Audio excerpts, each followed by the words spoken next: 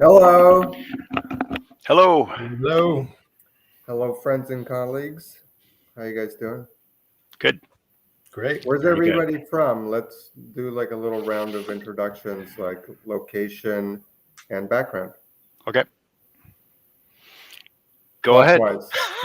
Okay, I'll start. You're the. Yes. Yeah, my name is Cristiana Lawash. I've been a professional artist for 20 years.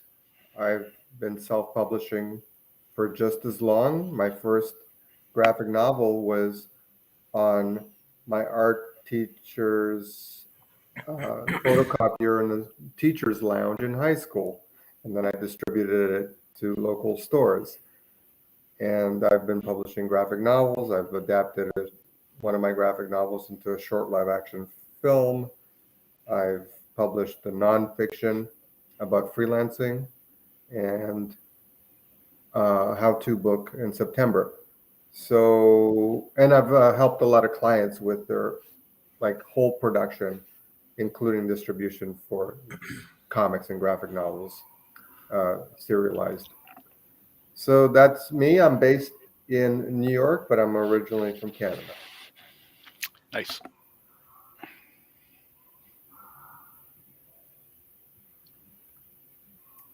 I don't know that we're all on the same. Counterclockwise. Wait.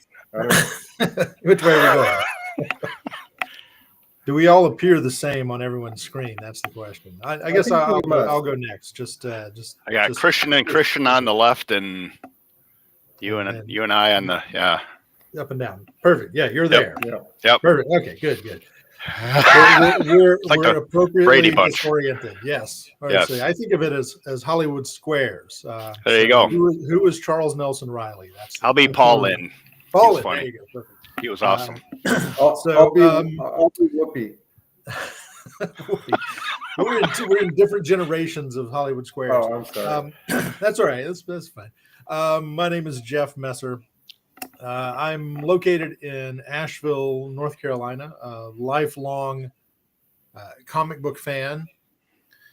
And just recently, a publisher, self-publisher, very circuitous route, I guess. I became friends with comic book legend Mike Grell a number of years ago. Ooh. And suggested to him off and on in the past 5 or 6. Well, no, the pandemic throws everything off. For the past 8 years, that he should look at Kickstarter. He should look at getting some of his creator-owned projects out there into the world, direct to the fans. And he was reluctant at first, but eventually he said, "Hey, let's give it a try. You seem to know what you're talking about." And then I very quickly learned everything I could because I was just sort of bluffing to get him to do it. And we launched a Kickstarter in 2019. I've done 10 of them since. About half and half, his versus mine.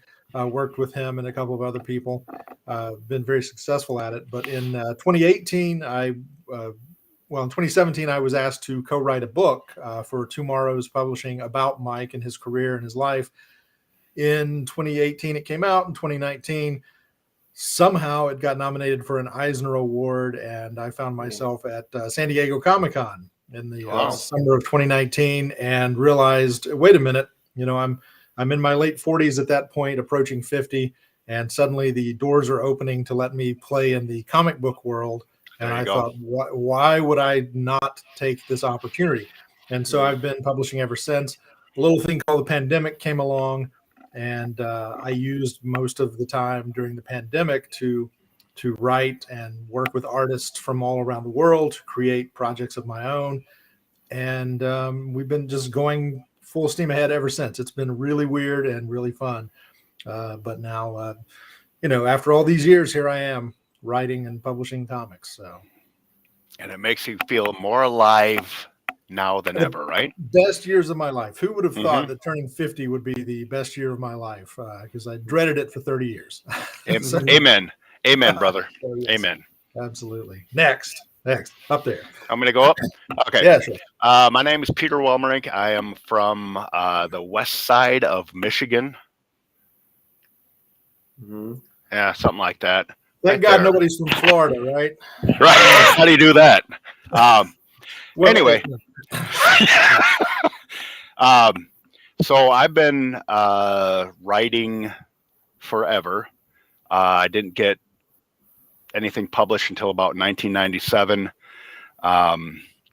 and got my first solo novel series out there in 2014, which was locally based, but a post-apocalyptic, like alt future of this area that I live in, because I know this area, so why not write about it, right?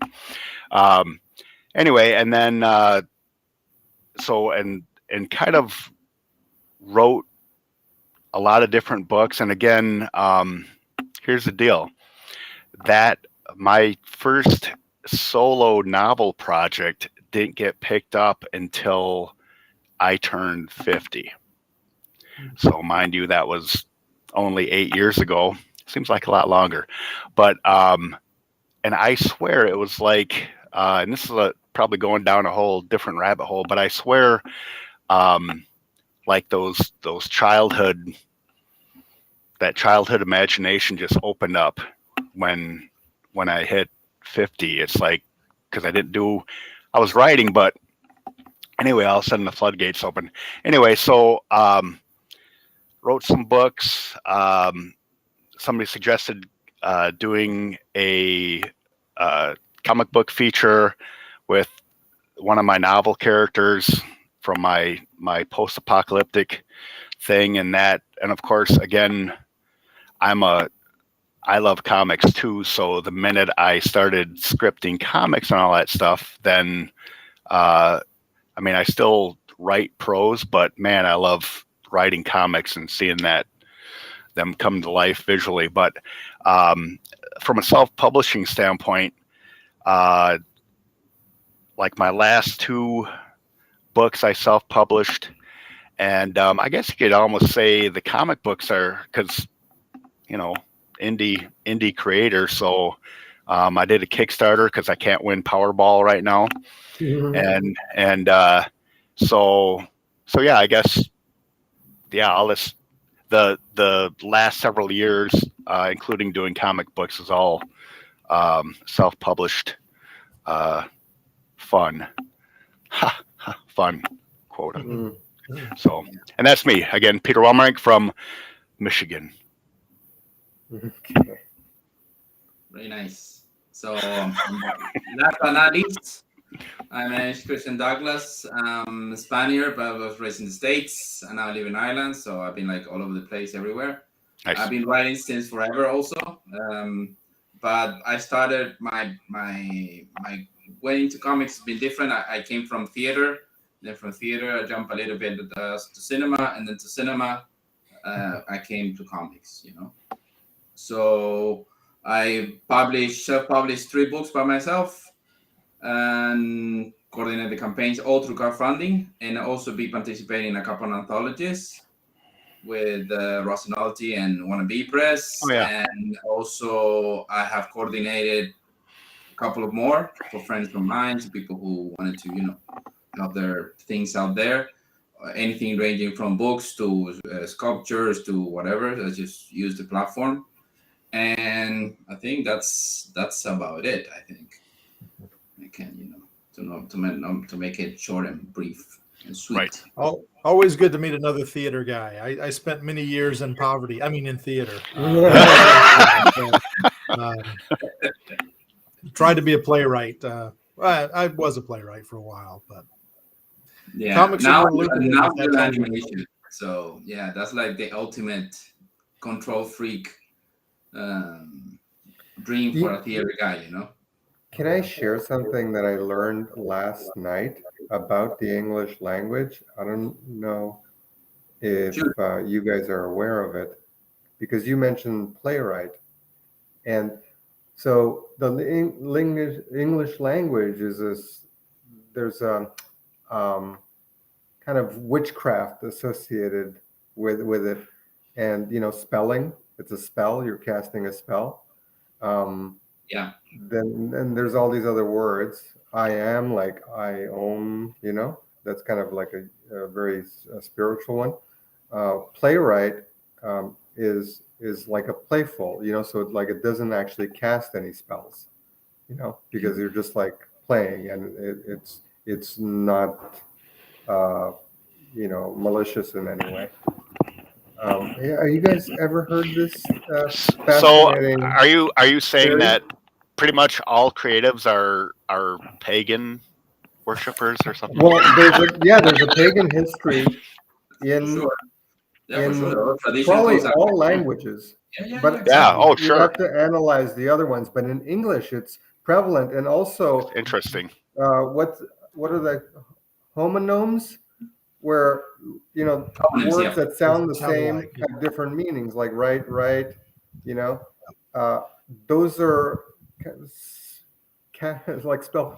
spells and casts. Interesting. Cantations. Yeah, So Although I will major, say, my major was in I have linguistics and known some. literature. So yeah, so we deal with all of that, and not only that, I also did some anthropology studies. So Mhm. and yeah, you will be amazed about how many coincidences there are, because everything comes back to the oral tradition, and the oral tradition, the Yep. shaman Goes was the way guy back. who kept the stories, for the tribes. Hmm. Yep. And he need to memorize them, so gave them to the new guy, and that's how they kept their universes. I was going to say the As MCU and the time marched DC on, universe. poets and bards and so forth throughout the ages before Exactly. written word. Yeah, Yep, I will yep. say I dispute the claim that playwrights are not malicious. I've known a few that are pretty malicious. And ego, boy, I don't know about ego, but yeah. Yeah. Yeah, that's a later development. Ego was invented by Yes. Jung. Damn you, Freud. No, that's Jung. Jung invented ego. Oh, that's true. Yes, you. Yeah. Um, So I Yeah, but I see wonder, that all over. well, the origins are Latin for that. So a lot of yes. the scientific words are Latin, but I suppose some English ones too. Very. I just had this conversation last night, and somebody disclosed this to me, and I never thought of it before.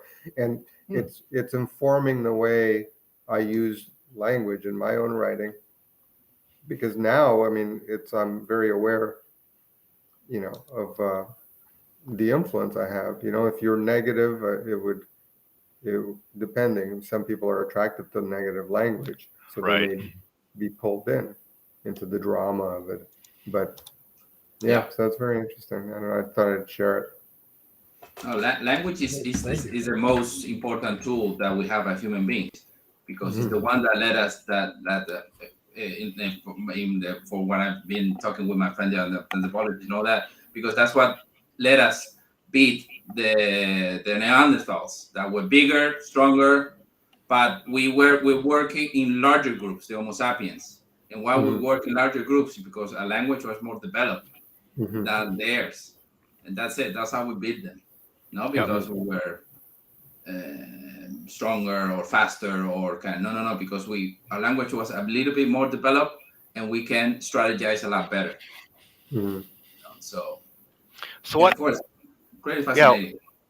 What got you guys into going down more of the self-publishing avenue than traditional?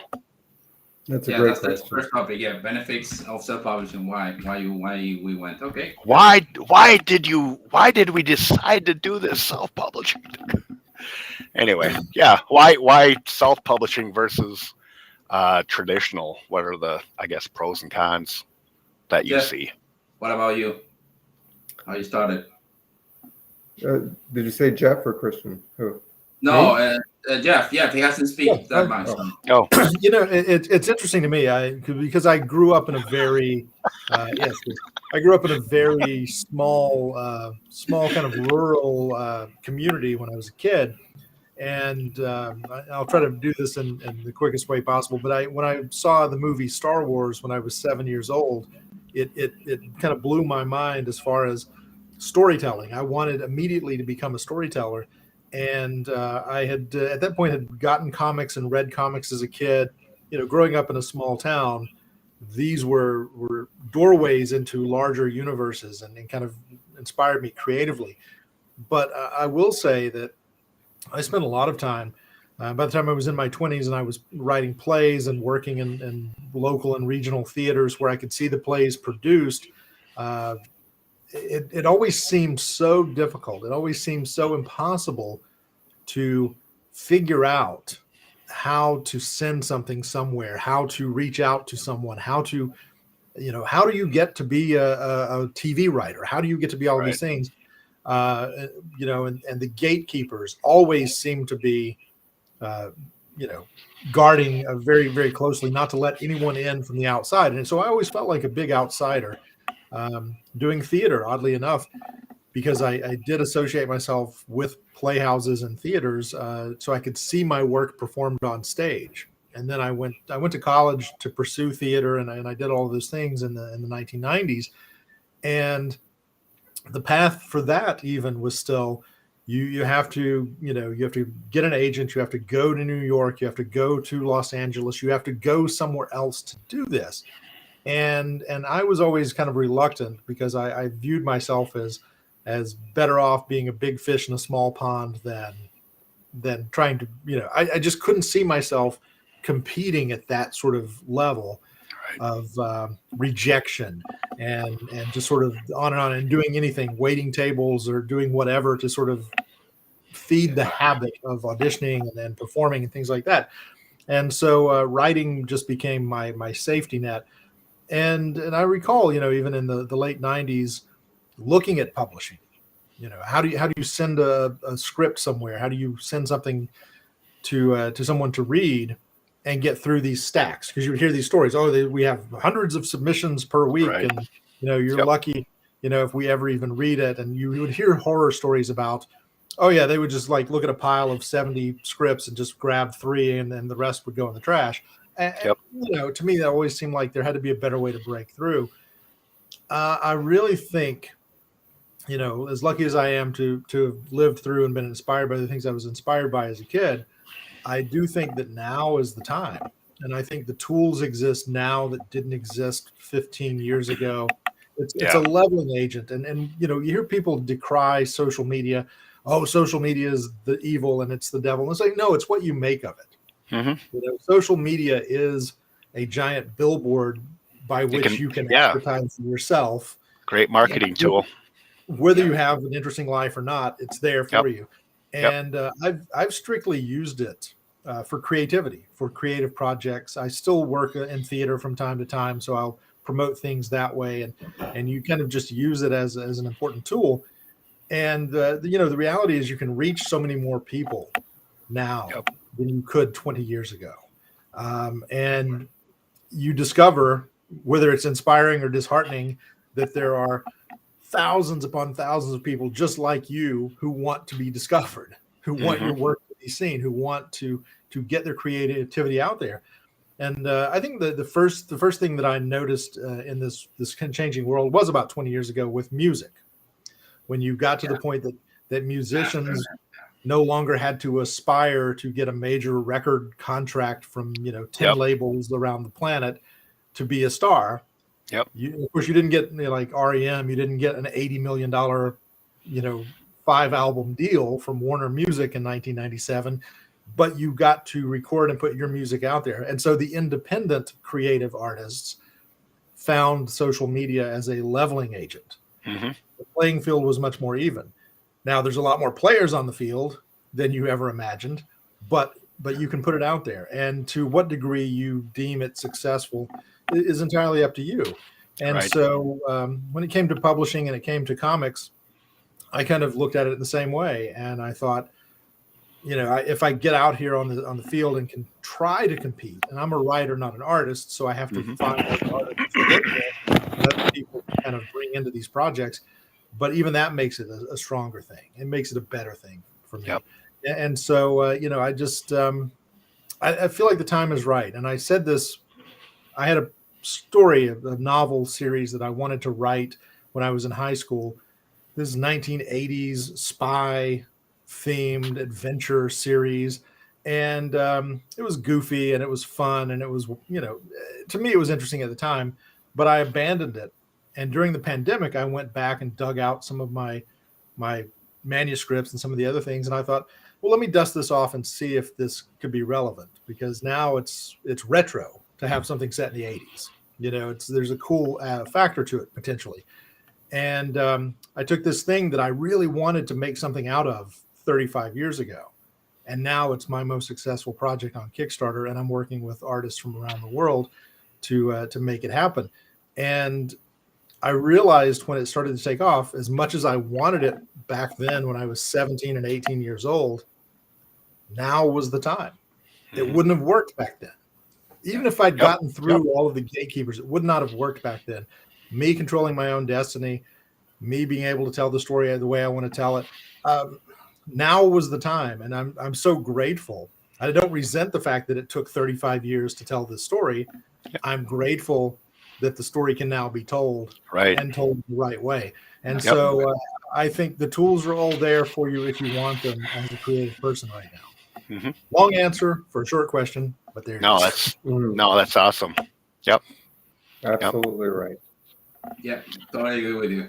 So, Peter. Yeah, I kind of had the same thought process where, I got to submit. I used to write a lot of short stories, and I would submit them to anthology magazines and anthology books and stuff like that. And it was great, but it's like, I am not going to go anywhere with trying to, and it's never been about the fame and fortune, because I always tell people that if I did this just for the fame and fortune of it all, I would have quit forever ago. To me, it's just getting the story out there, and I want to tell stories, and I want to, maybe have. I always say that, like my transport novel series, I've got 3 diehard fans, and they know who they are, and we kind of joke about that. And but to me, it's just about getting the stuff out there and getting it read. So after polishing and all the rest of that good stuff, but and I did get traditionally published with that transport series I was just talking about. But then there was some offshoot tales that I wanted to tell, and I got involved with a local, small press publisher, and which was great, because then you don't feel so alone. But then also too, I just thought, well, I got other stuff too, and they can do this. Why can't I? So, and then the comic book thing was, and I got to tell you, the self-publishing route can feel like a lonely road, even though you have, other people working with you, editors and artists and stuff like that. But it feels really, at the end of the day, it's like, oh, it's just me. And if I fall on my face, it's all me. And there's a lot of work involved. So, but again, it feels good to have. I'd rather have the control to be able to put my work out there. And like I said, there's so many tools available now, so many opportunities that there weren't, 10, 20 years ago. So, yeah. So really, if you want to do it, it's a lot of work, but it's very satisfying. So, and again, if you're looking to do it for fame and fortune, then, well, anyway, good luck with that. So, Exactly. Really good luck with that. Yep. Yeah, I was doing it for fame and fortune, unfortunately. That's okay too. Right, So exactly. sometimes that works out, though. That's why you buy lottery tickets, right? You never know. Yeah. Well, yeah. And sometimes you get lucky and just have a hit that people just eat up. So, but it seems like it's like playing lottery almost, so you just got to keep trying. But anyway, sorry, go ahead. Yeah, well, but it's true. I did, I had all the wildest, craziest aspirations at the beginning, Sure. and I gave up on all those hopes now. But but I'm still doing it. That's the thing. Right. Yep. That's So the message we want to convey here. Lose all hope. Yes. yeah, I mean, that's the thing. If you can, do your creative work without incentives, just Right. because it is truly a calling and they have something to express, Yeah. then you're doing it right. Mhm. Yeah. Because I think Yep. that's what it is. And the challenge with self-publishing is that once the creative work is done, then you have to hire yourself for another job. Mhm. And actually several jobs, Yeah. beyond editor. Yep. Then you have Yeah. Social media. actually lay out the book, because I've laid out novels too.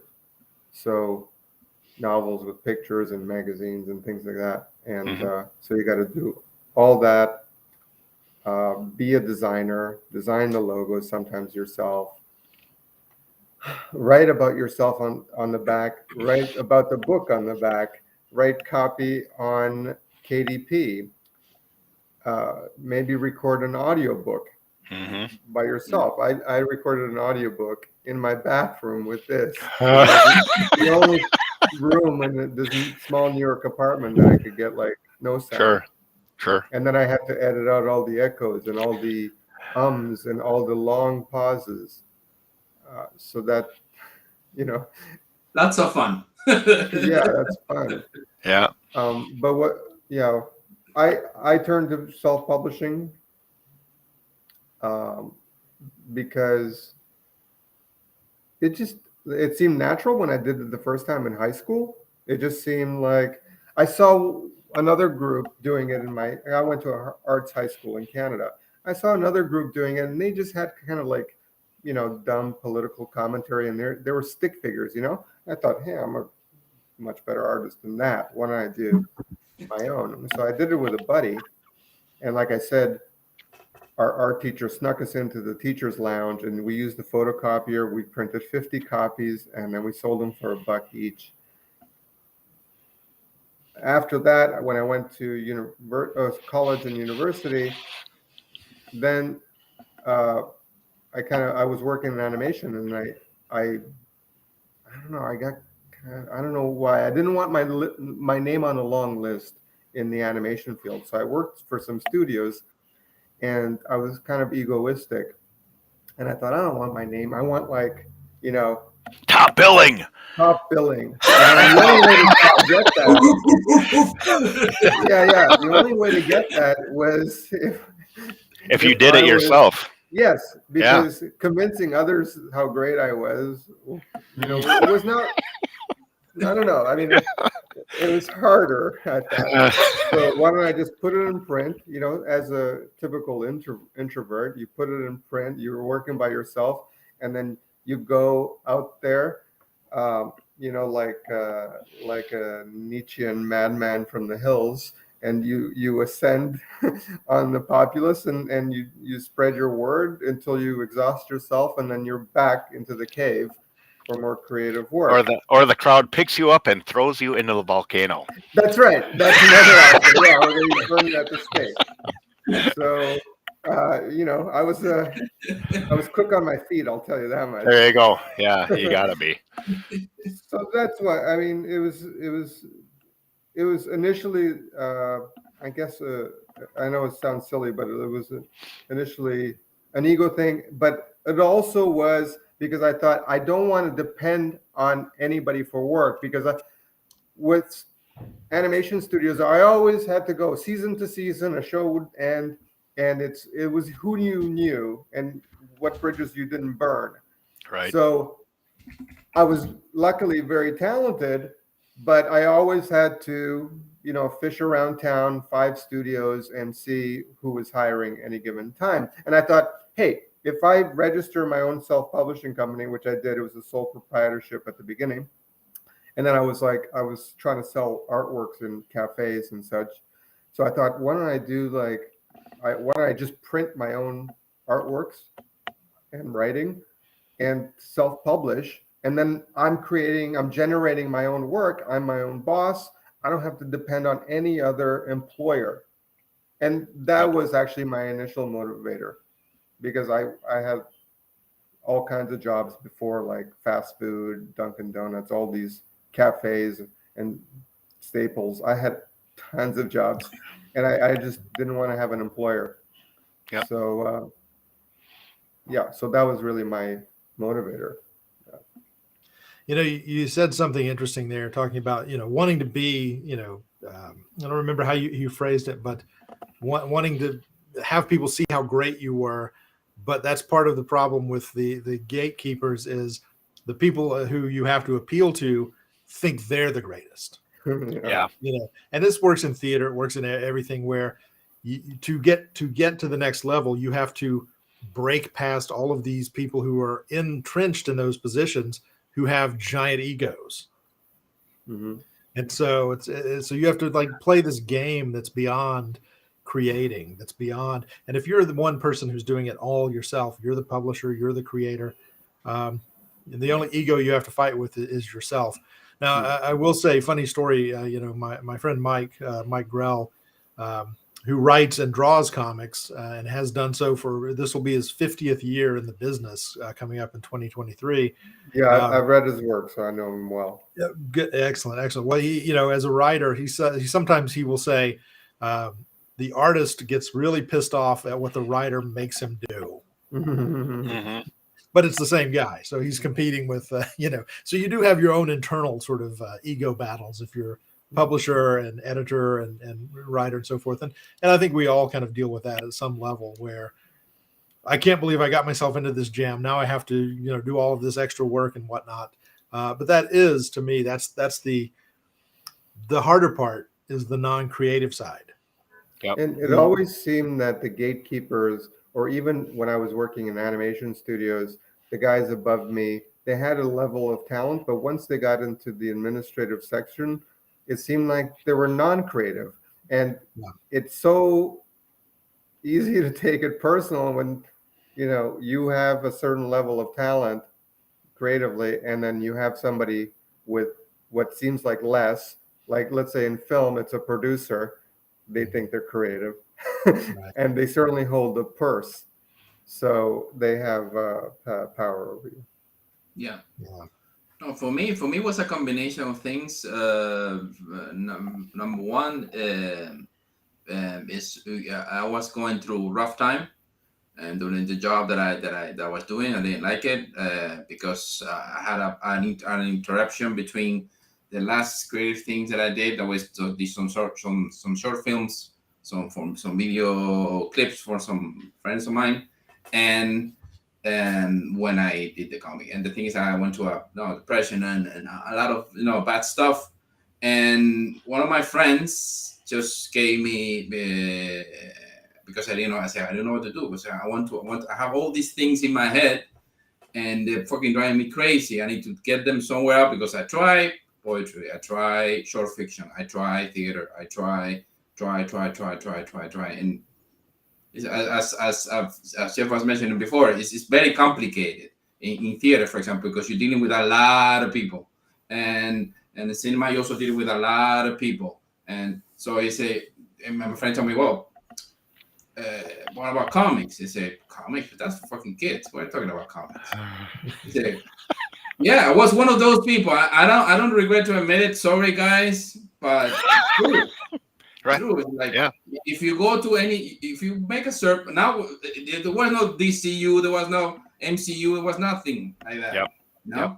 So I stopped reading comics back in high school, or before I entered in high school, I think, because I have another interest in comic. It was called women. What? That was the main interest for me. Right. in high school. That's why I entered theater, because there were a lot of women in theater. Said, okay, And yeah, a lot of women in theater and not a lot of straight guys. So the yeah, odds were in your Jeff favor. knows what I'm Absolutely. talking about. He knows what I'm talking about. So I said, okay, I this is know the exactly. place to be. So you and he gave me Dark Knight Returns, and of course that shit like blew my head. I said, what is they're doing this shit now? I said, no, they did that like 10 years ago. I said, what? Really? Okay. So, and I started to think of comics as it is. It's another art form. That's it. Yep. That's it. And it involves less people to create it and put it out there. It's one of the, because as Christian was saying, animation, for example, is you have to be part of a huge team pipeline and supervisors and juniors and blah blah blah and the storyboard and you are one guy for like 300, 400, 500 people, and you have a color section, you have a 3D and rigging section. It's just like so it was crazy. So and then they say, okay, comics, this looks easy, so I just need to find somebody to draw it, and I have some money. So if this person needs money, I will pay them, and it will be easy, right, to do it. And that's when we prepare our what's it called, the thing you give a publisher. We prepare like a folder with the synopsis and all that. Prospectus. Yeah, prospect. So when you send them to with all these are the characters, this is a story, this is a finished page, this is what it looks like, blah blah blah. And we did that for almost 3 years. I went to all the you have to remember also here, for example, in Europe, it's a little bit different than the US. In Europe, we don't have a Comic-Con every weekend like you have in the US. It's very limited. So I went to the big ones, Barcelona, went to London, and I gave, and after like 2-3 years doing that, Submitting your stuff to, I got tired of stupid answers, of things that have no sense. And what was said before, I say, if this guy can do it, that has far less talent, the artist is like worse than me.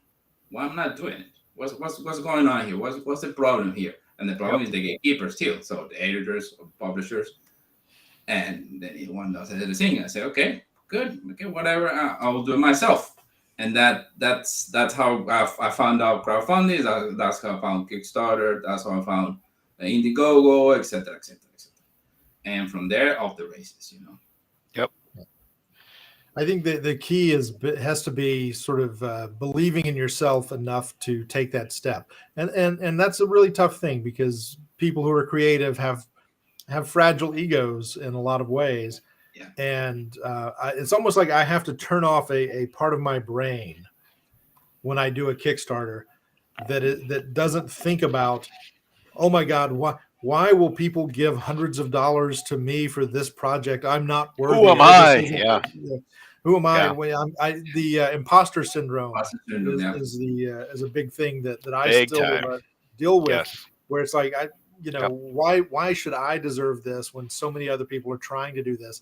And I think it's far too risky. you have to take that step. And most people in these situations lack the courage to take that step. They're afraid of the moment of rejection. And I think believing in yourself is the first step. And I think by contrast, I've seen plenty of Kickstarters and plenty of projects from people who believe in themselves a lot more. Right. Way too much. The talent shows. And you go, God bless them. They've got an ego and they know how to promote themselves, but the work doesn't support it. But that's the thing, is that if you just put yourself out there, you can reap the rewards if you're willing to do it and do the work. And there's no real downside to it. I think that's the key. Be consistent. Keep doing it. Keep doing it. Yeah, absolutely. There's no downside because what it does is it makes you more creative. I'm having the most prosperous creative period of my life since I started doing this. it makes me more creative. And it makes you feel alive. Go ahead, Christian.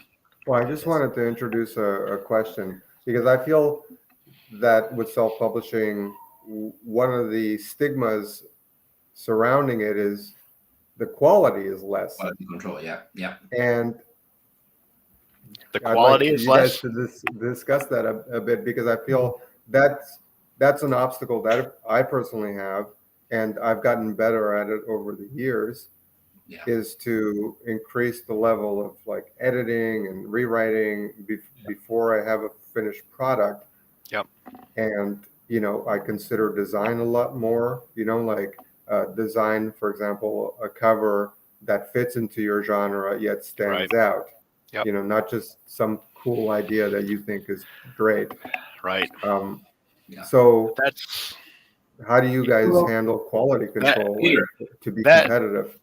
Yeah, I was gonna mention too about it's kind of you got to be a little bit humble when you're doing this on your own, because you're really not doing it on your own, because you do have a small team of people that you're working with. The part of it is starting out by networking. I know that I used to kind of scoff at networking. It's like, why do I need to know other people that do this stuff? And it's like, and I tell you what, I learned real quick that, but so I know that I can edit my own material, but I'm going to miss stuff. And so I've networked with editors that I can work with that are kind of at the same level as I am, because I am not a rich person. I need to, I need to work with these people, and they need to work with me. And, but so an artist, when I do a script, I keep the illustrator in mind, because I don't want to, because again, I know people, I can draw stick figures all day, but I can't do all that other really cool stuff. So I don't want to piss anybody off. And especially a lot of these talented illustrators out there. So am I going off course with this question? But, I think you got a network, number one, and okay, I'm having a brain. You're getting at beta readers. Exactly. Yep. Yeah. Example.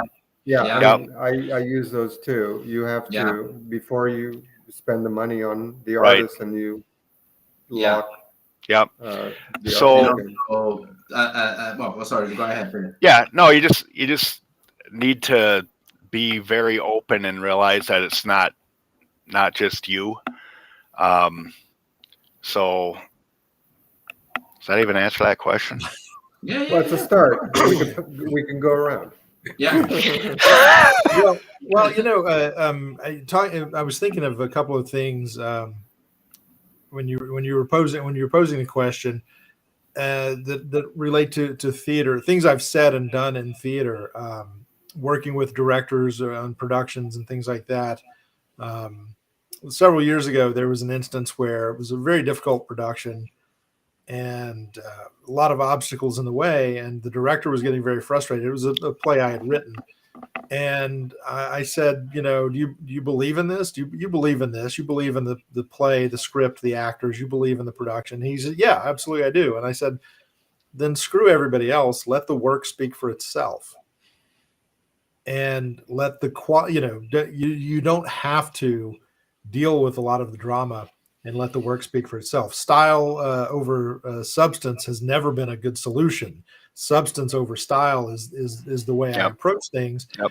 And you look at Kickstarter, you look at some of these projects, and I've backed a lot of projects, and you see it and you go, this looks really, really cool. This looks really interesting. And then you get it, and it's paper thin as far as substance goes. Mm-hmm. And it's attempting to be all style and no substance. Image Comics in the 90s, it was the height of style over substance. And as a writer, I'm like, I want to find and put the substance back in this. I want people to support my project, you know, and I get artists to work with who I think give me very dynamic, interesting looking things. Yep. But you want a solid story. Of course. Yep. I want to make sure that the people who get it and support it look at it and go, it's not just pretty pictures. Oh my God, there's something to this. It's quality all the way around. Yep. I'm going to continue to support this. Right. And I think that's what separates a lot of the folks out there is, you know, yeah, you can draw pretty pictures or you can come up with a great story, but you have to find the marriage. You have to find the thing that blends the two together and really makes it work. And those are the ones that are going to stand out. And it's, you know, for me, it's a matter of, I want to always be one of those people that when people back my projects and they get their stuff, they're like, whoa, wow, he really does it right. Right. I guess that's what I want. That's my goal. Right. I guess that's kind of what I was aiming for and got way off topic, but the quality, I think you can still have like good quality art and good quality storytelling. I mean, you want that, or as a self publisher, as an indie creator, you're not going to go anywhere if you don't have any of that stuff. Because I could write stories and like draw my own stick figures, but I don't know, that might only go so far. But I think from a quality standpoint, you have to think about all that from the editing to the artwork, to the presentation of the book, from, you know, front to back cover. So it all needs to be there, obviously. So. And if there's a piece of it that's missing, it'll stand out. I mean, I think that's it. The presentation. It's like people, when you get something and you look at it, you know if it's professional or if it's slapdash, if it's just sort of, you know, haphazardly assembled or whatever. The things will kind of be glaring. And so if you're like me, and I think all of us probably are very similar, is that we're OCD enough that we obsess over making sure that it's good. That is, everything is like, it's got to be just right before I'm willing to send it to the printer. Yep. You know? Yeah. Yes. Yeah, and not only that, when you send it to the printer, and then you get the first proof copy. Proof copy. Yep. It's okay. Is a proof copy good? And so I can really send. Yes. Like, oh crap! I'm ending this right now. This was a bad idea. Yeah, that's the thing. So, how do you do it? Because, for example, Peter, Jeff, and I were more like writers. So, how you had a color control? Because you're more an artist, right? You draw and. So I am an artist, but I actually do a lot of things because most of my living is as a freelancer. Okay. So, and I teach. So my first business was a sole proprietorship, which was a desktop publishing for 5 years, but I didn't have capital in those early years. This is early 2000s, and there was a big boom online. It was like the internet boom. And I mean, I was so broke back then that I didn't, you know, I couldn't support myself. So I turned to online bidding. So I kind of gave up that business, but later on, because besides freelancing online and teaching art classes was the only income I could count on, rather than selling paintings in cafes and at raves, doing live painting at raves. I've done all these wild things in my early career. Those I could bank on, and then I registered an art school. So, but during that time, I self-published 2 graphic novels based on, you know, a character I created, and I self-funded through Indiegogo a short live-action film based on one of those books. And then I was writing screenplays because I had interests in the film industry. Once I moved to New York, I was having some meetings and I did several pitch decks, and I was networking with like film groups, the Blacklist and so forth. So I've done an array of things, and currently I'm finishing up an animated music video. So I do a lot of things, and I help. One of my specialties as a freelancer is I help clients with the whole production of comics. So like I have them on hand, but I don't want to. It seems silly to flash them, but I help them in all that aspect. So yes, I am an artist, but Yeah, you speak I, a lot of I, things. I majored in creative writing in university. So and one of my art forms as a writer is writing a pitch letter to win projects. So I'm Nice. very artful and crafty, Hmm. to use my earlier Yeah. reference, Yeah. with my words. So I help usually young uh, publishers, not young by age, but new to the industry. Hmm. Often they'll write a script, I help them edit, and then I assemble the cast. I'll usually illustrate, then I have a colorist, then I have sometimes I letter, but I prefer to outsource the lettering because they're artists. They add to it, so it's worth like whatever it is, 15, $20 to get them to do it, Hmm. if it's in the budget. But I put together the contracts, and while I make a living from helping others self-publish, I also have my own projects. So it's a nonstop machine of Hmm.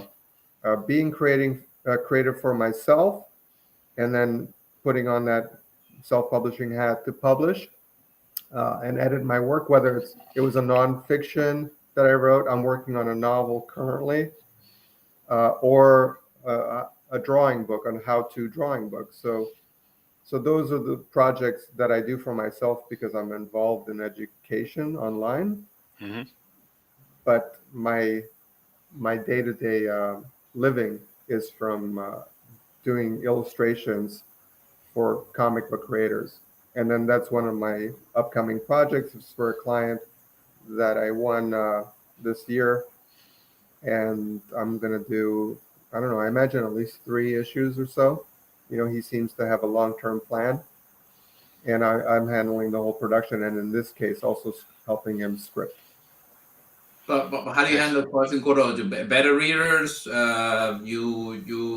have Oh, other editors that want you to you bounce off. Hey, what about this? We like in, or you just that's go around and see what's out there, or you well, just good go ahead. question. Yeah, I do have beta readers, so I have, but only select ones. I don't bother my family or peers that they're not fans of that genre. You know, Right. I Yep. am very, very selective, and I feel like a lot of young artists or novice writers uh, don't take that into consideration. Right. They get excited with the first Let me draft, read and there's this. It's like all I'm not kinds into of that. mistakes. Yeah, and then Hmm.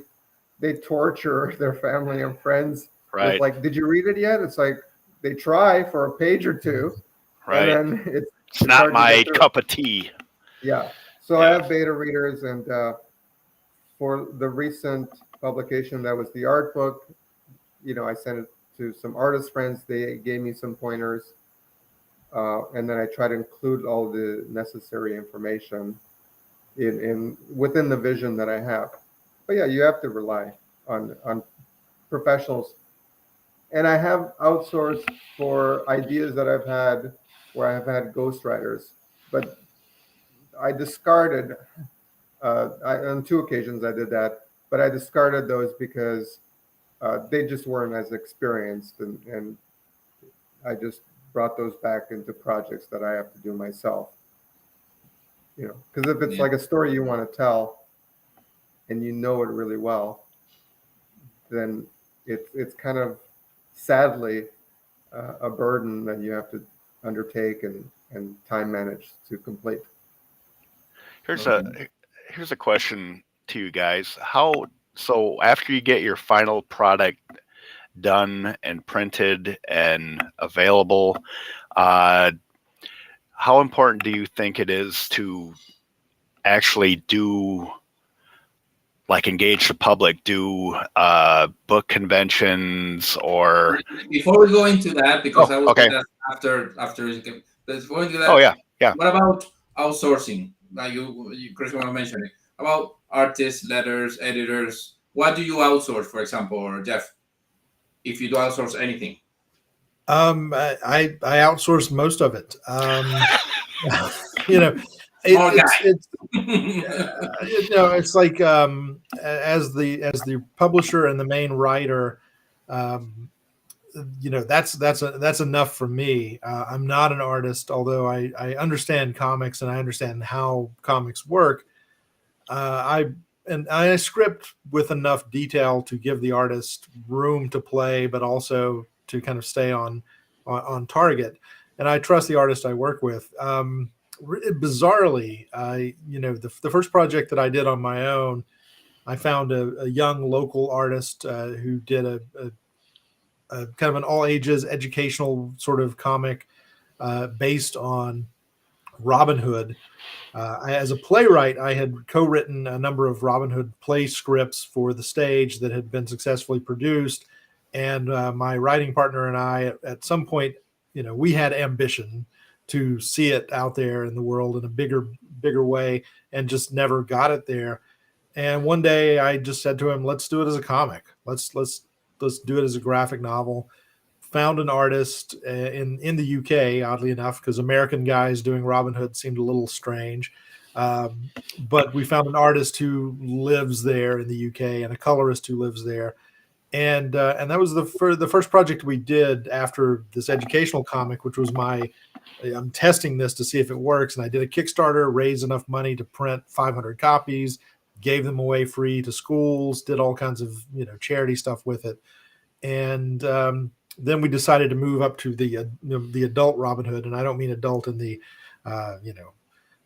rated R sense. I mean just the traditional Robin Hood, and In the Wally Wood sense. yeah, If you've ever seen yeah, very his, very story. classic. The artist that we wound up working with, a guy named Chris Geary out of the UK, really reminded me of like Alex Toth, like early Alex Toth kind of stuff. And I was like, oh my God, I could just see this. I could just see this as the perfect thing. And so we got him to work on it. It was that gave me the courage to go back and pick up those stories I had written when I was much younger. And, the long story short, and I'm trying to keep it short. During the pandemic, this all happened during the pandemic, and my son was getting ready to graduate high school and was thinking about going to college, but it was very difficult during that period of time to sort of figure out how this works. The whole world had changed in a weird way. And so I was asking him one day, it's like, well, what do you want? What are you really wanting to do? And he wanted to study film. And I was like, really? Okay, interesting. And I said, in what aspect? And he said, writing and directing. And I thought, well, that's new. I didn't see that coming. And I said, well, what have you done? And he's like, I have a couple of screenplays I've been working on, which was shocking to me. He had never shown them to me because I've been a writer my whole, professional life. And I think he felt intimidated. So I said, hey, you got to show me some of your stuff. And so he sent me one of his scripts, which I started reading, and I was like, oh my God, this is like that spy stuff I was writing when I was his age. It was all very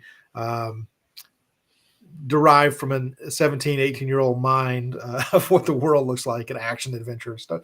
But it made me stop and think. And that's when I pulled that stuff out of mothballs for myself, found an artist, and I troll all of these Facebook groups for artists around the world, and I found a couple of artists and sent them some things. And I had one artist from Thailand who drew all of this stuff that was set in the 80s. He wasn't even born in the 80s, but he drew these characters for me from my script and sent them back to me. And it was like this revelation of, oh my God, he gets it. This is exactly what was in my mind all those years. And I thought, I have to do this. And so I started working on it and with him, and I thought, oh, my son's script, I think there's something I can do really cool to motivate him. I never got a lot of encouragement when I was younger because I was looked at as like, well, you weirdo. You read comic books and you like Star Wars and you think you're going to be a writer. My They're like, wife "Oh." still looks at me that way. I mean, I still get that a lot too, but but I never got the encouragement. So I thought I want to encourage him. So I found an artist to draw the first scene of his screenplay. And I thought, well, I'm going to do the Kickstarter for mine. I'll do his as a backup feature, and that'll all be well and good. And so I was working then with two different artists, one from Thailand, one from the Philippines, and the language barrier, thanks to technology. Again, we come back to that, the world we live in, there is no language barrier. It's made me a better writer because I have to be more precise in the way I write because Google Translate is going to very specifically translate the words that I've written down. So I'm much more precise as a writer. I don't use colloquialisms and slang and all of those things because I know that the artists I'm working with don't speak the same language. And so, and I know I said long story short, but I'm winding it up. I'm winding it up now. We need to get a little bit shorter, guys, because there's a lot of things to cover. And we haven't gone even through the half of it. So, gotcha. But yeah, just to put a ribbon on that, what it did was open the door for me to start working with other artists from other cultures, and I've almost exclusively been doing that for the past 2 years because of how I feel like it makes me a better creator working with them, and I feel like I don't know, I'm better able to fulfill the stories that I want to tell through collaboration. I think if I did more of it on my own, it would seem too much of an ego thing. But as it is, the work speaks for itself, which ties back around to what I was saying earlier. Just let the work speak for itself and try to get the best out of other people who inspire me to do my best. Yep. Cool. No, it's important. I think that I read back in the day a book about, because when you started it, you say, okay, I need to learn about marketing. I need to learn about this. I need to learn about that. And I remember I stand out a book from Ryan Holiday, pretty good one. That's called I remember the name, The Art of Steel or something like that. And he said that in order to have a successful artistic career, you have to have what's called a scene. So you have to have a group of people that you can trust and you can work with, and then you have a team, tight team, people you can bounce things to, people that you can, So when the shit hits the fan, that it will, hopefully, that's what we're all thinking of. Yeah, you have somebody to rely on for the good and for the bad, So then after quality control, we have outsourcing. Okay, how about marketing, distribution, Kickstarter, and all that? Who wants to do that? Well, you guys have a lot of experience with Kickstarter, Okay. and if I could just talk about, I guess, because I have experience with KDP, Okay. Kindle Direct Publishing. So, and then we're going to talk about conventions. So there's the distribution. Yeah. We still have like 3 or 4 more topics to go. So yeah, but I think like distribution can go in with Kickstarter. Yeah. Okay. Okay. Amazon, so digital and physical distribution. and even conventions, stores and stuff like that. Okay. So in terms of conventions, I don't like carrying an inventory, and I don't like lugging like books to conventions, and I don't like the expense of it. One of my personal frustrations is if I pay like even if a couple of $100 sometimes for a small local convention, I go there, I waste a day and sell 2 books because they mispromoted it and nobody comes around the table, or it's difficult because I'm an independent and there's the competition where either there's conventions where they have the small ones, those really small ones, with like maybe 50 vendors or less. They'll have the the stacks, where people buy $1 comics. So they're Oh, spending all their time in there. the dollar bin table. Yeah. So That's those my guys make that's the my most money. demise right there. Yeah. So those guys make all the money, or they steal all the time from people. Right. And then there's like the artists that do pinups, sometimes terrible pinups of like Spider-Man and popular characters, which they have no rights to. I have a pet peeve with that. Or you're seated right next to Neil Adams, and then it's all That's- over. Yeah. Right. And so then every time they come to our booth, we have to have a pitch Mhm. and introduce them to them and also make friends with them because they have to like us because Right. they, Yeah. they could spend their money elsewhere. Got to engage.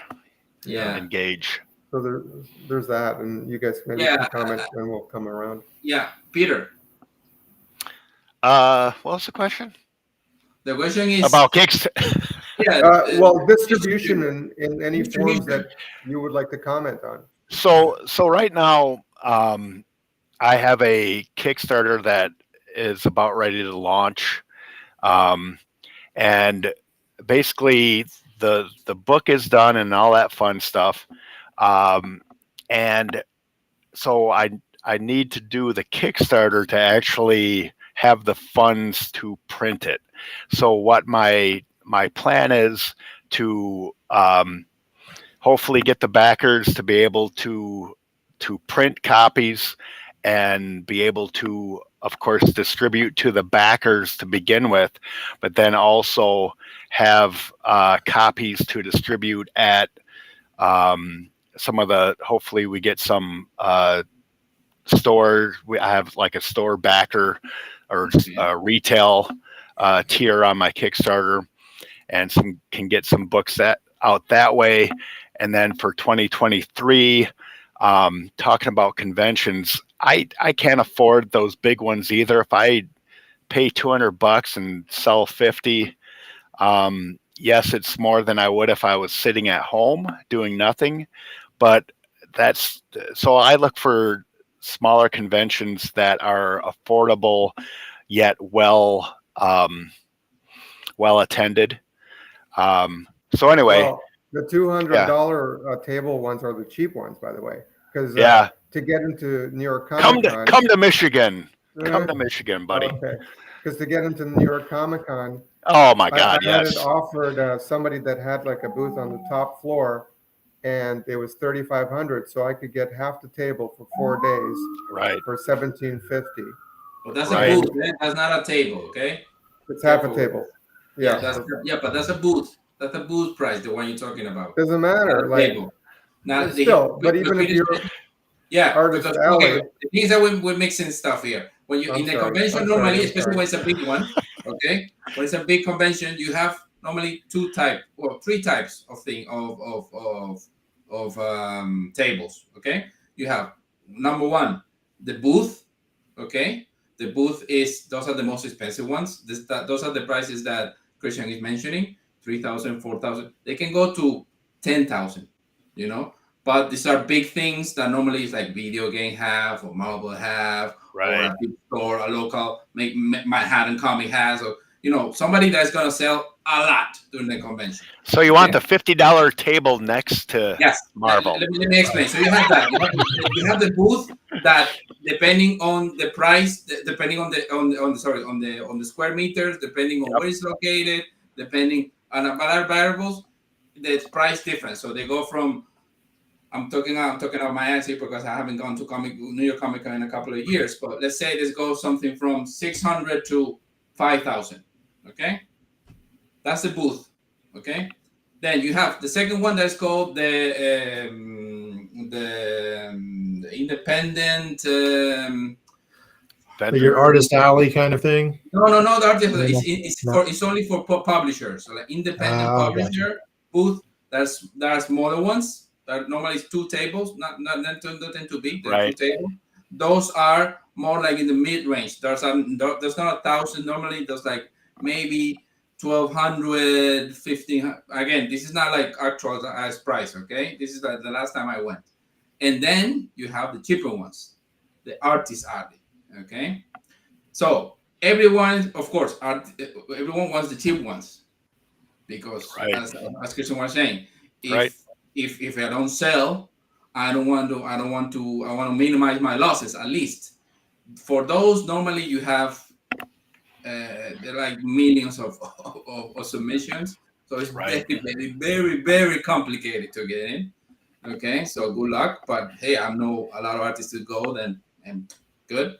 And normally, what the one that we tend to aim is the middle sector ones. We're talking about big cons here, okay? The biggest Right. ones, big Right. sector ones. So we have like a booth that is not that expensive, when I can bring a couple of artists, or and then I sell the books. I do the pitching and all that. The artists don't need to sell anything. The artists just draw, and we have a screen, and they see it, and so it's a whole system set up. Yep. Okay, so people can see it from afar, and they say, okay, oh, what is this guy doing? Well, so they just do the commissions, and they're good to go. So they open their commission list, and they're good to go, and they recover the money, and they're happy, and they will sign some of the books too. So conventions are a whole thing.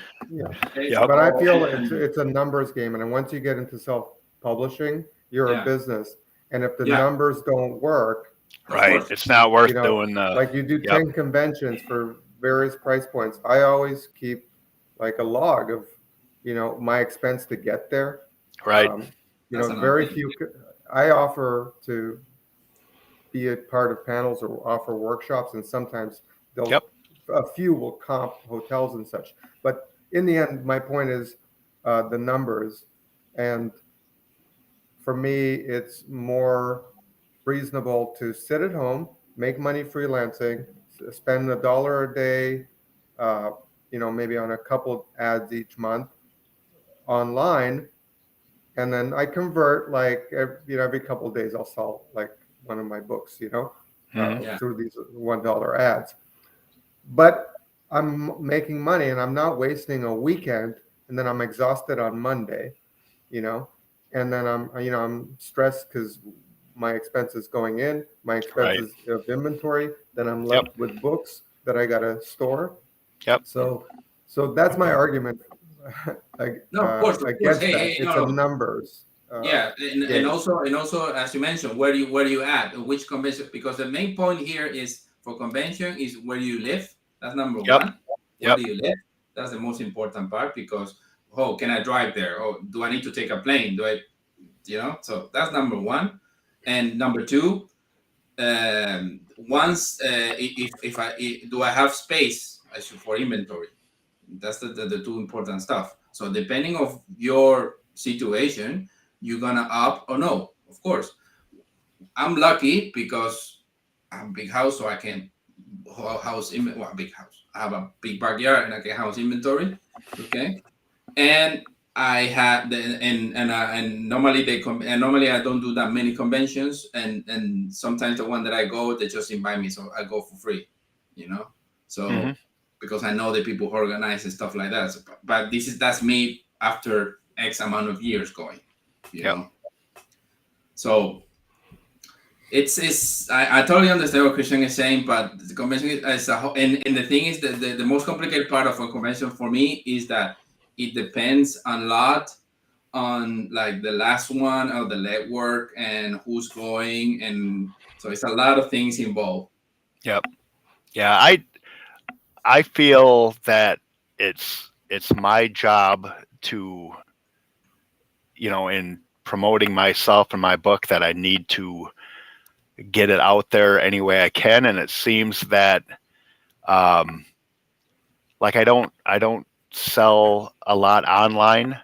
I've tried like setting up online stores, and then you're promoting that online through social media, and that's not a bad thing. And some people are maybe better than that than I am, but I always feel like part of it is going out and meeting the readership and meeting the or offering right there and then the physical product and talking to people about it. I don't, and again, I've learned too, kind of like what you're talking about, the conventions is look for, luckily we've, in the United States, we have a ton of conventions. Like every small town seems like it has a convention. And I don't go to all those, but I've gone to some fairly local ones within the state that I've found are well attended, and their price point for a table at these is, I can afford that, and I don't need to sell like a ton of product to recoup at for that table cost. And also, I've gotten to know some people at local bookstores where I can get in there, and they're nice enough to put up with my insanity and let me come in and spend like 4 hours there. And sometimes, and again, I'm not paying for anything other than lugging my stuff over there and gas. And maybe I only sell a couple copies, but then I always look at it too that if I was sitting at home, I would have never gone out and talked to these people. I would have never sold a couple of books. But anyway, you got to, I guess if you're going to do that, you just got to kind of look at what opportunities are out there when you go out and do conventions or book signings or events like that. Because a lot of them, we've got some big ones here in my area, and I can't afford them. And then I know they do have a artist alley, and there's like 35 spots there, and so I'm sure, and I applied for one of these. I probably won't get it, but anyway, so I look for some smaller stuff, but knowing that that's part of it too. I can't just I don't have success selling it just online. I need to be out there in the public and talk to people and tap dance and whatever I can do to sell my stuff. Yeah, and they were saying that, for example, one of the guys in the chat, he said it's also for social proof. So hey, take pictures, meet people. I do a lot for networking. I meet artists, I meet other fellow writers, distributors, and also even you meet famous people. And the last one we came in, we had a really good connection with the guy from Breaking Bad, the twins, and nice. they got fun. We have a wonderful afternoon with them, and they, of course, they took a picture, and our Instagram blew up. Because, you know what I'm saying? Yeah. So you don't never know. Well, conventions are marketing and networking as well. It's not just setting up a table and camping out for the weekend and hoping people stumble onto you. I see a comment in the chat about you've got to be posting pictures, updates, live videos. Hey, I'm here at this convention and so forth. Now, as far as conventions go, I've done several local ones. I also occasionally do conventions with Mike Grell, so I travel with him and work his table with him as a co-publisher with his new books, and that sort of networking has benefited me and my Kickstarters and my success as well, because I've seen the same people from convention to convention, fans of his who come over and now recognize me. So there's a certain amount of these conventions where it is tough, but it's just an endurance thing. If you have a local con and you're always there, even if it's a $85 table, as there was a local con here recently that I did not attend, but you could get a table for $85, and then they do 2 shows a year. You could go to both of those. People eventually go, oh, hey, I know you, or hey, this is the new issue, or whatever. On some level, it is marketing. It's frustrating because you are competing with. I'm going to be at GalaxyCon in Columbus, Ohio this coming weekend with Mike. You're competing with celebrities who are charging $60 a pop for a photo and an autograph, and you're competing with major artists who are there, and again these giant booths of dollar bins and so forth. It can be a daunting thing, and it's a marathon, not a sprint. And that's I think that ultimately is the thing. You've got to be willing to kind of, if you're going to do it, you've Put got yourself to hang out in there. there for a few years. Exactly. Yeah. We're gonna stop it right there, Jeff, because Christian needs to leave. He has a meeting, so Yeah. it was a pleasure. But Such- it's been really so fun. great. I would have loved Yeah. to continue this. So Absolutely. So thanks, great to meet guys. you. You guys are very knowledgeable and really likable. And I'm going to remember your names and look you guys up because I'm curious about your Same work. here. Same here. Yep. Yeah. This has So, been a lot of fun. Thank you very much for the opportunity to Thanks, share. Christian. No, thanks to you for coming, dude. And Thanks a lot. have fun the rest of the show and have a wonderful Sunday. Yeah, you Take care too. of yourself. You too, bud. Absolutely. Thank you. Take care, brother. All right. Yeah, this has been great. This has been a ton of fun. I do want to say, circle back to we mentioned the Kickstarter thing as part of this whole conversation too. Yeah. The reality of distribution and Kickstarter is that at the end of the Kickstarter, when you have raised your money, you get a breakdown of how much money that you raised that goes toward postage. And you get an entire list of backers with all of their addresses, all of the items they've ordered, all of their preferences, signed books, not signed books. And you have to then Go, stop oh, being shit. creative. Yeah. You got to stop being creative, and you have to go, okay, how much of this money do I have to spend for this? Postage, packaging, buying Gemini mailers, buying bags and boards. Going I to always the mess post that office. up. I always mess that up. I always underestimate the amount of postage, and postage rates have gone up. Printing Right. costs have gone up. The pandemic has created a lot of obstacles where it is more expensive. You have to switch out of your creative brain and into your organizational brain if you have one. Right. Mine is fairly weak when it comes to that sort of stuff. So my dining room table, my wife gives me the dirty looks. It's like, how long is this going to take?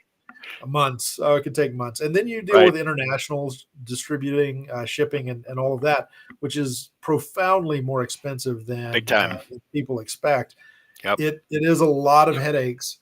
And you've got to be willing to kind of do that too, because if you slip it up, there are people who fail to fulfill some of their campaigns because they run out of money or they just drop the ball, and you can't bring those readers back. You cannot get them to come back if they're going. Or you end up spending your own money, a little bit of your own cash. So which is painful. You got to be willing to invest in yourself to a certain degree and kind of bite that bullet. I'm always in this pay it forward mode, and my philosophy has sort of been, my first project that I launched was essentially done and paid for. So the funding that I brought in paid that artist to continue working on the next issue. So it's a pay it forward thing, if you will. Right. Yep. So that I'm not in the dire straits by the time the campaign is over, where I'm like, oh, I raised $10,000, but I needed 15. Oh, I'm screwed. Right.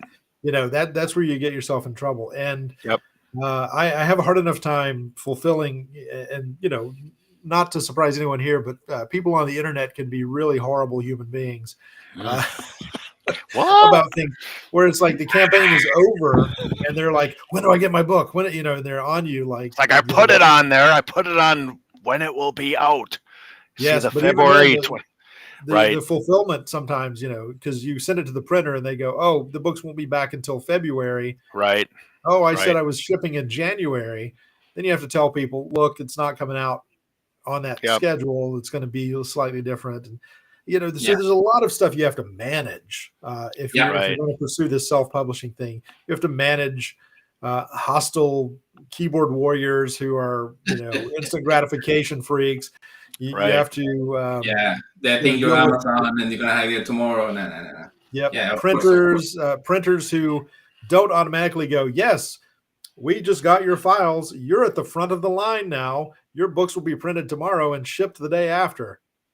No, they come back and go, it'll be 3 weeks.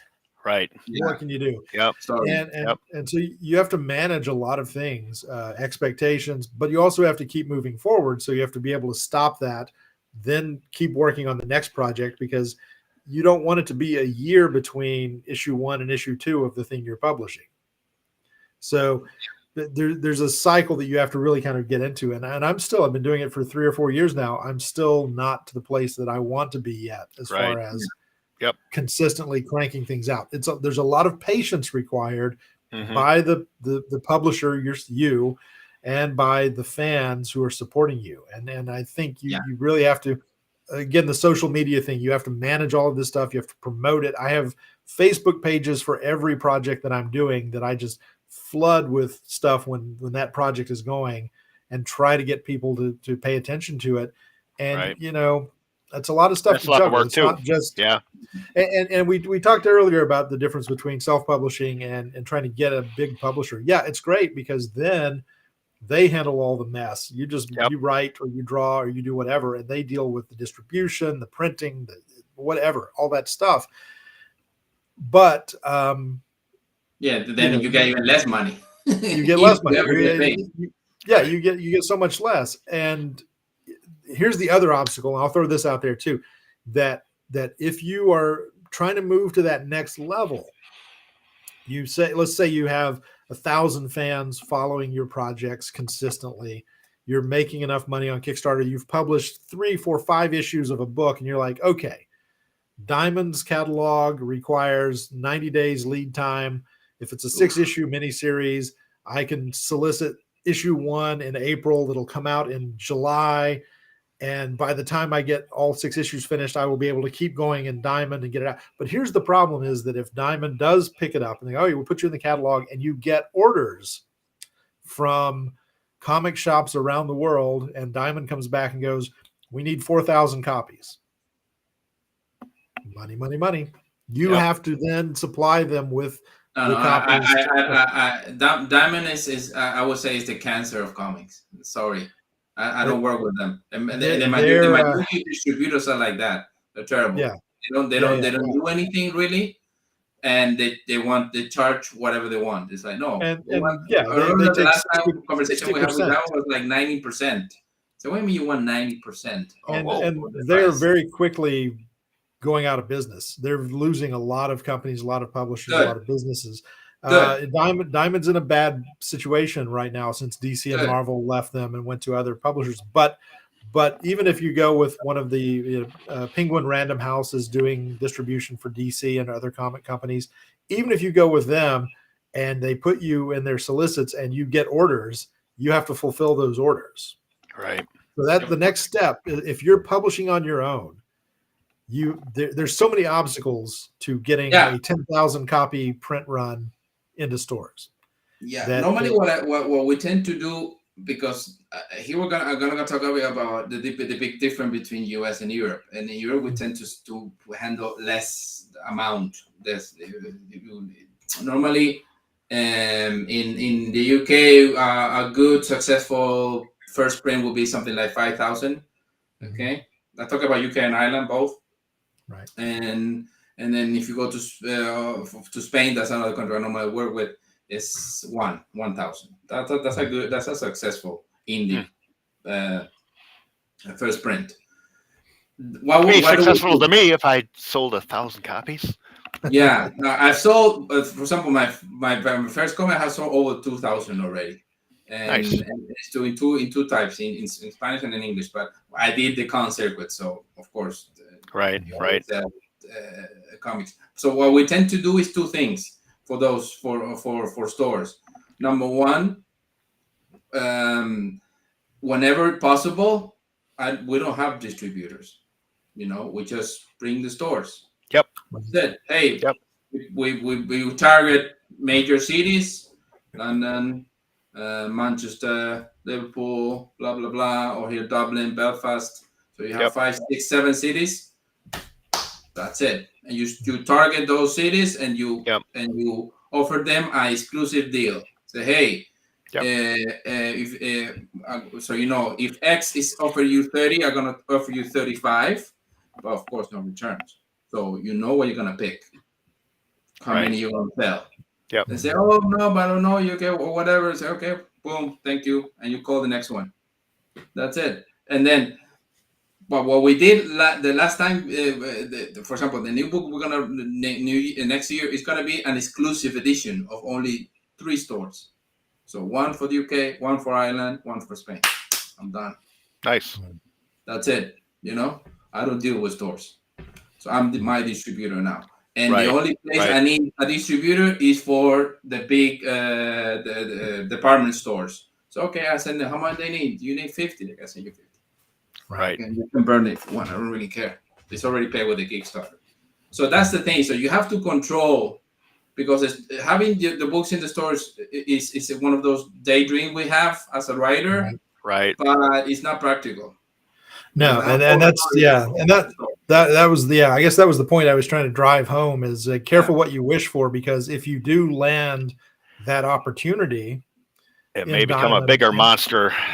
And then they order 2,000 copies that you now have to pay to print and give 60% or more to. I've seen a lot of small publishing companies. Scout Comics here in the U.S. is one that I've watched really closely, and there's a guy that was a part of Scout as a publisher for a number of years. He had tremendous success on Kickstarter. Put out a great series, collected it into a hardcover graphic novel, did a Kickstarter, just doing wonderful. Scout Comics brought him on board, published it, put it out in stores, and then instead of Kickstarter, they were going to do the next miniseries in stores only through Scout Comics. They did 1 issue. The guy went back to Kickstarter and is now finishing the series on Kickstarter first because it's more manageable, it's more profitable. I mean, I'm speculating that's the reason why, but it's like, careful what you wish for, because, he got where he wanted to go with it, but it became unmanageable and probably less profitable. And so I kept waiting for like 1 issue came out. I kept waiting for the next issue. Never came. And then suddenly Kickstarter pops up. Hey, here's that issue plus the next issue in 1 edition on Kickstarter, exclusive, boom, done. And, they got all of their fans back. They got everybody they needed. It's probably over 1,200 copies. They've built up an audience enough to get to that point. And, selling 1,200 copies on Kickstarter and managing it themselves versus selling 2,000 in stores and losing money seemed like a better deal. And again, I'm speculating that that's the thought process. But when I saw that happen, I thought that has to be it. I would say to her, hey, you want to be in it? One of the perks is for stores. So buy the perk. That's it. You want it in the store? Because they complain, oh, why don't you want to rent the store? So no, hey, one of the perks is in the store. So buy there. And we have the one that we even send you an artist to sign. But you have to pay, dude, to pony up. No. Oh. And this is not an attack on stores, okay? I work with a couple of stores. They're wonderful, some of them. But others are terrible because they need to survive too. And what is the bread and butter? We know what is the bread and butter. The big 2. That's it. That's what they make their money out of. So there's only so much shelf space, and you're competing with exactly. And that's a problem. Also, space too, because they release like crazy amount of numbers every week. So I say, hey, dude, I don't have an endless amount of space for all the indie creators that contact me, So I understand it. I totally understand. I understand the part of the stores, but they need to also understand my part. Say, I'm not gonna send you a book and that I already pay for, and to see if you sell it, and then maybe you return in 6 months and destroy it, or I lost it, or no. So if you so be realistic with what you're gonna sell. Okay, I think I'm gonna sell only 5. Okay, buy 5. Fantastic, good. Yeah. Sure. If you can self-publish and build up your own audience through social media, through networking, through conventions, if you go and do conventions and you can build a fan base and you can sell copies, and then you do a Kickstarter. Sometimes that's enough, and it's a lot less headache than trying to go through, as we're talking about, the mainstream distribution system which is infinitely broken Yeah. for creators. Unless Yeah. you are selling 20 to 30 to 40,000 copies of your comic per month, there just isn't any way to do it. And you can't compete with DC and Marvel, who have 50 titles that are selling 20,000 copies a piece or Right. more per Right. month. Yeah. You know, their low end sellers are selling 15,000. Yeah, exactly. So, You so know, you're not competing with them. You're competing with everybody else. So forget about that. So hey, stop, because it's a romantic view. So, oh no, it we is. want Yeah, it's overly romanticized, and I do as a habit of my own projects. I do try to raise enough money so that I can print twice as many copies as I That's need what we for do also. fulfillment on Right. Kickstarter. Yeah, So exactly. that if I have 250 backers, I print 500 copies, and I have 250 that I control, that I can sell. I go to local comic shops and do appearances. I go to local conventions. You know, like I said, I'm fortunate enough to tag along with an iconic creator who gets prime table space at conventions, Mhm. and I get to network with his fans. And Right. so that has helped me a lot. But it's all Yeah. networking. You know, we go back to that Yep. from Yep. early in Yeah. the conversation. Networking is key. You've got to be Yep. able to put that hat on and schmooze. Yep. How about Big digital time. marketing, Peter? We're talking about that because Jeff was mentioning it. Some people are really, really good at it. I think it's something we all, because when we spent the panel with Christian back in the day, the first two things we know that people struggle with in self-publishing are, number one, digital marketing or marketing itself, whatever you want to call it. But the mainly is the digital, because digital is the one that's more time consuming, Right. of all of them. And yeah, it's a little bit cheaper than the traditional one, but it's incredibly time consuming and also quality control. So how do you deal with the marketing side of the Marketing. business? A lot of, I think, because again, I like the control of being an indie creator or a self publisher. I don't do. At one time, I tried to put like some promotional flyers out ahead of like a book, and I think they just ended up being like thrown in the garbage at some point, and I don't think they did anything for me. So really, I think the marketing, you have to take that on yourself and actually get out there and not only do what you can on social media, on whatever platform is available to you. Do that, and also word of mouth. After you do this for a little bit, again, networking with people, you tell another indie creator what you're up to. They end up, as long as you're in a good place with them, it's always good to be personable. Anyway, they can help you too. It's you form a alliance with all these other creators and artists and all these people, editors, everyone, and you're all kind of watching out for each other, and you use that also as a marketing opportunity, because I wasn't trained or schooled in marketing, much less everything business, but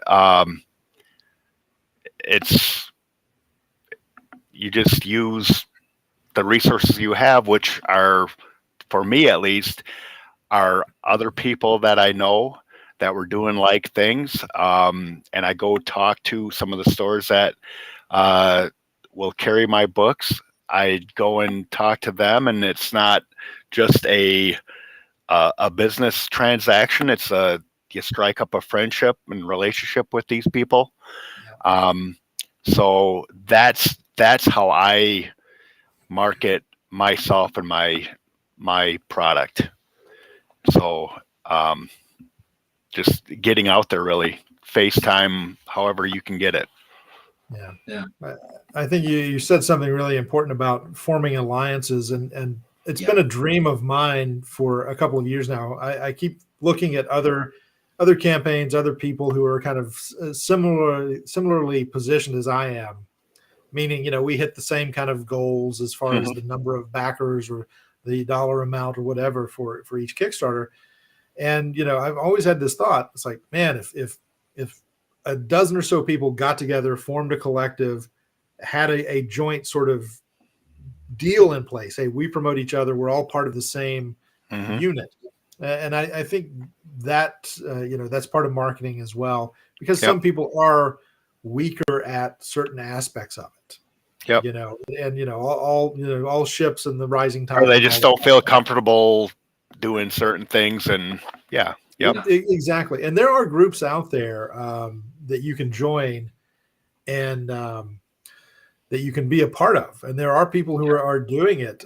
There are some more formalized Kickstarter based groups where it's like a club you join. You pay your dues, you join a club, you get exclusive Facebook group conversations. You can do sharing, hey, here's a digital copy of my project that you can offer as a bonus on yours, and so forth and so on. There is a lot of that going on, and more of it happening. The folks here, who are running this thing, that's a part of what this is. That's a part of what this is. It's this collective of people. You don't have to feel like an island, out there on your own trying to figure this thing out. It's lonely enough doing what you're doing, then having to feel like you're doing it all alone. And I think that we're all here together because we are in that kind of like-minded thing where we're like, we get it. Now I have 3 other people. Christian is gone, but I have 3 other people now that I'm going to put into my loop of, hey, when I got something going on, I'm going to tell you guys about it, because your network of fans might have a little bit of overlap into mine, but there's a lot of other people who might never discover what I'm doing that like what you're doing. I go, and you got to remember those TV commercials, the shampoo, it's like the one person, and then I told a friend, and I told a friend, and I told a friend, and it builds out synergies. Yep. There you go. And what you guys are doing on with this group is a big part of that, and it shows that it works. What we're doing right now shows that sort of synergy can be manifest in a way that works in a positive direction. Yeah, for sure. Okay, so we are almost done. We're gonna wrap it up because I need to go see the World Cup. Not really. not really. But yeah, kind of not really, but yeah. Yep. So everyone, I want to thank all the people in the chat, all the wonderful commentaries. I wanna answer one of the questions that the day Ryan Holiday. Yes, it's Ryan Holiday, the person that I mentioned. Is a marketer. Yep. Really, the book. really good. He has really good stuff out there. I highly recommend it. He has the whole Stoic books now, but before that, because I've been following him for years, I think is Still Everything. I think is the book that I read.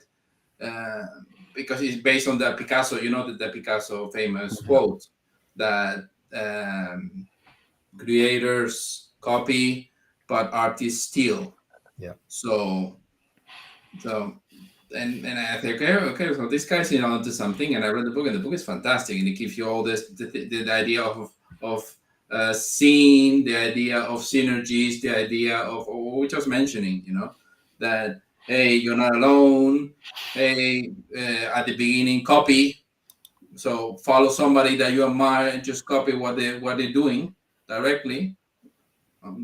Even if you don't understand what they're doing, just copy. That's it. That's what. There's something I learned from back in the day in theater. Say I admire this wonderful casting director and say, okay, I want to be with like that guy. So I just sit and watch what he was doing. Say this, and sure. This. And even if you don't understand what he's doing, but copy. And then when you see that works and you see learn, then you develop your style, Right. Say, okay, this worked for me, this doesn't really work for me. So So yeah, that's that I highly recommend that the Ryan Holiday one. And let me see. Well, let's go to the table. Ryan Holiday, The Obsessed Way. I think it's Steal Everything. I think is the name of the book. And we went to digital marketing, conventions, margins and promotions, outsourcing, quality control. I don't know if you got something else you wanna share before we wrap up, Peter, Jeff. You know, I know, Peter, you said you're getting ready to launch a Kickstarter campaign. Yes. Yep. I'm 7 days away from the end of my current Kickstarter campaign.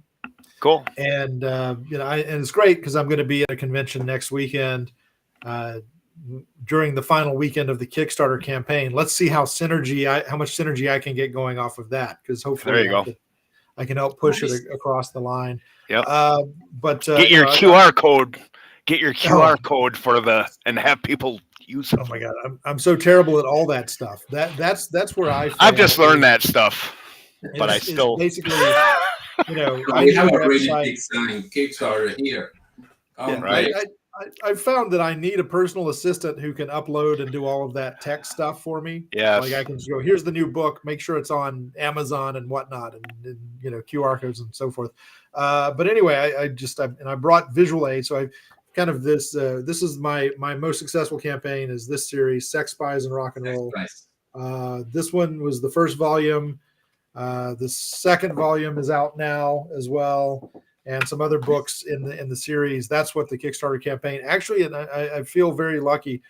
This Kickstarter campaign is just if you missed it the first time, you can get it now. So it's all new backers and not previous backers. So I'm continuing to offer, because you always get, I know, Peter, you probably see this too. You always get people, once it's over, you spend a month just carpet bombing social media. Right. And people go, oh, how did I miss this? Right. Yep. You get dozens and dozens. And so now I decided, I'm going to do a catch-up campaign, so I can raise enough money to cover expenses and costs and postage and so forth, because I already have all these printed. But B, just to kind of keep myself out there in front of the consuming audience. Right. Yeah, no, it's important. Yep. It's important if you already have it produced, because what we normally do is we have for the next one we're gonna do first digital one, only digital. So, and then with that awareness, we're gonna then 6 months after we're gonna do the hardback, you know, and then that's the one we're gonna hit the cons. Okay. Because I do push something now because of postage rates. I do encourage, because you get a lot of international backers who see the cost of shipping and go, I would love to support it, but I can't. So I put a really strong push on international backers supporting it in digital form. Exactly. And I have been working to set up connections in other countries so that I can ship an entire box of books to them, and they will then ship them locally for me from inside the UK throughout Europe. And then I'm looking to set up something in Canada as well, so that I can bring those costs down on shipping. And again, networking. I feel this is an important thing in networking, is that we can create a network with ourselves, creators in other countries who can help each other out. I didn't think about that. That's our plan. Our plan is to have one printer in the US, one printer in Europe, and one printer in Asia, in Japan. If you can ship a box of 50 books to someone in another country, or you can print locally in those countries and ship to someone, the rate, I mean, one book now shipping it to Europe from America costs, about $25 cost, and you tell somebody, oh, you're pledging on a $10 book and you're paying $25 for shipping, and you're spending $30, $40 to get a single issue of a comic book. Man, that is a hard sell. Yeah. So trying to keep your costs down. $10 book, $28 shipping. And most people kind of go, I would like to, but I can't. And I do this too now for other things. If I support overseas campaigns, I'd get the digital version, even though I'm personally against. I can't. I have a hard time. Yeah, I need paper, but but I still want to support them.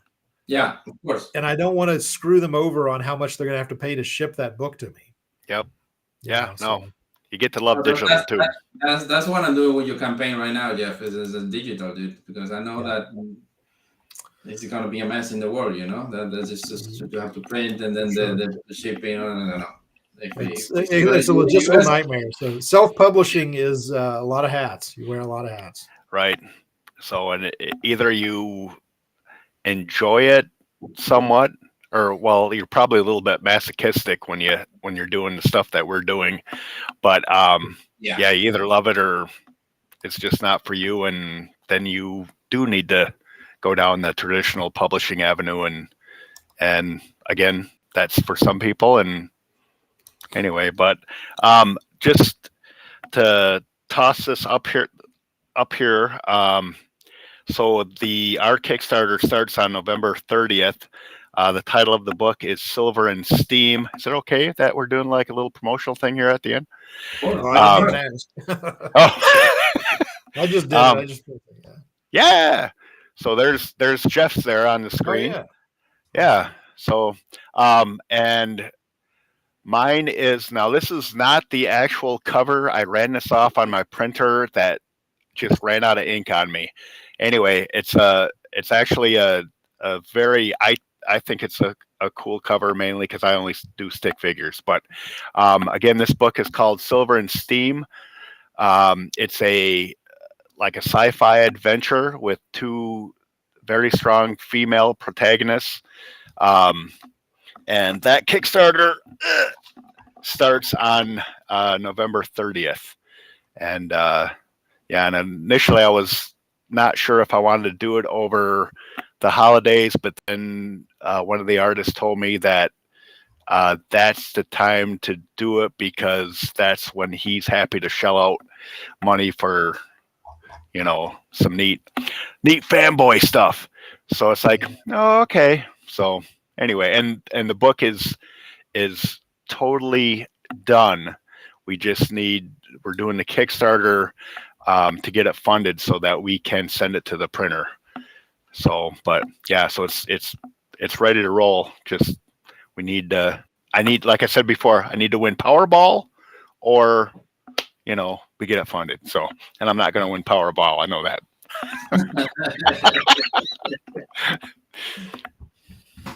I know I'm not gonna win it because I never play. I don't believe in. Well, me too. So anyway, I know for sure I'm not gonna get it. So. Yep. But it's been fun, dude. Guys, it's been very fun. And just coming in, I think I have a lot of connections already in the US. But hey, if you have one in Europe, I'm in Ireland, so I can do. And I have a lot of experience in especially in Spain and in the UK. And I work with a couple of stores, so I have a couple of good connects there, and I will definitely love to, because our idea first is to like, hey, you take some more books, we take some of your books, and then every gun we hit, to try to sell and bring awareness. Say, hey, this is the webpage. You want like more, go there, blah blah blah, with some postcard or whatever. So that's help each other. That's the key. Yep. Absolutely. Yep. Networking. Yeah. Networking. Okay. So. All right.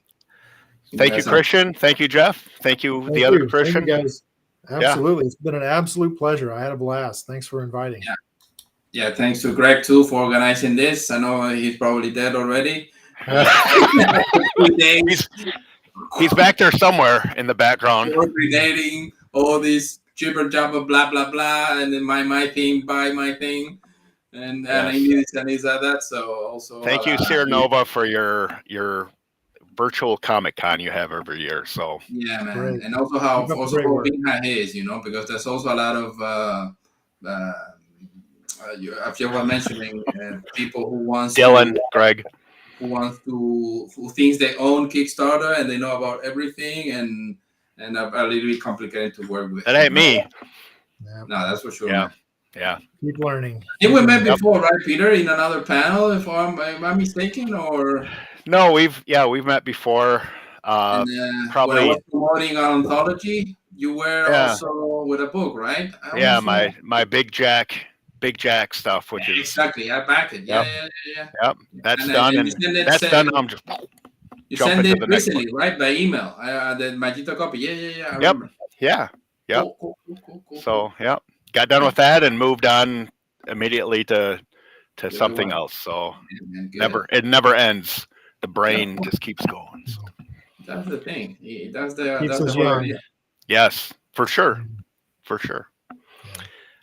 So let's see. All right. Let's see what Spain and Germany is gonna do in the World Cup. Good luck. That's football, for you guys. So sorry, no sorry. Yes. Bullshit. Yeah. You guys ignored yours. So no. Yes. There's a different kind of football on right now. I'm going to go watch. Yes. All right. Okay, cool. All right. See you guys later. Take care, Take man. care. All right. Bye. Take care. Bye-bye.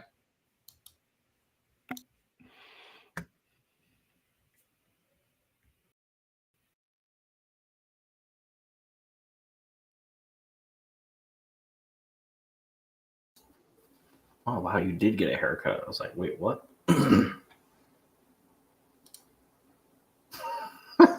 What? Oh. Hey, look, I'm still on. I'm like pressing all these buttons trying to get off this darn thing. Yeah, I can just like kick you off. No, I can leave. I can leave. You don't need to kick me off. So, hey, I just want to say real quick, thanks, Greg. Thanks, Dylan, for doing this. So, sorry it went a little, like an hour longer, but I think we had a good conversation, and hopefully people listening and stuff kind of get the gist of the fun and goodness of self-publishing, and that's why we drink. Yeah, I was gonna say though, we love having to go long because, like, first off, it gives us a break, but second off, it's nice to have that conversation if it's going well, to like let it finish out. So it's Right. Yeah. And now I just found somebody that's like tight with Mike Grell, who's like one of my all-time favorites. So anyway, I'll be getting a hold of Jeff. It's like, hey, buddy. All right. That's anyway, awesome. I'll let you guys go. Thank you again for doing this, and I'm sorry I missed those other two opportunities. So I didn't realize our holiday schedule was going to be so full. But thanks again. It's all good. Yeah. So, all right, I'll be seeing you again, and as you can see, Nice. right on my rack, and I got Timothy Fling's book on the other side here. So Very nice. Yeah, he was really sad that you weren't at both of those things. I know we have a good time when we are online together. So. And then I did message him when I woke up, and I'm like, if you want to be on the first thing, like Peter's gonna be on it, but he didn't answer me, so he's probably asleep or something. Or he's pissed at me and he doesn't want to be my friend anymore. I'll find he unfriended me on Facebook. So That'd be funny. all right. Well, you guys have a good time, good day, and thanks again for having us. Yeah, Definitely. thanks for coming. All right. See ya. Yeah. Cool. Okay, so we're gonna quickly promote our Nova Nation thing, and then we're gonna invite Eric, and he's gonna talk for 2 hours. I'm not gonna say shit. So You playing the video? yeah. Cool. And then I'll do the little monologue after.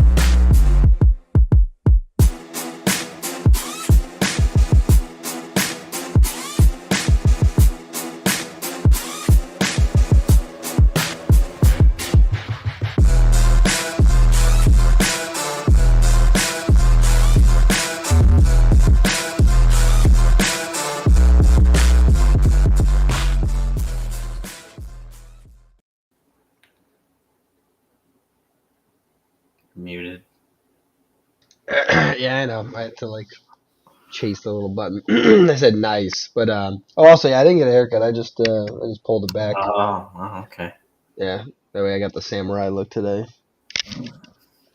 But yeah, so that was the Nova Nation promo, and to just basically summarize what we've done is we've basically tried to take the indie comic community, not indie comics in the sense of those getting published by large publishers like Image, or what are the other big ones like Aftershock now, which has been blowing up, or Skybound, a few of the other ones, or even like the sub indie labels such as what was it, Valiant or whatever DC used to have.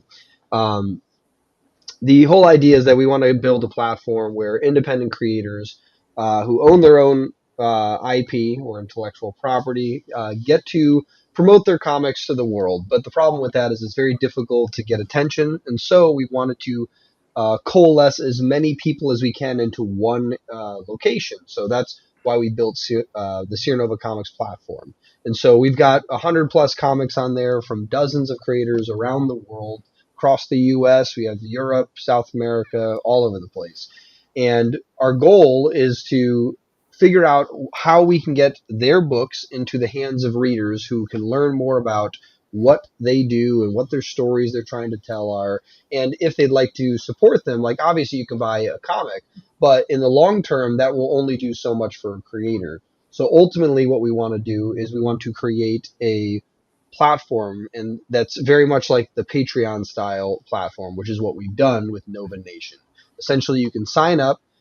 You pay $4.99 a month, which is the cost of a single comic a month, but that goes across to all of the creators on the platform who qualify as contributors. Those who come to our platform and they don't just post one comic and hope they're going to become superstars, but they come to the platform, they promote the community, they put new content out all the time. They add value to the community. That's kind of the objective. And so for those people who really are trying to grow as creators, we want to be able to give them a platform in which they can grow on while not giving up their properties. So that's the main purpose of Nova Nation. So what do you get if you sign up for Nova Nation? Well, the front end of our website, all of the comic books, or 99% of the comic books, are all free to read. So what do you get if you sign up for Nova Nation? Well, just like Patreon, we want to give you some behind the scenes content. So some of the stuff that we do is every comic that's created goes through stages. They're not just, made in one fell swoop. So what we do is we have pencils and inks and colors. So we have all the back end work that's done for a comic. And then even before that, there's concept art. That could be character art, environmental art, prop art, vehicle art. And so all of these things from the creators on our platform are put into the back end of Nova Nation so that those who sign up as SEER supporters, which is that $4.99 a month, can see. And there's also other things. We have a podcast that we do. We're going to be doing on a bi-weekly basis. And whenever we record them, Greg and I always go a little too long with our guests. And so what we do is we take the core meat of our podcast and we'll upload that to the network. And then what we'll do after that is we'll take the other half of it and we'll put it on Nova Nation. So sometimes we'll rant about movies that we're hating on, things like that. So we'll talk about spicier stuff like that. But that's the other part of it. And then you also get things like discount codes to our store. So we have an indie comic store, both for comics and for merchandise, and certain products we do limited runs of. So maybe there's only 10 shirts that we're making for this one project. And because of that, we want to make sure that those on Nova Nation see that before we even put it up publicly on the store. So there's things like that. And then finally, we have a second tier to our Nova Nation, which is the premium membership. And this will give you 2 additional things that we think will help promote the community. One is access to our private Discord, where we have a bunch of our creators in the platform in there. And the second thing is that Sierra Nova Comics is developing a video game for our main flagstead comic, which is the Seer Chronicles. And so we are having our world built into a gaming system. And with that, you'll be able to explore our world and play fun games. But in the meantime, we're still in development for that. So as the game is being developed, we will obviously have alpha and beta testing for the game. And those with premium memberships will be the first to get access to that. So that will be the other big thing. So yeah, that's Nova Nation in a nutshell. Nice alliteration there. And I think are we ready for our guest? And we do have QR codes if you want to just scan them real quick. So there's the indie store merch store, which is just merch, and you can scan that one. I'll give that a second. And then there's another one that you can buy comics, which we don't have a lot on there right now, but next year I'm hoping we have way more because there's over 100 digital ones. You can scan that one. And then you can scan this one to join Nova Nation. Cool. Yeah, so now I'm going to finally invite Eric.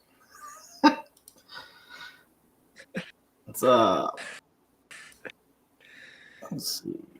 This one. That video was really your Long. your pro. Yeah. Could you play it again? Because I was kind of doing. It's pretty catchy. Okay. That's actually an so- artist we work with. The instrumental to one of his songs he released. Oh, It's what's the name of it? What's that one? Is that one? I think it's NSM. DI. It's like Never Seen Me Do It, something like that.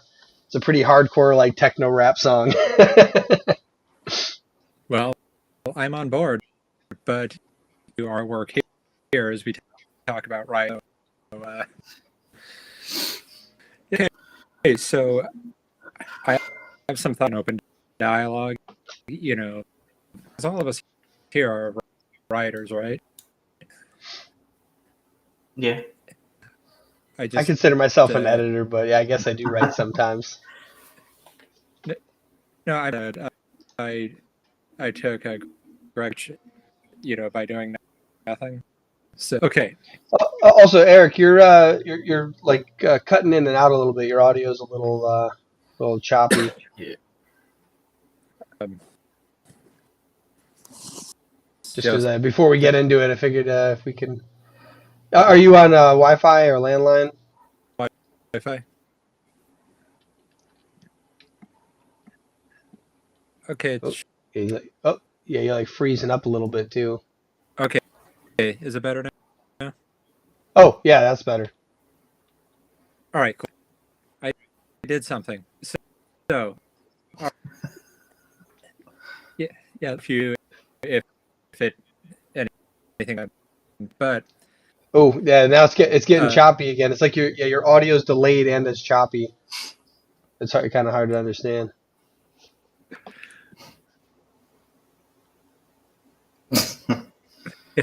Internet. okay. I'm pressing something. It's working out better. Are you on a laptop or a phone or tablet? I'm on the phone. Oh. That I think I heard phone. Everything else got chopped out. It's funny. Your visual's not too bad, but like for whatever reason, like the audio like comes in delayed and then choppy. Going to phone. Yeah, that actually worked for that Davey guy. So.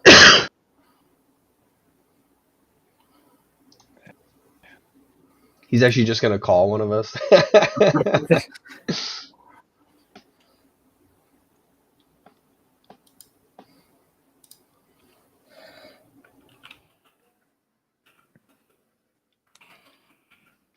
Yeah, I just figured just get it improved now before we start ranting and like it's choppy.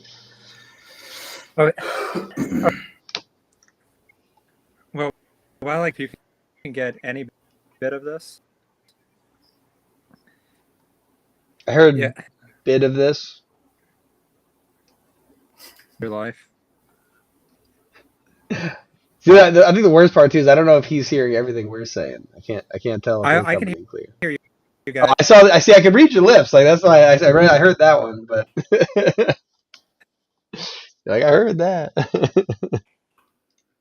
Yeah, I have to get on a different. Just a second. Different what? Different.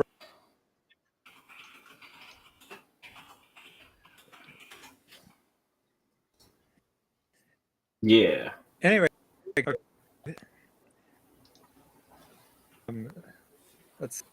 see. I'm trying. And So this is going to be an extra to write fast thing, just because of.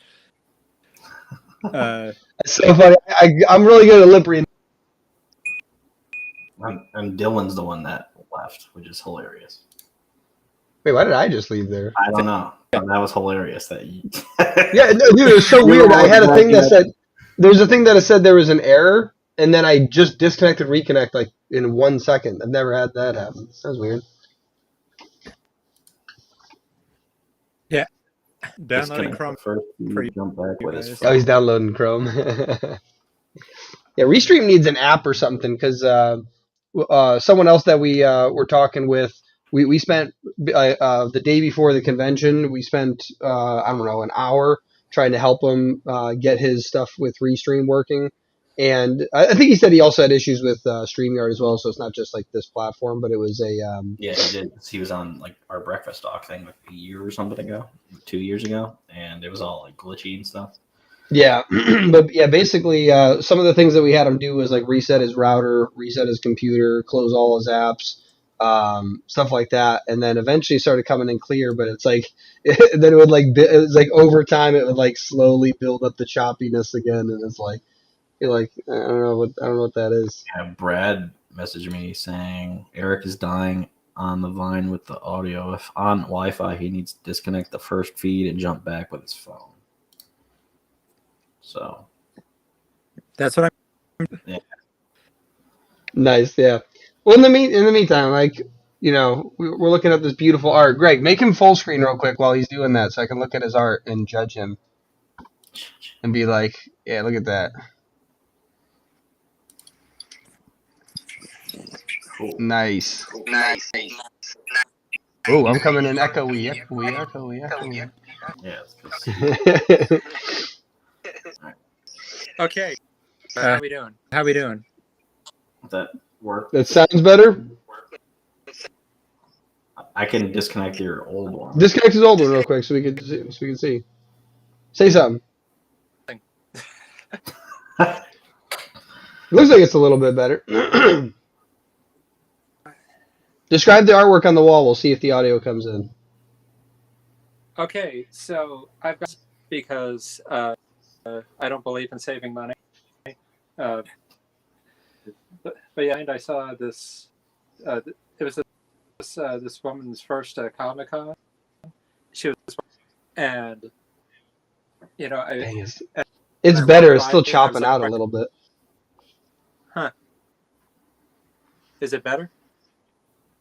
Oh, that's good. Okay. Yeah. Anyway, her first con said, "Oh, this is really cool." Then the only child I don't came into my head again. So I went and got it. It's an generous person. Okay, so on audio. It's not too bad. No one's like streaming 4K television right now, right? Someone's in the other room watching 3 Netflix specials all in 4K Ultra HD. No, This book I right now don't should think catch so. up shortly. No, probably just watching Elf in the backgrounds. But okay, so now to make up for lost time, let's. Greg, you are a writer, and you have you like to destroy innocent food in comics. Seriously, I was more overseeing that breakfast plate hit the floor in the Chronicles too.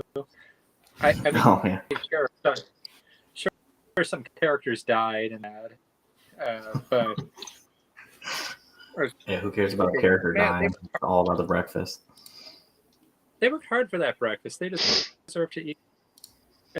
And so you look at other writers' hard work and say you can do better, which is always true. We can do better, and one of the reasons faster and better is because a lot of creators, friends of mine, I've noticed they don't close to a deadline as much, in particular with their writing. And you set yourself a deadline as a creator, it gets you into that more professional mindset. Hey, I don't know if you want to work for a bigger company. You're gonna want to with your finger, but no, what you're gonna want to do is hey, we want this draft in I don't know 2 weeks. It's the skill set to fall back on. Now, granted, I have the opportunity to write, certain titles. Sorry, I had to plug in my. If I had to write certain titles in 2 weeks, one of the ways beyond setting a deadline, also make it a manageable deadline. I want to go to final draft in a week. I mean, yes, you can absolutely do that, but that's not like, I don't think that's the best way to work, because then you're just rushing. I'm not saying to rush your work. This is about how to write your content better. And in my opinion, the best way to get to really know your characters, like Greg and Dylan, I assume you guys get all, otherwise it'd be a really funny business if you didn't. But suddenly, if you notice somebody acting out of character, it's like, hey, what's, no one died in this comic. What's going on? Like, everything. You kind of need to get to that level with your characters. And for each writer, each creator, that's a different process. I love to write character Bibles and things like that. To get to some characters write a basic biography. Some people I know start with a character, deconstructed from that. Whatever your process, but I noticed that I talk with a lot of my creator friends. I do have friends, surprises most people. That's one of the issues that I've noticed is I've got writer's block. I don't know what should happen in the story. I don't know this. And then they kind of make a mistake of stepping back, which is then if you step back from it for too long, you lose that creative momentum that you've got, arc that you had to tell the story. I don't want to be dramatic and say it's lost, but it takes a bit you even forgot what you were excited about in the first place. And I have writer's block because they don't know what the characters are going to do. Like, I know in almost every situation, like people I consider close friends, family, I know. There are some surprises on occasion, but comic readers, comic fans, they get to know their characters like their best friends. So if someone says this dialogue doesn't sound right for, I don't know, Captain America, and yes, I'm thinking about Avengers 2, Age of Ultron, where I'm thinking, so not Cap's style.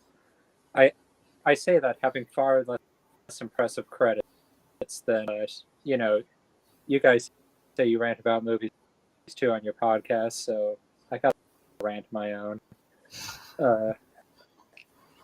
But the point is that publishing characters, and you guys know this, like Tin's comic, your Star Fox 64 analogy, or not analogy. It's like, I know you know how Mitten speaks. How Mitten thinks. So, and your readers are going to know that too. I hope something down the pike. Otherwise, and this is kind of a if you're not nailing that dialogue or know how Mittens spoken, which by the way, thank you for letting me actually have this dialogue, saying, they will do this, talking about a bounty hunter space cat. Yeah. Another awesome sentence, but that I would say that when you get to know your characters, you're creating them. You getting to know everything about them. So that being said, when roadblock, they're like, oh, I don't know what they should do. And before think, honestly, do I know my character well enough to know what they do in that situation? The answer is no. I would say just reinvest in that character. Not really a plot first type writer. I try to come perspective, so we know, like, so characters, but people. I mean, okay, just to go back for the Marvelist, by a comic that says Marvel every month. Do they do that? I like Spider-Man. I like Hulk. I like Punisher. On and on naming characters that I can, whose names I remember. But the point is that when you write and connect with your characters, it actually they dictates not some kind of weird. It's not like a weird mental or mind control condition or anything like that. It's the characters, you'll feel what's right. They'll do what's right or what's wrong, like Conan the Barbarian, for example. And he's like the ultimate wish fulfillment character, in that I think, look, he has like freaking everything.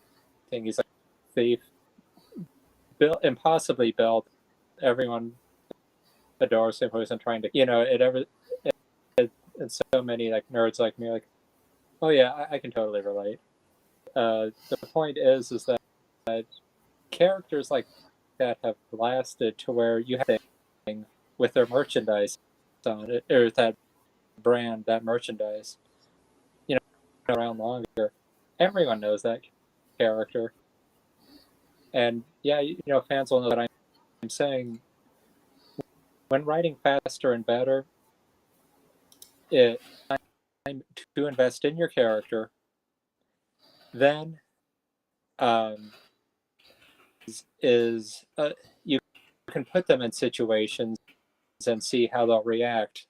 Like a character I'm developing now, which we will get to in the pitch thing. I've got this planned out. I'm working with a friend of mine, Laura, on this character. Funny, but again, and see, I'm planting a seed, so the listeners will. I have to tune in for chapter 2. Either that or like whatever. His connection's bad. Either of those two things could happen. But when I'm developing the character, learning about her, I feel okay. So if I put her in a situation where she's surrounded by armor, she going to react differently to that than if she meets like a mysterious figure. Is the character going to be? Are they going to like pull out their weapons and just assume the person's a threat? Myself, I would lean on the latter, but I'm not my. And yeah, also, all writing, Dylan, I am speaking in support of you. All writing is rewriting. Like, Yeah, that feels that way. I never had the pleasure of working off of one of Greg's scripts just yet. But I've heard you guys say things like, yeah, but you have to provide a room layout and figure this thing out.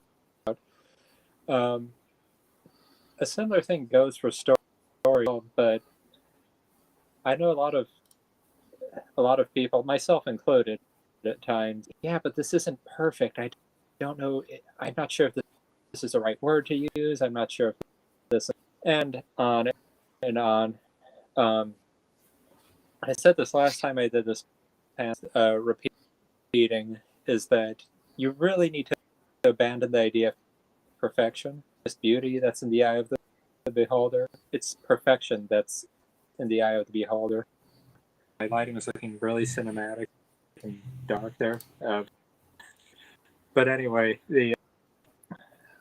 when I say perfection is in the eye of the beholder, to relate a quick answer, John Woo's The Killer is one of my favorite all-time movies. It's got everything, like acting, a heartbreaking story, and when commentary on one of the most iconic scenes in assassination at the Dragon Con, all you hear them say on the commentary is like, "Oh, this was together. We got this last minute. This isn't how I wanted it to turn out." I'm listening to incredibly talented artist, and I'm like, "Hi, excuse me." Like, what the? I can. Okay, but Yeah, you're good. anyway, I would say to these artists, I'm like, "What the fuck is wrong with you? This is perfect. Perfection. Why on earth do you think this is bad?" Then it hit me. I'm like, second. In my creativity and my work, maybe a reader thinks, and I think, oh, I could do this better. So you can, this is kind of what you have to live with. And don't overthink it either. I look extra suave here. Classy. Yeah. And when I lean back, but so the thing is, like, to make it to the first draft stage, they're all, but what if I get it wrong? My answer is, well, what if you get it wrong? The good news is you have to have something there to read. Like a story I've been working on, I came up with I didn't know it was a better opening until I really said, well, wait a second, this is taking forever to get going. It's like, I think everyone starts off with a really, really good idea. Then the problem is, then I think most people start off with a really cool scene or two, and then it just kind of stalls because they're intrigued by the and that's like, oh, where do we go from here? Oh, I don't know. A way to get around that is if, like, I typically started it myself about like I'm wondering, what if? I know that's what they teach in like grade school. Just start with what if, but you know, like there, like for the upcoming horror anthology from Sierra Nova that I'm excited to be a part of. Yeah, you probably have been, but you know, I'm plugging it here too. Of the pitches I sent, the one that I'm in the story, with that, just to build it back, I thought, okay, this time I'm going to work ending first, thinking if I was a reader, what would I enjoy in the story? Because I assume all of us here are horror fans. And one of the things is, like, horror movies, a lot of them leave a very, very unsatisfying ending. And so many times you'll see a horror movie and like, oh, this was all good except for the end. I thought, I was just talking about psychological thriller the other day that I was like, oh, the whole thing was really good. It built up to this great thing, and then nothing happened. yeah, it kind of sounds like it must be like. But anyway, it in terms of horror story, just to address this, that I worked with the end first, and then advantage of working end first is that if you set up a plot and just like come up with the end, like, oh, no one will see that coming. I'm going to do everything I can to miss. Okay, it's probably not going to happen with my story in particular because it's fine. Friday the 13th-esque ending. You know, Greg knows what's up. But that also that in a half-hour pitching. And yeah, I had somebody ask me with the writing faster thing was, so are you basic faster? And I thought, yes, friend, apps typing class panel. Moving on, but what, really uncensoring yourself and freeing yourself from even self-critique. Writers will. I'm not saying just assume everything you write is magnificent. Not everything I write is magnificent.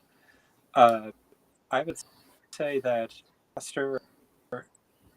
another tip is bring in someone that you only to be honest with you, but find someone who sees the world. You know, it's like if you show something to your friend who's a carbon copy of you into the same things and this and that, what's probably going to happen may be your target audience. You might not get the strongest feedback from that because okay, I freaking love kaiju, for example, thing, and I can go on for probably. Okay, remember how long I went on with my first podcast because I seriously thought you guys were going to edit it? I can go on even longer about kaiju. Oh yeah.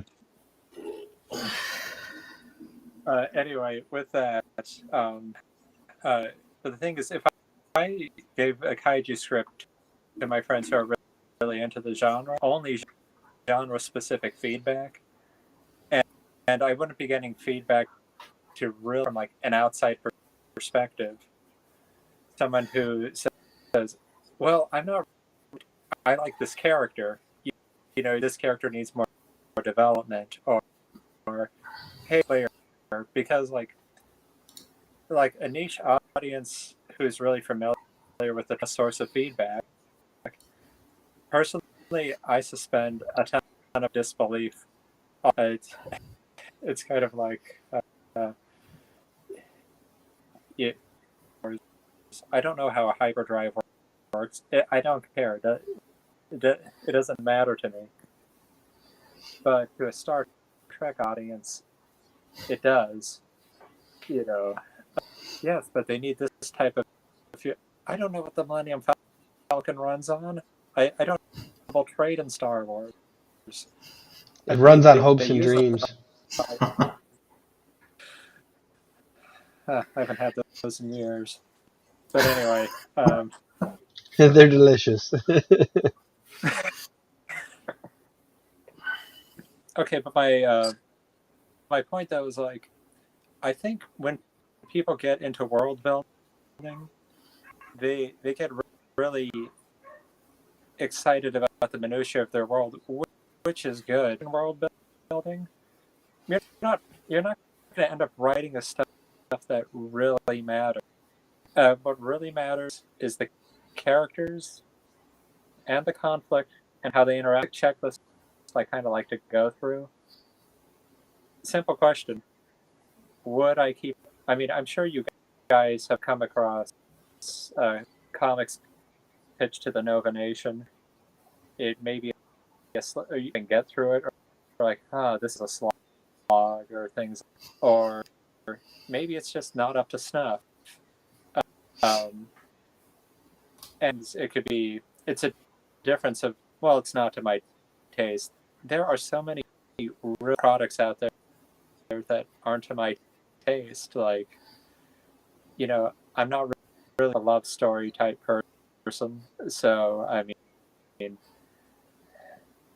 a kaiju that I can relate to, but the traditional Hallmark stuff, I'm not really. So, but there's a gigantic audience for that.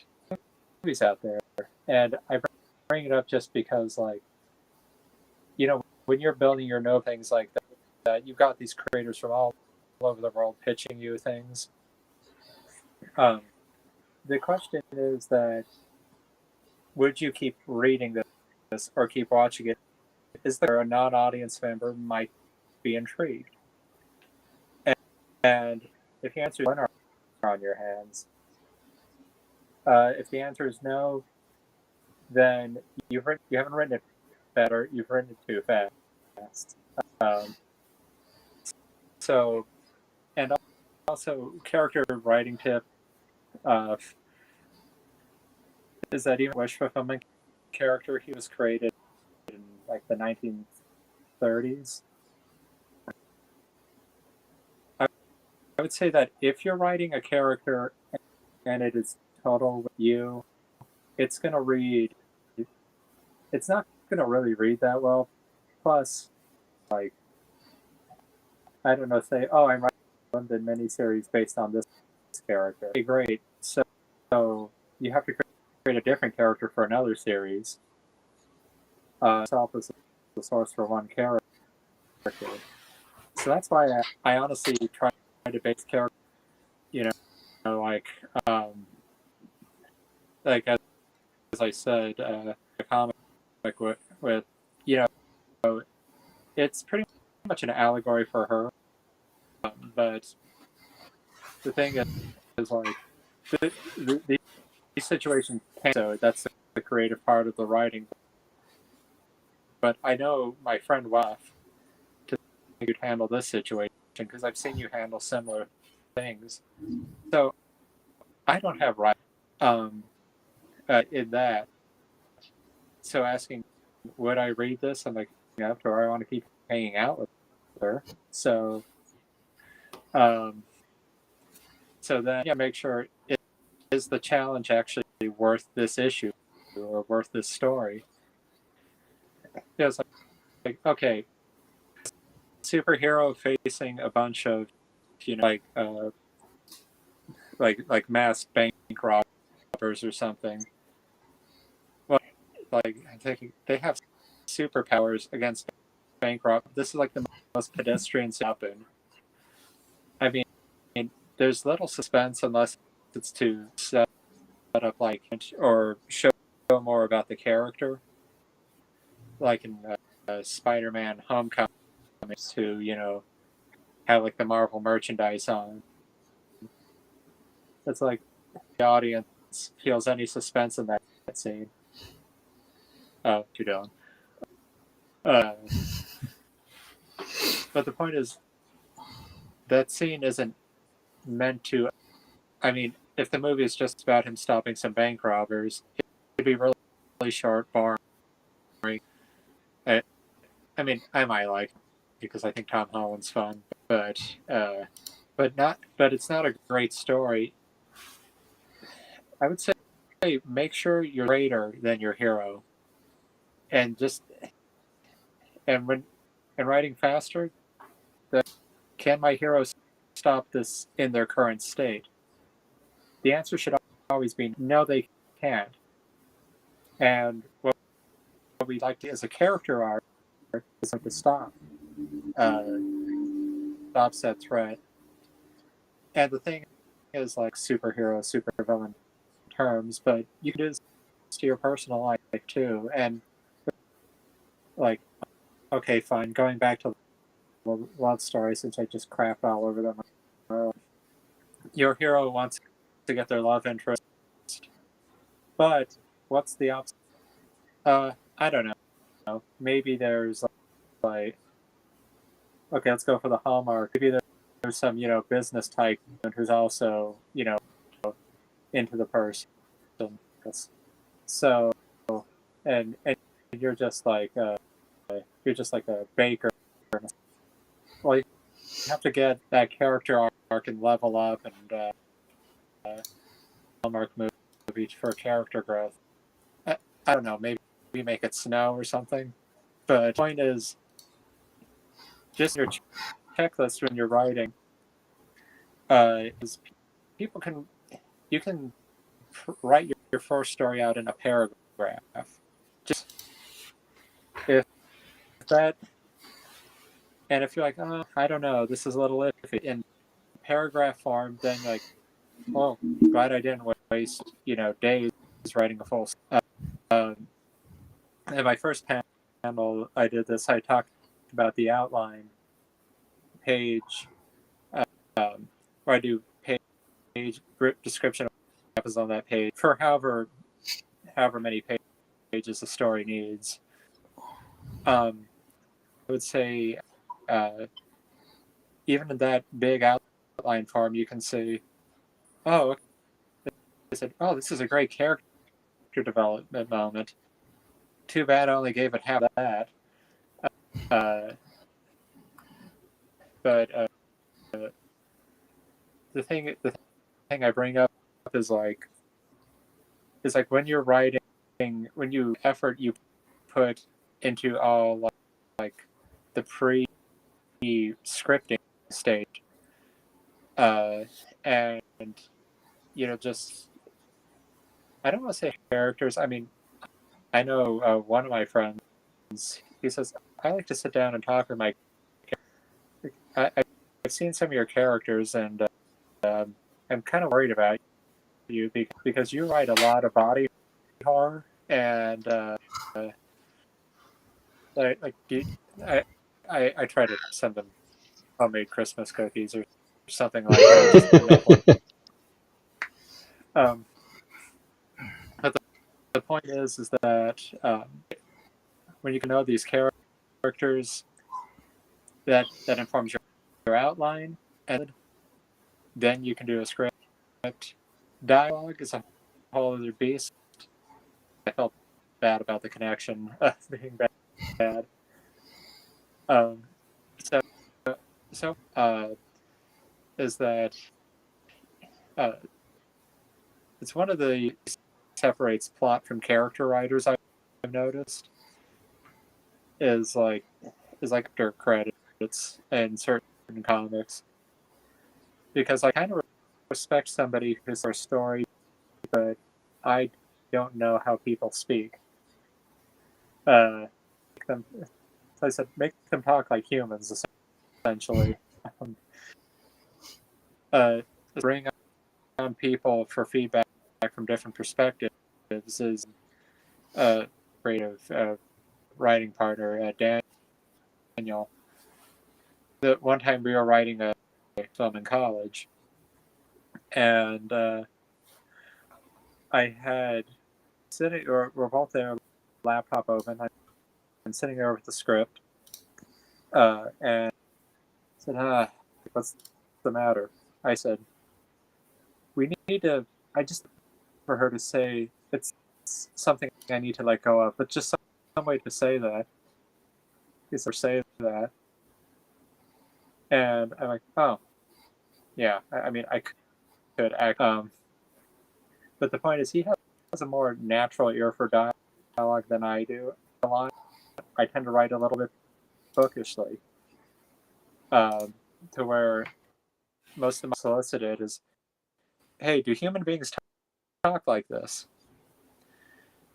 Easier when I base things off of friends and people I know. Even more fun enemies, because we we're writing comics, and for horror comics and stuff. I don't know if it's just me, but people who have wronged us, like they have a character named Greg, but Graig, totally did. I'm just kidding. He just gets beaten up. I do that to everybody I like. Just on our Spider-Man 4 film, worst abuse ever. Greg, you're lucky. Dylan, if I knew you better, you get roasted even harder. But anyway, no, I started thinking about okay, just with I've been in the pitch section coming up in about 15 or so minutes. Like Laura, who the character his character is based off of, she is a very so I'm thinking, okay, character's strong, has a lot of. Also, I say this with a lot of love and affection. Dorks I've met in terms of humor, like we'll send memes, dad jokes, etc. And I thought a trait for a character to have, to prevent it from being one note. So things like that, where I thought, okay, her character,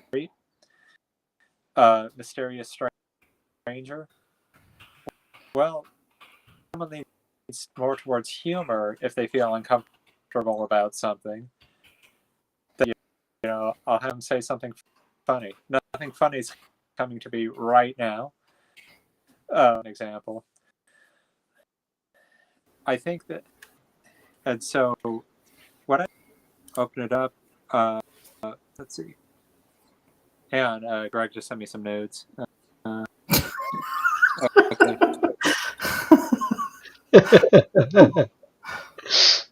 Okay.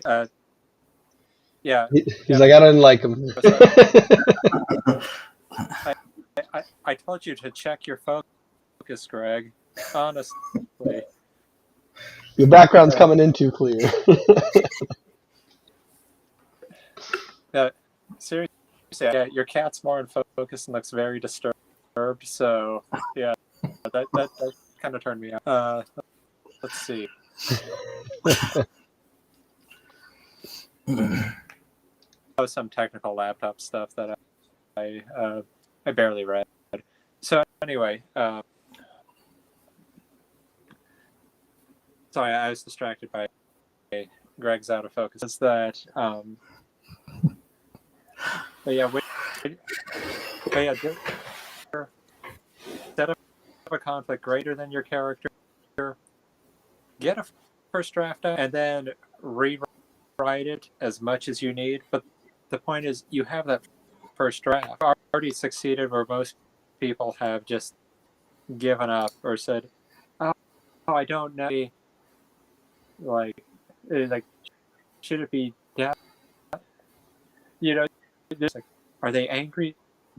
No. Are they furious? No. Like, just get to the don't overthink it.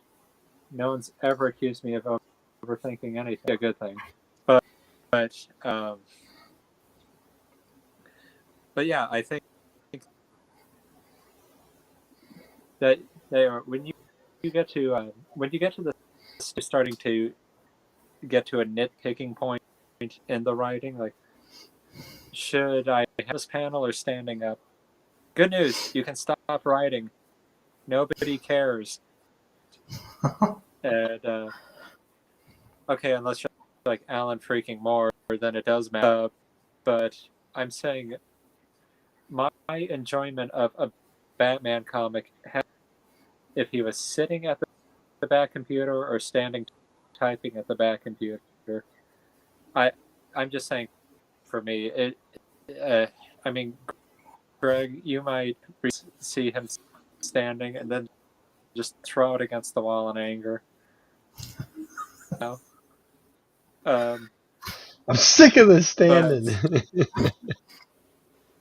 Yeah. So I think just realize that they want to enjoy your books. They want you to succeed as a creator. Saying, God, I hope this sucks. And like terrible. Everyone wants to enjoy themselves. They want to enjoy your work. Like the audience is on your.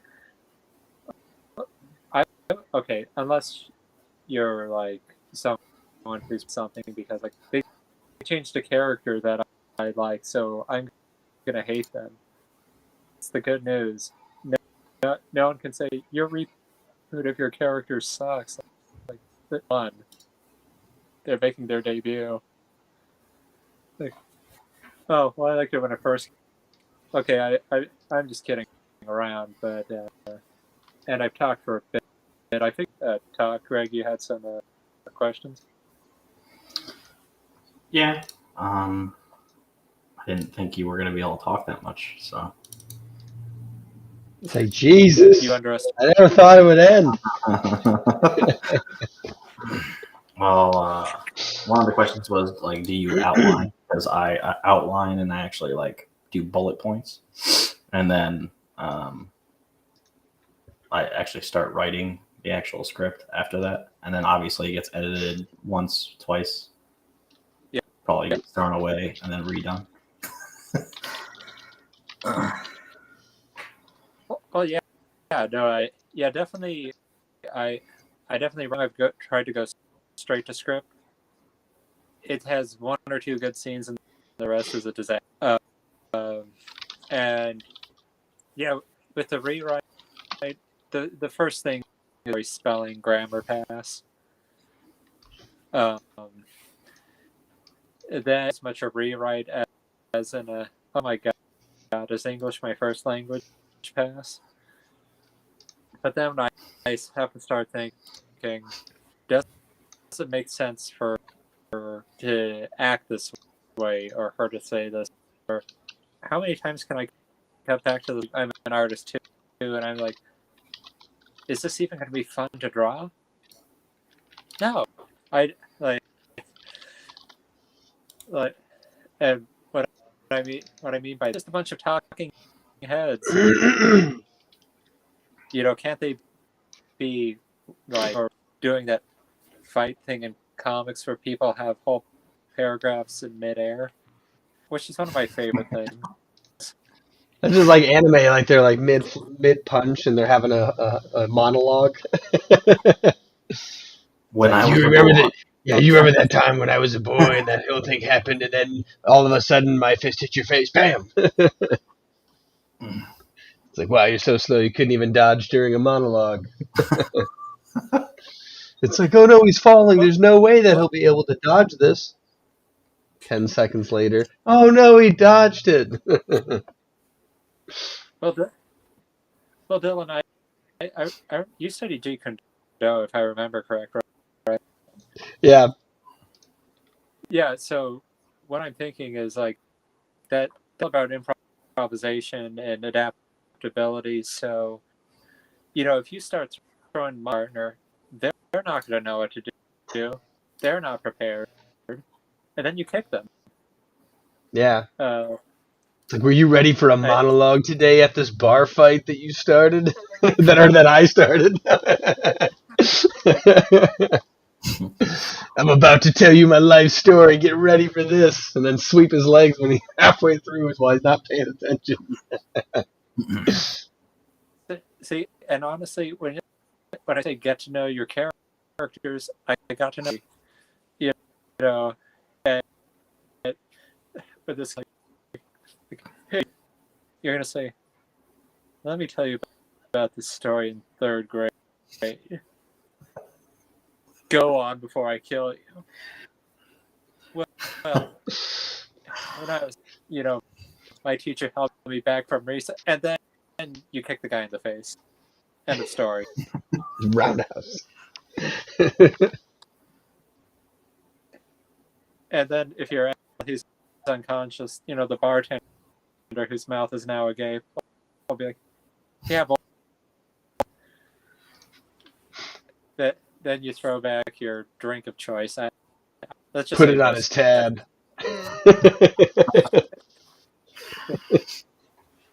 Then go on about your third grade science fair trauma. The volcano never went off. Yeah.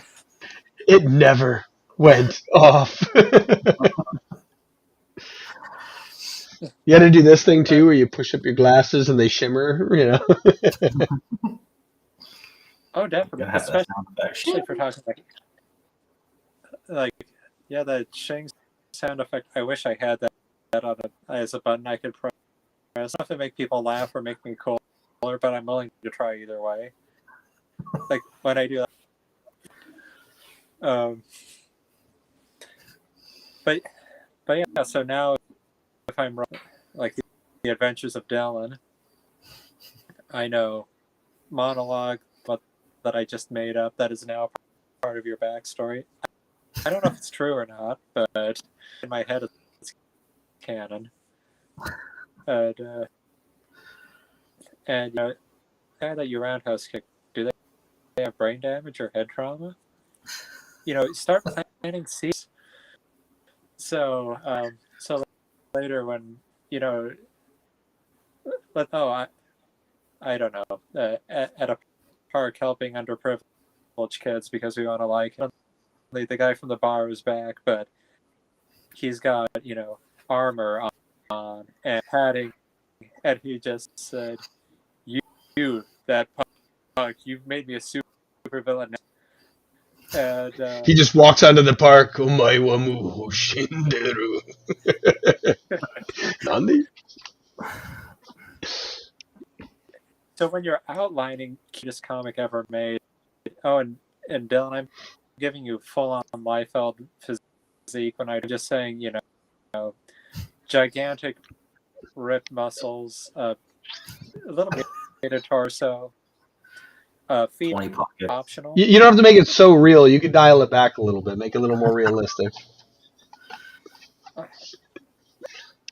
Well, I mean, I'm Like you don't need to So- show all my muscles, but you can show just most of them. It'll be fine. well, I have to do a 2-page spread to get them all in. So It's a splash page across two pages. those are just your pecs, but Yeah, the front and back cover are my left and right arms. We actually have a centerfold. We have a centerfold for it. the thing is, speaking about this, but we're gonna bring Greg aboard as scripter, and he's gonna have to soliloquy about these muscles.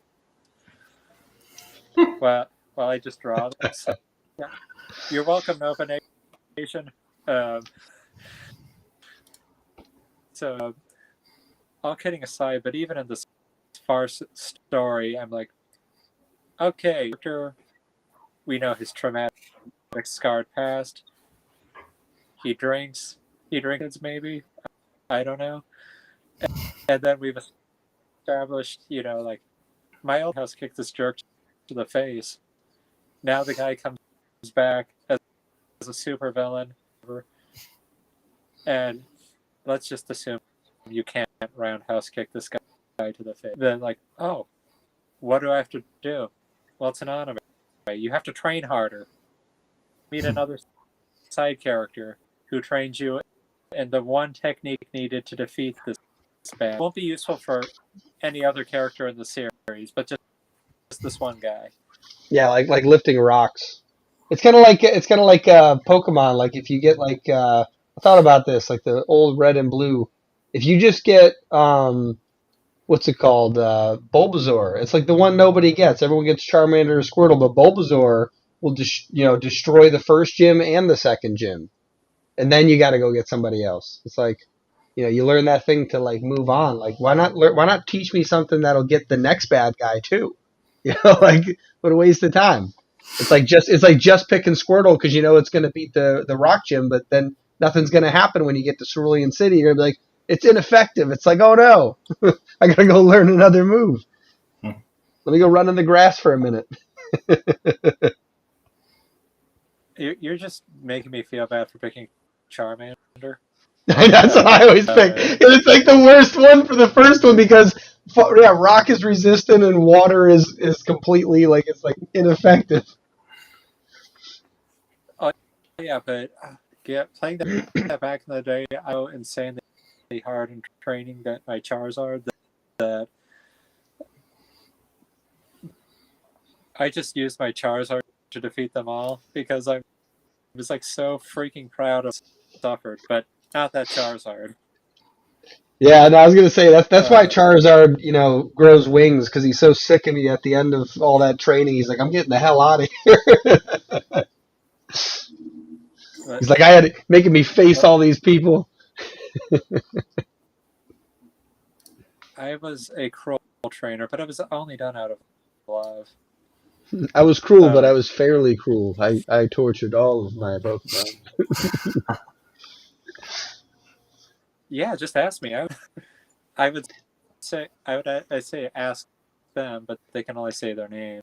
It's like, does he beat you, Charmander? Oh, I don't know what that means. That means he loves me. It's like, how do you know that? No, he told me. What? So, writing Pokemon also helps you write your comics faster and better. Oh my god! So I have to transition topics now. Let me get into character. Okay. You should join back on your computer. Being told what to do, but okay. Hang on. Keep fingers crossed it works this.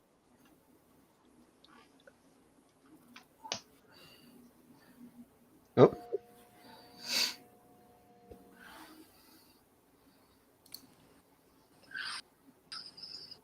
Hey, is the audio any better here? Oh. Yeah.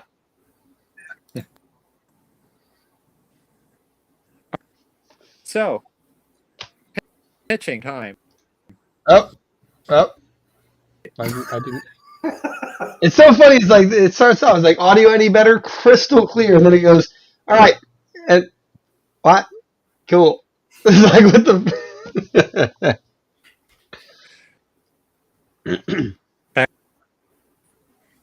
I didn't hear any of that. I saw your lips move, and then I heard Phone bah! connection is terrible. It says 0. What? His phone connection says 0. Yeah, phone. Yeah. That one's pretty bad. Oh, can you see people's connection quality? Yeah, it says 0 out of 10. So Solid. yeah. Where's your router? In the next room. And this was I Justin. was gonna say, yeah, we were talking to Justin. When's the last time you reset your router? He's like, I remember. It was a year that started with a 1.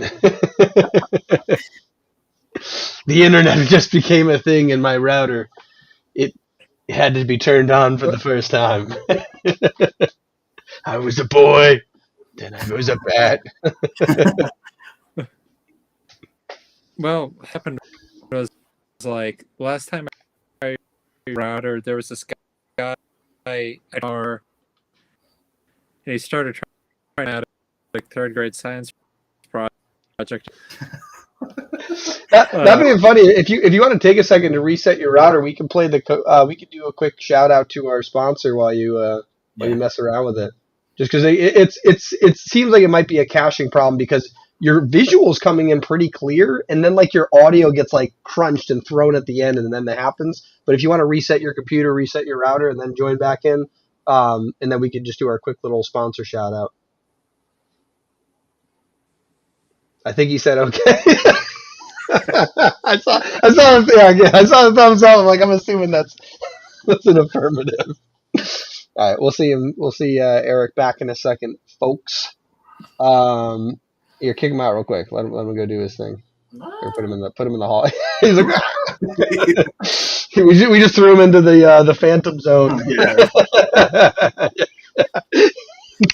No, I wish there was an animation that when we like kick people out of here, it screenshotted them and then floated them away. Restream, do that. Add that for us. Oh my god, that'd be hilarious. Anyways, get the video ready. We can show it in a second if you don't already have it ready. But what I'd like to say is we want to shout out our sponsors for the convention, which is up here. Wait, I can't reach it. It's like just out of reach. But it's Comics Wellsprings. They actually reached out to us once they heard we were running a virtual Comic-Con, and they were pretty excited to work with us. We chatted with them, and definitely excited. Plus, what's it called? Was I getting that? I saw the thing pop on the bottom, and then my brain broke. I was like, but we've been printing with Comics Wellsprings for a little while now, and we heard it from our community of creators on our platform that they were great to work with. We started working with them, and they definitely have been fantastic. And so they're here, and here's their video over here. Our video will be in a second. In a second? Yeah. My brain was breaking. I'm like, how do I talk again? There we go. My comic has to be printed. Because I get to feel all the late nights and hard work pay off. And there is no better printer than Comics Wellspring. Whoa, foil options too? Ooh, look at that shine. Print your comic books with Comics Wellspring. Yeah, do that. Plus their logo looks awesome. So definitely glad to have them with us. They're helping make all this possible, and definitely excited to get our next comics printed from them because they look excellent. And once Eric's done doing his thing, is he back? It's okay. Whoa, that was weird. Like, your audio didn't come in for like a solid 4 seconds, but I saw your lips moving. It sounded great. You were like, and then you were like, I feel your lips moving, but I don't feel any teeth. what? Crazy thing. Okay, reset it. Yeah, your audio is like 5 seconds delayed from your visual, and then it like crunches the audio. You don't have any software running that like edits your audio, do you? Like that cleans it up? Or like the Spider-Man 4 fan film thing you're making. You got that running in the background somewhere.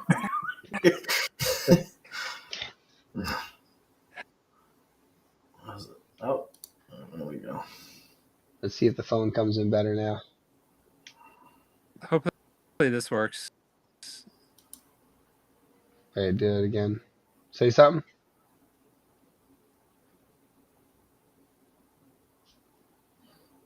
That's like 10 seconds, no audio still. What is going on?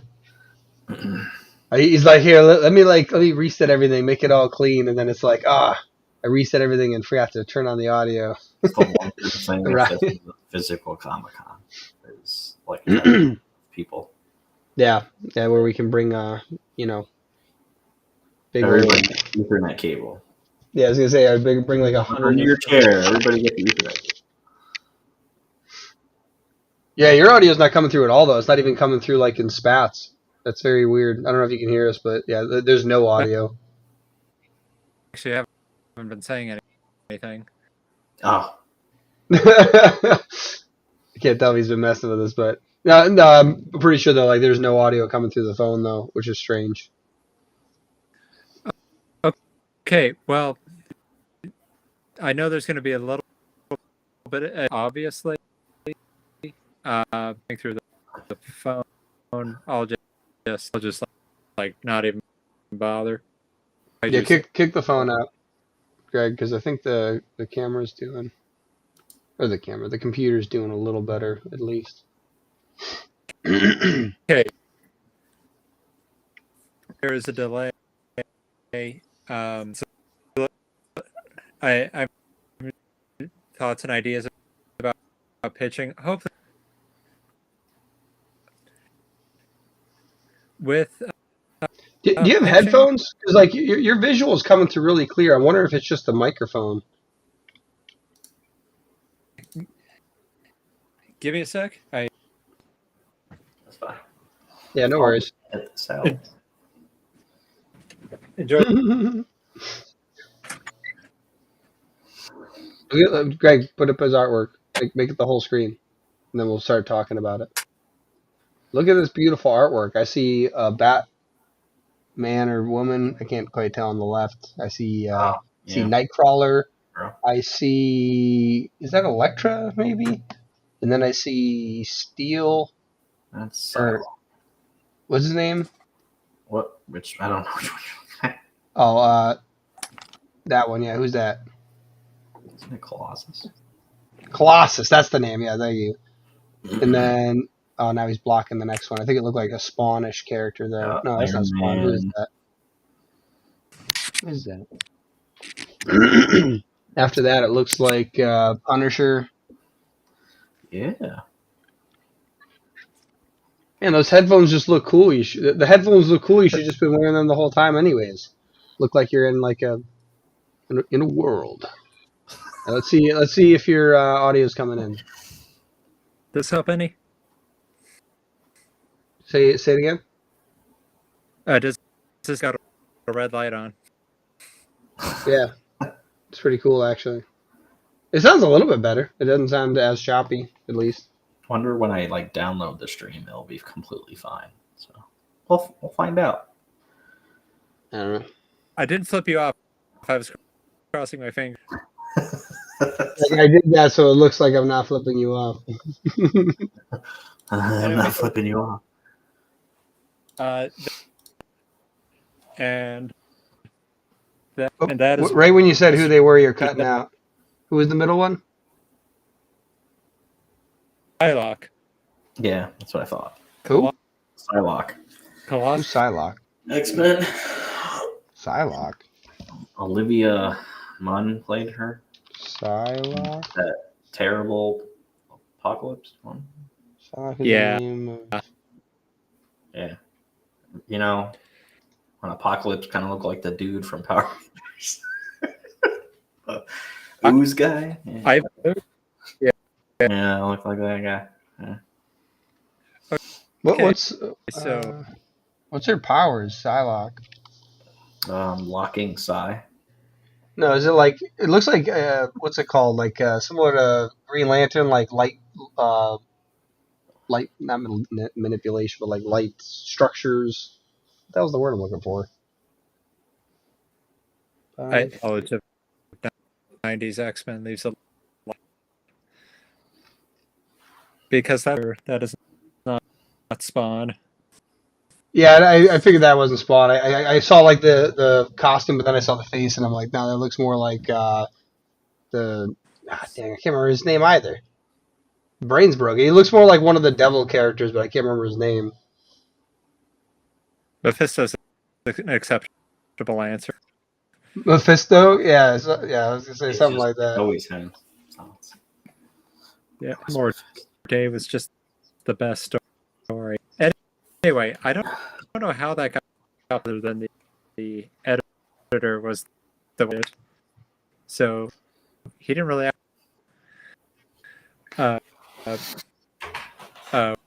we're here to talk about now. We're talking about what? Pitching. Yeah. Pitching about what? To enunciate RP's card. I'm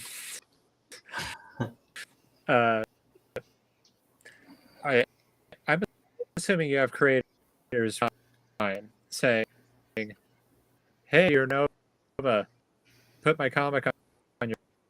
Obviously, they have you guys intrigued. You won't just put up any. So. It's funny, Greg. I know that you know what he's saying, and I know what he's saying, but I know it's chopping up pretty bad. But yes, we do have people that submit stuff to us that is very much not quality work. I will say it's got some Only improvements. maybe. Yeah, Not even. yeah. It's honestly like I will admit that probably because we were a much smaller company that the people that reach out to us typically end up having a better quality product. Ironically, I think the Dunning-Kruger is in effect where people that just start creating comics are like, Marvel wants to buy this, so that's who they pitch to. And then they're like, I guess maybe not that, maybe Image Comics, Marvel's too busy. And then it's like, maybe you go back and either get an artist or get a better artist instead of whatever this was. Yeah, it's we definitely see that a lot. Right. Yeah, the quality of the book, it comes to pitch it to too many people to see, hey, this. Hey, And this. That's all I heard right there. What did you say? Maybe he meant, hey, look at this. Oh, look at this. yeah, I'm like the little from the Legend of Zelda. Hey, look. Or, hey, listen. Yeah, listen. Yeah. Okay, this would be awesome if it comes through on the. But when it comes, I can't imagine it's coming through. It's pretty hard to hear right now. Like I'm only hearing like one every 4 words. I don't know if Greg's hearing more or not, but it's like pretty choppy. And it's weird because his connection is fine. So I know we've had podcasts with him before and never had a problem. And then it's like weird. hey, it's only the once a year virtual Comic Con, and then it's like internet's like, oh no, all that cyber shopping, all those neighbors.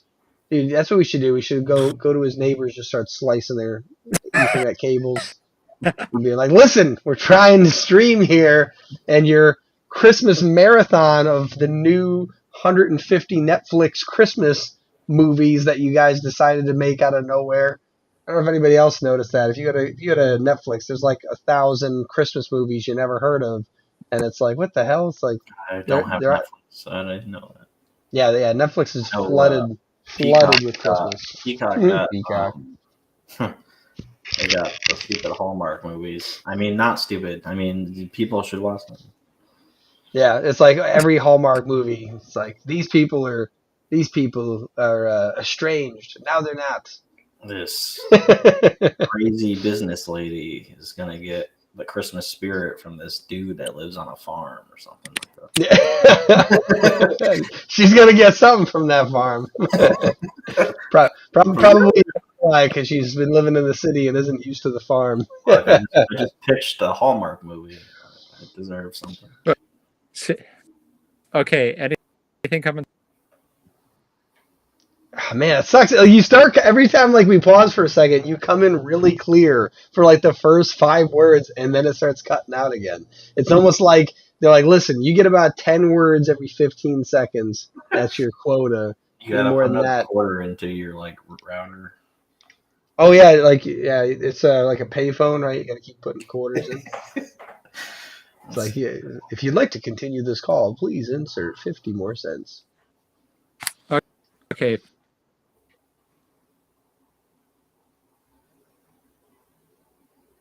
Nothing. Okay. Why do that?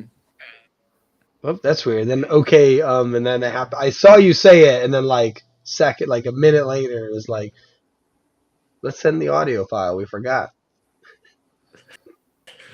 Somebody is still interested on our Twitch. Somebody's what on Somebody's still interested on our Twitch, so that's good. Why are they messaging us on there? No, I just see like the one viewer. Wait, do I have it open?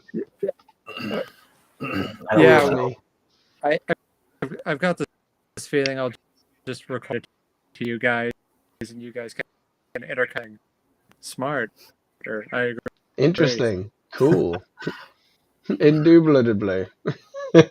See, it's crazy because like it's just the upload that's the problem. Like you're clearly getting what we're saying, like because we're coming in clear. You know what I just thought Yeah. about real quick? Do you have Spectrum Internet? He was so funny. I think he said yep, but it didn't come through because he has Spectrum Internet. I didn't even know they were there. I didn't know Spectrum was over there. Huh. I'm happy that the one Twitch stream went to the bathroom. I totally understand. Okay, so so I can feel a little bit better. It's like that. A hot librarian take off, but I'm gonna pitch an alternate Christmas thing here. Gonna happen. This movie, a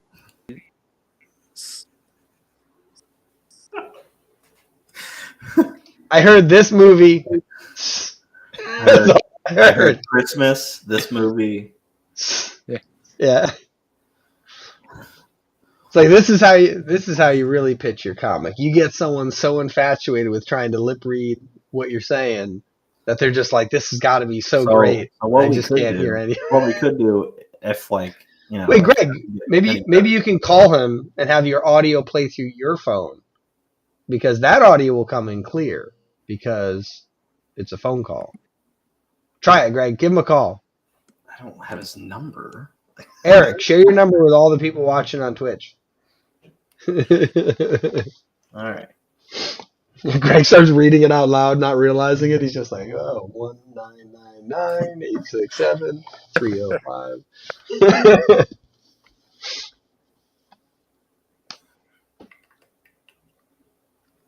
We're going to get this because people need to know this. They need to know how to pitch their comics. The hell was that? what? You know, it's hilarious. You came through crystal clear that time on your computer because I heard that. Okay, so Mute your microphone on your end, on your computer. So mute your computer mic. And Greg, what do you have to mute? I don't know. I can't mute the mic. Yeah, that's what I'm thinking. How do we stop the feedback here? See, look at this, folks. Live, we're teaching you how to not do streams. Like, these are all the ways to do it. I muted the mic on my phone. Oh, that might work. No, why is it giving feedback then? Oh, Greg. Wait, no. I so when I said Mike, I'm thinking microphone. I'm like, Mike. Wait. Eric, say something through the phone. Oh, see, that sucks. You have to hold it close to your thing. Greg, your phone microphone's muted though, right? Okay, hang on. I took you on speaker. Maybe that helps. Oh, yeah, maybe. Still hear the beeping sound. Are you muted on your computer? Yep. That's so weird. What if I'm?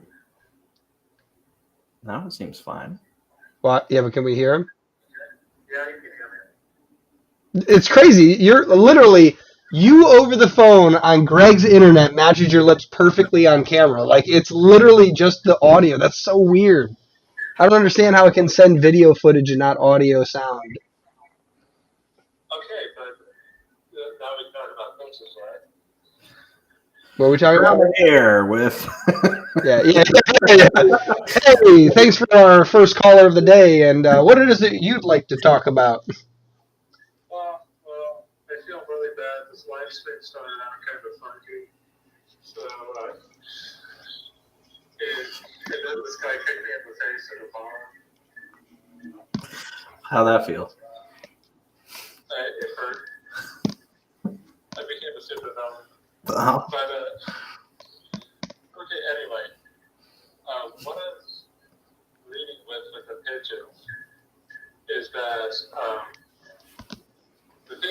when they're pitching you at Nova Nation, what they're really trying to, what they really have to realize, I think anyone pitching a comic, is the fact that the worst people to test your pitches out on are friends and family, because unless you've got a really judgmental family, they're probably going to want you to succeed or say, oh, that's great. And your significant others, whatever, they're going to be happy and supportive. I mean, if they're not, it doesn't sound like a great relationship. Get out of it. But unsolicited relationship advice. Anyway, I would say, you bored, Dylan? Oh, you're back. Okay, so that guy should make fun of anybody for having connection. Now, I'm trying to see another way to do this in the future, too, is potentially have you call through the computer, and then I can use OBS to stream my visual, but I can't do. I'm trying to figure out how to stream the audio into this. Sure, okay.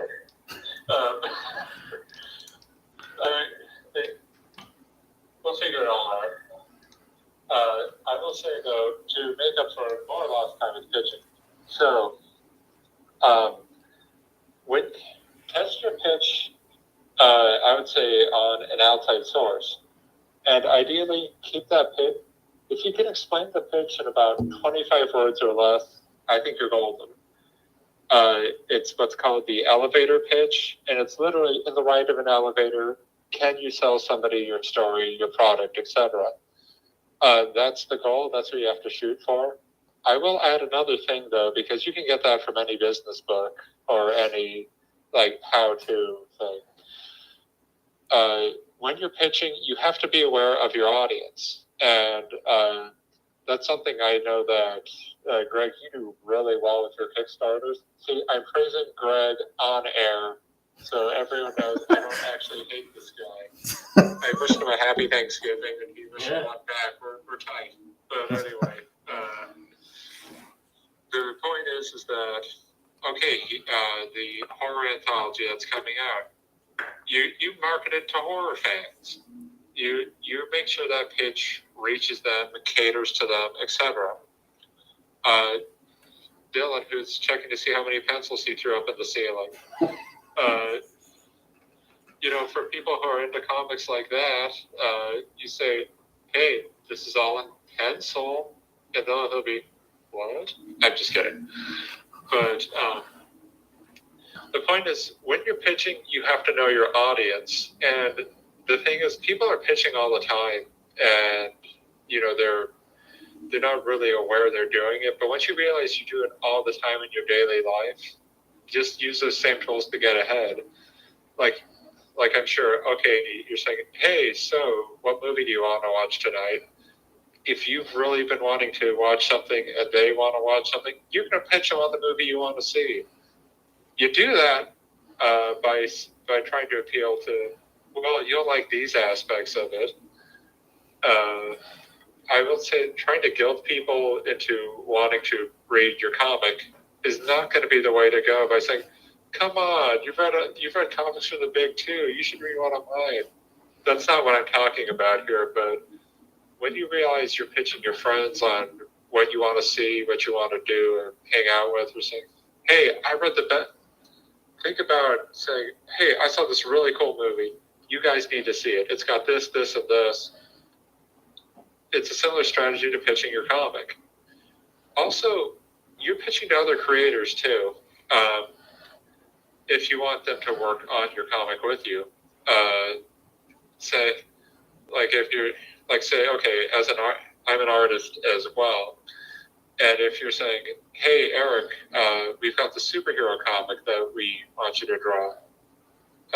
You had me at my page rate, to be frank, but if you're saying, "Oh, you've got a superhero," I'm like, "Okay, cool. Well, tell me more about them." And once you start telling me about the what makes this worth reading, and that I'm interested in working with you.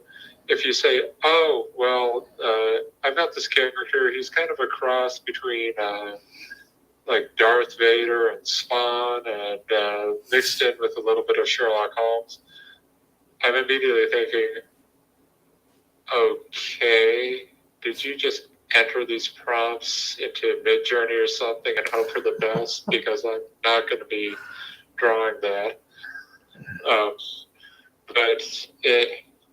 But in all reality, when you're pitching, keep it concise, but keep it targeted, and keep it targeted to a person you know that it will likely appeal to. We were talking earlier about Hallmark movies that we should all be watching for the holiday season, right? And my pitch to you guys is, what we're going to do is take, like a hunky baker or some shit from a small town. He's going to go to the big city, meet a corporate business type, immediately forget how to bake. He's going to hate Christmas, disown his family. And, the two of them are like never going to have kids. Or it's going to be about the big Christmas hookup. But he becomes a capitalist at the end of the movie. And I bring this pitch to you, first off, as a gift. Happy holidays. But the point is like, I know you guys, I know your senses of humor, and like, okay, I pitched this. If I said, hey guys, I want to do a one-shot of this comic as an anti-Hallmark thing, you'd probably say, well, if you can write it funny and draw it, we'll put it out there. No, I'm not going to just whip it out and say, it's done. But I think I know you guys and think, okay, it's an easier pitch, to people but say you're going after, like you're doing like a cold call to an editor. Maybe think you got a shot at a bigger, like thinking, hey, I've got the next big thing. You might. It'd be pretty awesome if you did.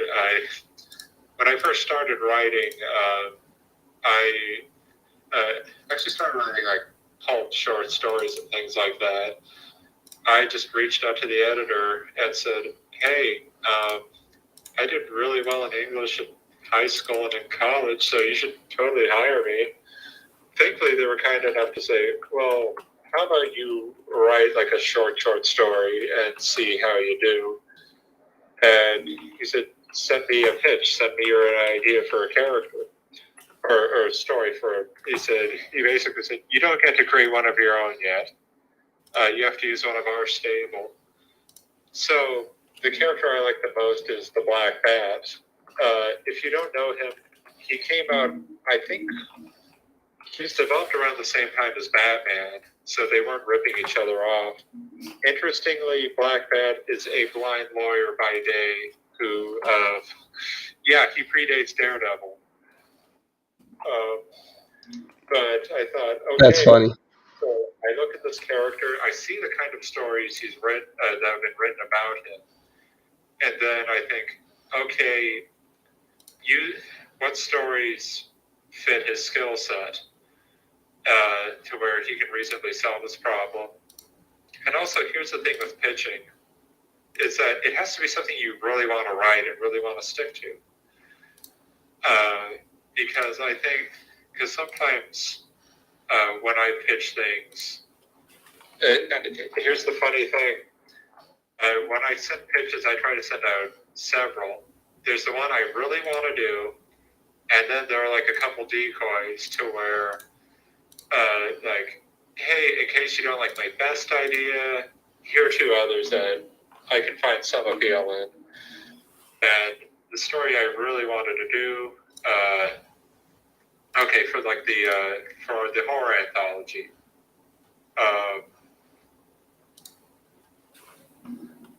Let's see, Dylan just sent me nudes. Hang on.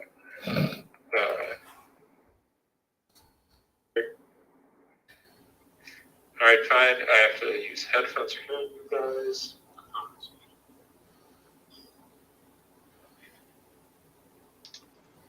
Yeah, I was realizing the echo's coming. It has to be coming from Eric's side. So if he's got his head, why am I echoing now?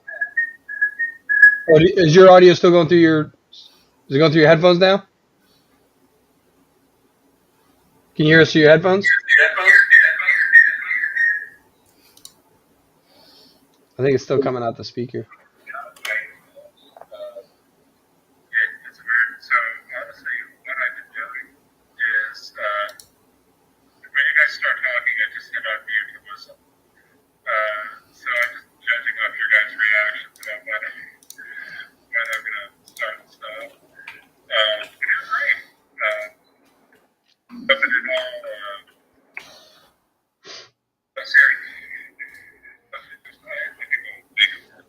If you want, you can put it back up to your ear though, because yeah, it was definitely better when you had it up to your ear than it is like that.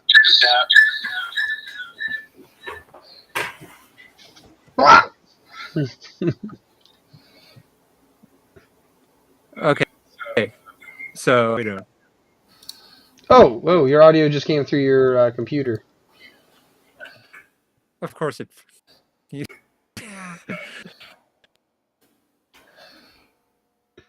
So trying to play of thought, but Yeah. Mute your what's it called? Your computer audio.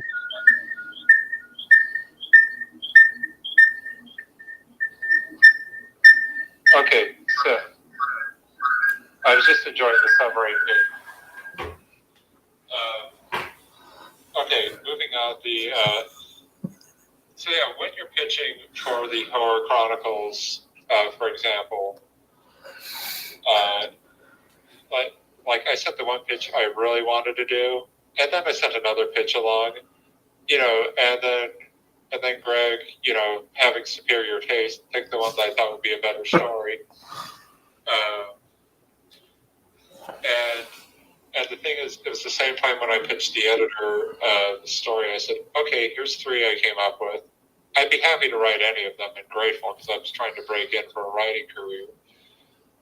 But the one I really wanted to do, I think it shows in your pitch. And in a pitch, it's different if you're pitching for an existing character versus for an original character. Because I've got to say you on a whole series as an original character. Like, okay, I'm talking about the series I'm developing with my friend. And the thing is, it's going to be a fantasy adventure series, and I describe it as is like very Red Sonja-esque, but the character is going to have a unique twist to her. I say something like that, hopefully you're thinking, okay, what's the twist?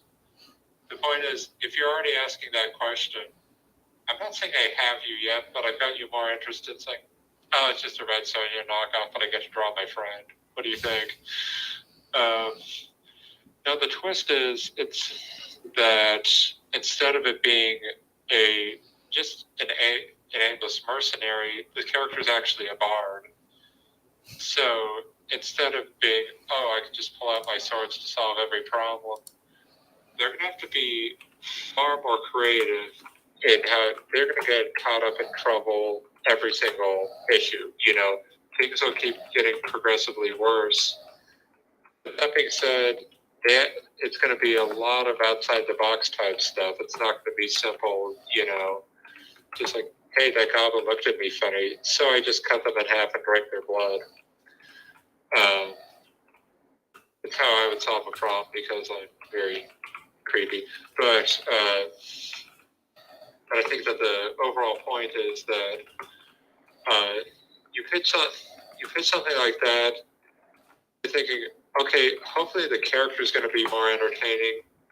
I don't have enough yet for, you think, okay, it's the same as figuring out your story. What do they have to fight against? If I just say, like, okay, so we're going to write about, Dylan and his adventures of monologuing and, fighting guys at a bar.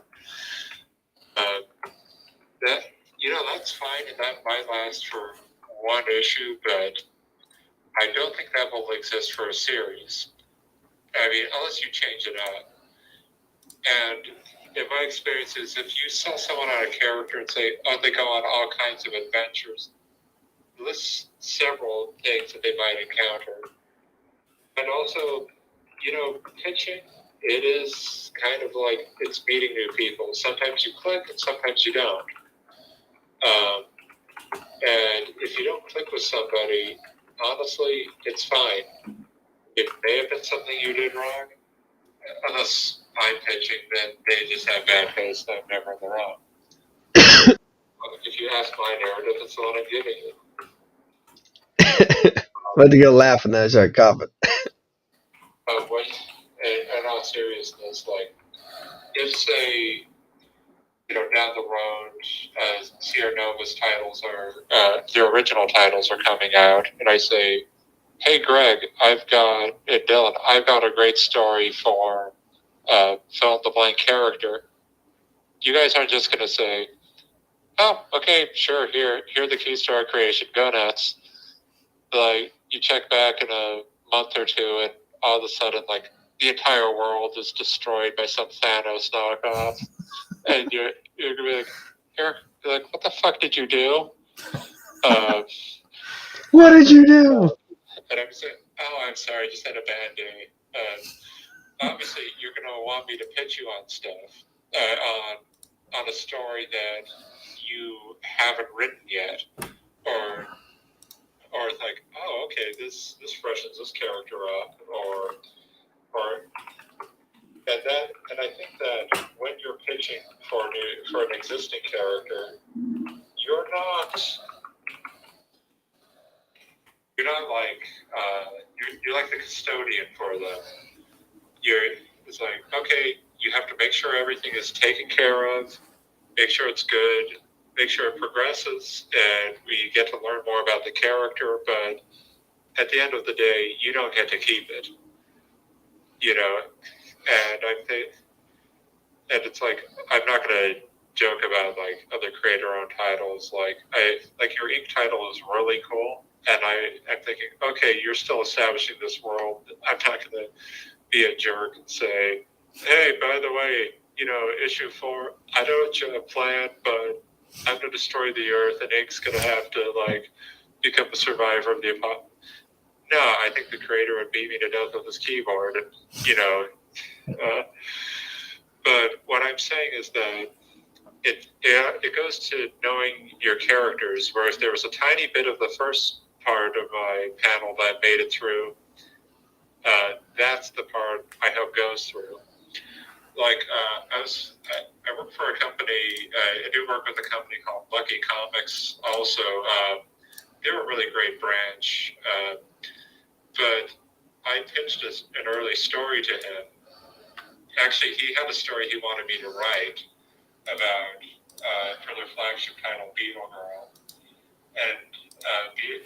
And she's like the daughter of the Blue Beetle. No, granddaughter of the original Blue Beetle. Anyway, it's like, oh, I want her to fight this character that we're introducing. And so what I did is just go and read I read as many of the titles as I can. And I really like the fact that she's a teacher. So I had this idea where she's, our hero, she's waiting to, like get to drop on some bad guys. But while she's waiting for them to show up, I had her grading papers and stuff like that. And of everything, the editor said, I really love that touch. Can you put more of that throughout the script? And first off, that made it made me feel like I got a gold star for the day. But then when I was writing other titles and that incorporated the character, I thought, okay, I'm going to play up this teacher aspect since that's what sets her apart from I'm an orphan billionaire, things like that.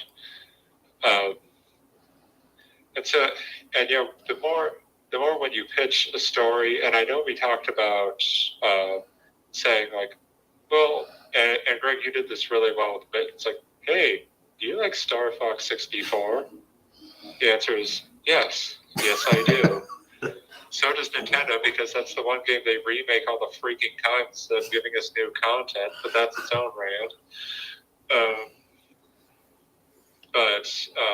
If you like Star Fox 64, do you like, what was it, Firefly was the other one you were going to? There's Mandalorian, which people actually have said that it's like. Okay, yeah, even better. I like the Mandalorian more. Guardians of the Galaxy, and there's another one, I think. But yeah. Yeah, so immediately you play on people's, like positive emotional triggers and things like that. And if your answer is, do you like those things? And the person says no, well, first off, don't be friends with that person because they sound really freaking lame.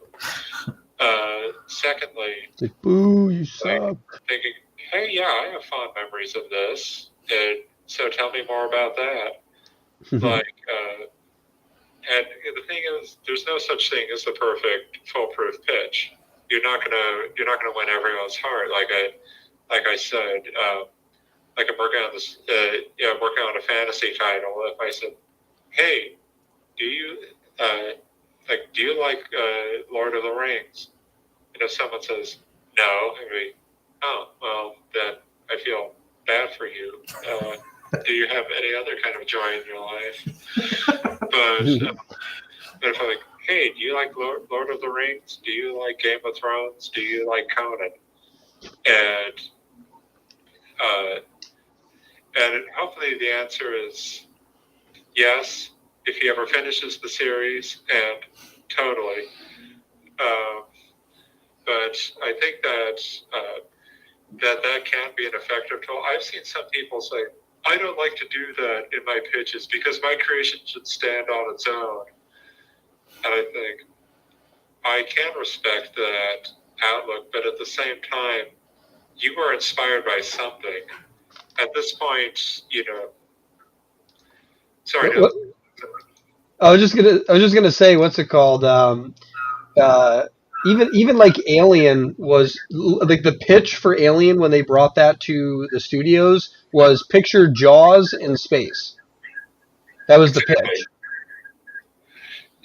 Yeah, and I think people will say things like the superhero market is oversaturated. Don't do that.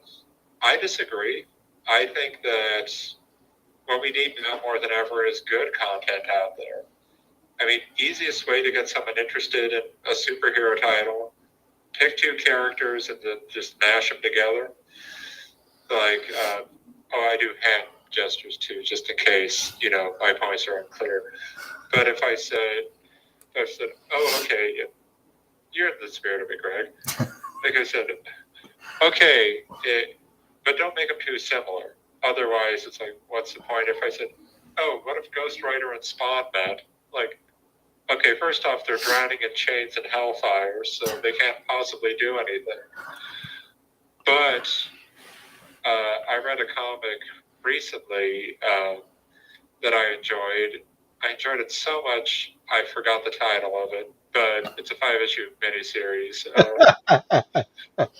It was so great. I don't remember anything from it. Like, if your names aren't displayed, I get it confused, I swear. But anyway, the pitch is basically, what if Batman had Spider-Man's temperament? Instead of being a brooding millionaire, he really loved his life, loved his job, but even though he didn't feel he was suited to it, like, oh, okay, kind of like a quippy, lighthearted Batman, I'll give it a shot. It turned out to be much more than that, a really rewarding story. But you just need enough of that pitch to get it in, like I just said, like the series I'm developing with my friend, obviously I'm using her likeness. So I want her to actually want to be behind the product. And I said, okay, so what if we had Red Sonja with your weird sense of humor? And she said, okay, so it's going to be a fun comic? I said, oh, between all the monster slang, it's gonna be wacky, AF. And basically, I got the gifts and you son of a bitch, I'm in. But yeah, I mean, you had to pitch her on that, and then we'll get a more refined pitch. I would say do your best to make your pitch not the establishment, because if you say, "Oh, I'm doing," my mind's locked on fantasy today, so we're just going with that. If you say, "Oh, I want to do a series about medieval political intrigue about who's going to inherit a kingdom," Yeah, I was gonna say you don't have to necessarily. and why would I watch that? Like, because I drew it, wrote it, you'll like me more. I mean, I don't have the charm or charisma to pull that off. So you actually have to have an interesting product to back it up. If you say, "Oh, I want to do a comic about a space opera," like, I'll read Star Wars, thanks. But if you did it like with what Greg did, to say, "Hey," instead of saying, "Oh, it's about a space bounty hunter," you say, "Hey, this is like Star Fox 64, but it's different." I'm thinking, look, I said, I have wasted most of my childhood playing Star Fox 64, the Nintendo 64, and games like that. No, I didn't waste, I enriched it. So I'm thinking, yes, it appeals to me on on that kind of level. That being said, though, in particular for Kickstarters, after you just get enough to get them through the door, then you have to keep going with the pitch. And it's not enough just to say, like, "Hey, do you like this and this? Well, we combine them. Give us money." I mean, I've tried that, and people have said no. So then, but once you get them through the door, let them know how it's going to be different than what they can already get. Then what you do is show off, like, I mean, there you can show concept art. I mean, it's essential for comics. There you can show concept art, and you can show completed pages, etc. With your completed work, no spoilers, obviously. Like I don't think they cut the trailer to Empire Strikes Back with the "No, I am your father" line. But I'd say always get people on a hook. It could be as simple as, "So our character's doing this, like they're in the middle of adventure, then oh no, the floor gives way and the villain's right over them. Are they going to get out of it?" Well, if you back the book, you're going to find out, and it's not what you expect. Ideally, you're luring them in with content. Also, another thing I've noted, I see with pitches too, because I do back projects on Kickstarter. I see if the person is going too grand too fast. Listen, everyone wants to be the next Stanley, Jack Kirby. I mean, I would love that for myself as a creator. But they build up their empire over time, character by character.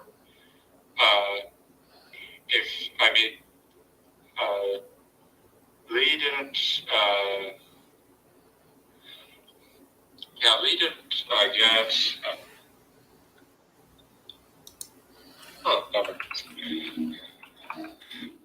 I say, like, Stanley didn't develop the characters.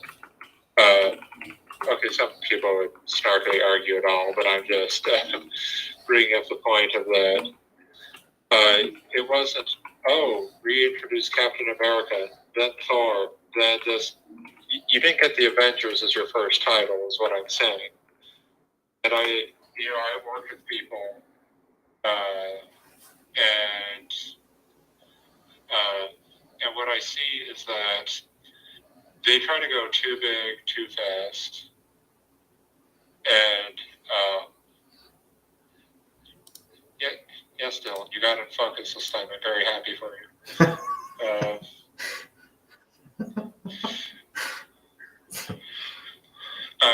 Okay, so I have a about a couple minutes left before we wrap up. So Before the demons come for him. when you're pitching, start slow and go character by character. Like you have outlined your Nova plan, and I think that's really cool. You know, you have this timeline that's going to be fun. Like we're introducing Ink and this, and see your Nova Chronicles number 3. That's the next one coming out, I think. Mhm. And then we've got Ink and Brent Torres, and et cetera, et cetera. I don't cyberstalk you, Greg. You just send me all the stuff and I read it. But the point is, your big amalgamated, super team crossover, that's not the event you launch on, but I see so many things. We're introducing our team book first, like, why do I care about this team? I don't know. It's like Youngblood, for example, worked because people are excited the novelty of a creator-owned title, being put out like this. I'm not sure the title would succeed as well nowadays. If it were just freshly pitched. I could totally be wrong. Okay, but to wrap things up, let's just have a bit of an open dialogue here. And, as in, like your guys' experience pitching, what's worked for you and what hasn't? Dylan. Can you hear me, by the way? Yeah. Yeah. Okay, just making sure. So we haven't been pitching our comics to anyone because, like, obviously we self-publish our works. But obviously, when we're pitching ideas for stories, even to each other, which is important, very much like what you were saying, like in marketing, there's the concept of the one-liner. It's being able to simplify your entire story into a single sentence, like very, very basic. And one of the big things that you can do is you can use other things to reference, right? So Star Wars, for example, they used, I think, just wizards in space, right? That was like their little pitch to get that movie created, or to get that movie going. And so everyone, knew what wizards were. Obviously, sci-fi, space, they get that. So it's like, oh, that's interesting. So, like, it's space, but there's going to be, like, magic in it. That's an intriguing thought. But, if you're like an indie creator, you have no connections, and you know that your story would do well based on, let's say you're trying to pitch it to Image and they've done other comics like this in that vein, very often, as long as it's a non-competitor, right? If you're not like, oh yeah, it's just like Batman, but his cape is red, that's not going to fly. But if you're like, some people like that, the Batman story and how much into detectives it was, but the superhero part maybe was too much. But with my story, it is someone who's highly successful and rich, and he is a detective, right? But he doesn't necessarily have this extra persona. He just goes out and solves these crimes, right? But he has this innate ability to do all these things. And then you're like, oh, wow, that's like Sherlock Holmes. And it's like, yes, that's what it is. He's gotten rich off of his detectiveness.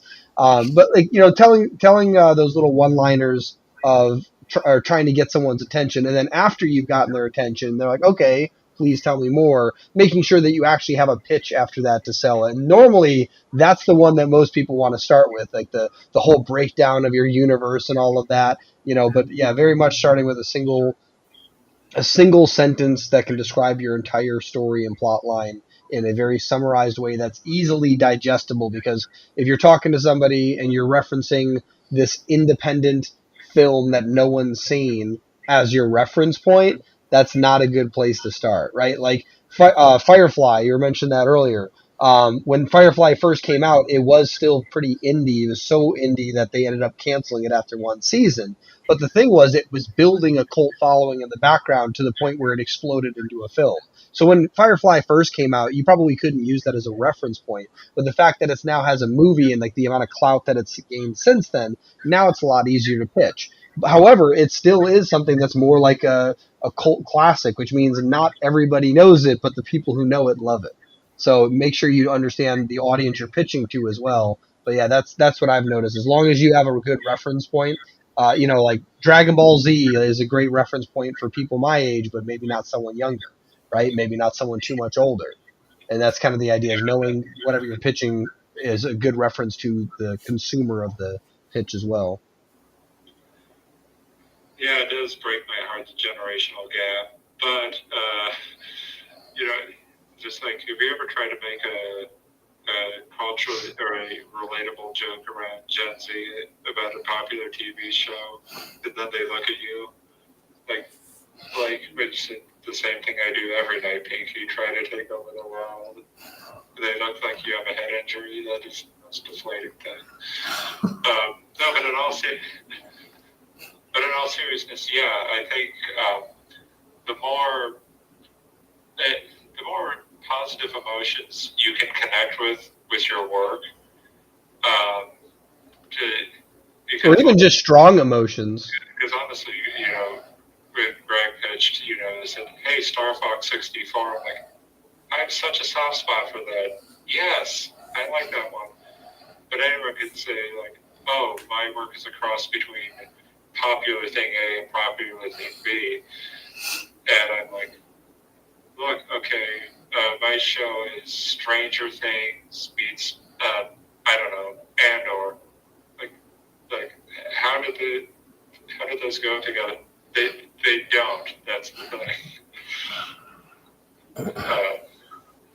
Yeah, but okay, it looks like it's around 1, and I think you've got another panel coming up soon, I believe. Mm-hmm. Okay, well, I'm not going to overstay my welcome. Besides, the connection is very tenuous as is. Well, thanks for coming on and dealing with this connection thing. Well, thanks for dealing with me. And Greg, I have your phone number. So yeah. And I'm glad we figured out the phone thing, so that now it's like, if we do have a situation, like, because we spent like a lot of time trying to fix that, but now we know we can just make a phone call and it'll solve that problem. Yeah, just cut this out of the replay. Just cut the whole beginning section where that. Yeah, I'll be doing that. It's where I gave my most useful advice. So yeah. If you missed it, that's your internet's fault. You should have paid for better internet. I gave excellent advice. It's your internet that was cutting out, not mine. That's ludicrous. Well, it's been great, guys. Thank you. Yeah, definitely. Yeah. Love you, Greg. Bye. Okay. Now get out of here. Oh yeah, wait. Do it again, and then Greg, you gotta kick him out of the room as he fades back into the phantom. Yeah, he's got it. He's doing it. That's awesome. I want that effect. That'd be so awesome. What is up? What's up? What's going on? Can you guys hear me? Yep. Yes. Cool. Yeah, let's do a little audio test around the room. How's everybody doing? Good. Good. Hopefully we don't need to do any phone calls on this one. So.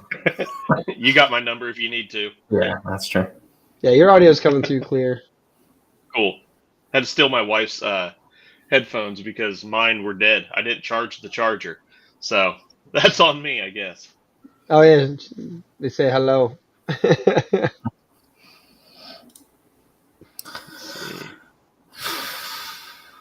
All right. You guys tired yet?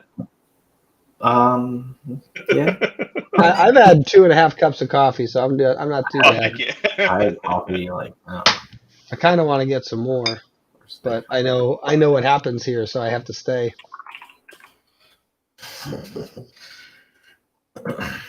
Well, my mom says hello. Yeah. First comment. Hi, Mom. I made it. Look at me go. Go. Are you proud of me yet? Then and she's super proud. Austin's gonna come in at some point. He said he's gonna say Austin Powers. Austin Powers, yeah. Cool. So Austin. First Elvis, say something. Okay. Oh, no audio. Check the little gear. Make sure you have the right microphone selected.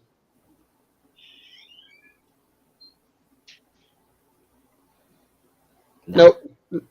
I know what you said, but it's not because you said it. No No, ASL. check the little gear. There's like a little gear on the bottom. Well, I guess middle bottom right, and then under audio, it'll give you different options. That's cool. Also, Adam, do you have your the thing flipped or mirrored? If you go to the settings and go to video, oh yeah, I guess you can just hold up text to see if it's mirrored.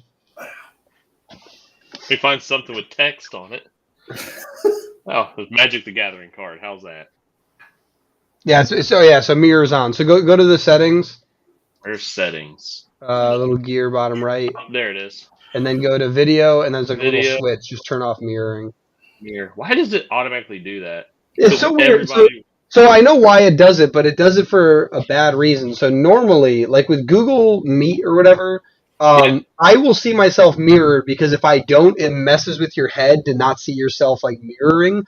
But what'll happen is if you don't mirror it to the consumer, like the other person, then it looks weird to them because everything's backwards. But like you never see yourself like straightforward. Like in fact, before the invention of photography, no one ever could see themselves the way other people saw themselves. It was always a mirror image, and so that's why they do that.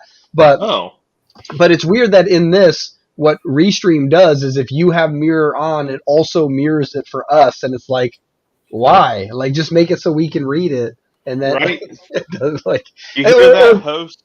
you hear that? Whoever's developing these apps. Yeah, we know what you're trying to do. Just do it right for us, so we don't have to think about it. Thanks. It's so weird though, because like all they'd have to do is for your one screen show it. But I think the problem is that what they're doing for everybody is we're all seeing what the live feed is. So I think that's the only reason they do it that way. Because like I've been on here for like what's it called 2 days now, 2.5 days now. I now know where to go to like point at stuff, but like it takes a second when you first do it. Yeah, I'm like, and here's the thing that you need to address. And here's the storm front as it just consumes all the. I always wonder how the heck they did that. I'm like, I couldn't. I've been on a couple news segments, and I'm just watching. I'm like, you guys are insane. What are we staring at for Elvis over here? I'm sorry, I was just like slowly drifting. Hey, there he is. Did you find the gear? Are you on a phone or a laptop, or what are you on? Phone. Oh, phone. I was gonna say do L for laptop, P for P. How do you do a P? What's P? What's P? Is this P? P. P. Yeah. Yeah. I have a whole ASL book right here next to me. Yeah, I remember most of them. I was like P because I had to be like, what is it? L M N O P Q R. Forgot S. Is that just this? Not Z. No, it's a fist. S. Yeah. S T U V W X Y Z. Gotta love it. Yeah. Now you know your ABCs. And I know Italian too. Ooh. Watch those gang signs, man. Yeah. You don't know what you're throwing. So, we're just waiting. Anyway, sorry. He said he's on his phone. Elvis, so on your phone, is there a little gear on the bottom where like the microphone and the camera are? There should be a little gear. Actually, I'm trying to think about it. No, if he's on his phone, it should just be grabbing the phone microphone. Do you have Bluetooth headphones plugged in someplace? I just realized he wouldn't be able to hear us though either. Why wouldn't his audio work? Are you using? Are you on iPhone or Android? Exactly. I don't think he can hear you. Yeah, I don't know if you. Oh. Okay. Yeah. Cool. Elvis has left the building. Yes. That is the. Oh, there's Austin. Yeah. Oh no! Pikachu's evolving. Elvis evolved into Janowski. Actor, director, old comic book guy. He went. Yeah, he went from was it a pop singer? No, what is it? Art? No, what is he? Rock singer? What was he considered? Rock, right? Yeah, he went from a rock artist to an actor, director, an old comic book guy with no camera.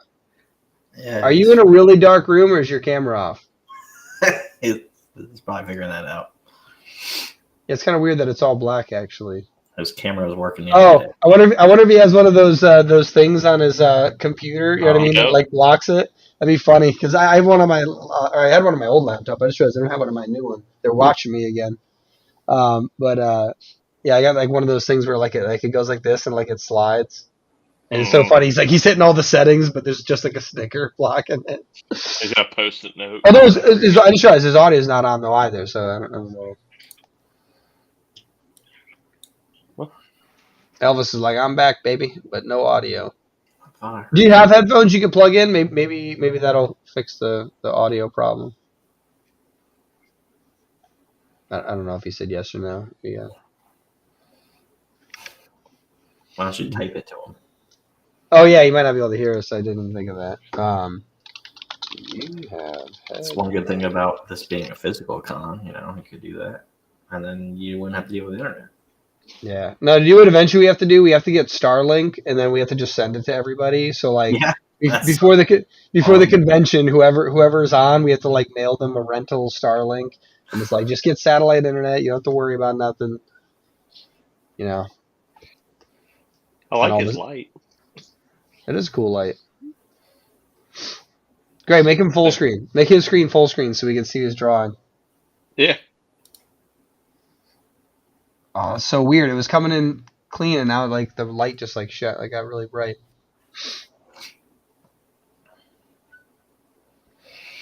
Man, we're doing solid today. It's so funny. Like the first day went so smooth that it ended so quick that we're like, wow, that was 8 hours. Yesterday was pretty smooth. We had a couple hiccups, but other than that, like, so it felt a little long, but not too bad.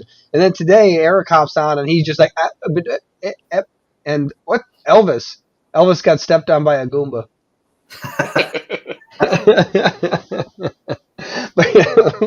We're just like nailing these. Actually, our first panel though, like everyone came in clean. So yeah, I don't know what it is. So that's why I'm pretty sure it's not Restream. It's everybody hooking up to that local McDonald's Wi-Fi. Internet. Yeah. Yeah. They're part of the Burger King Club. So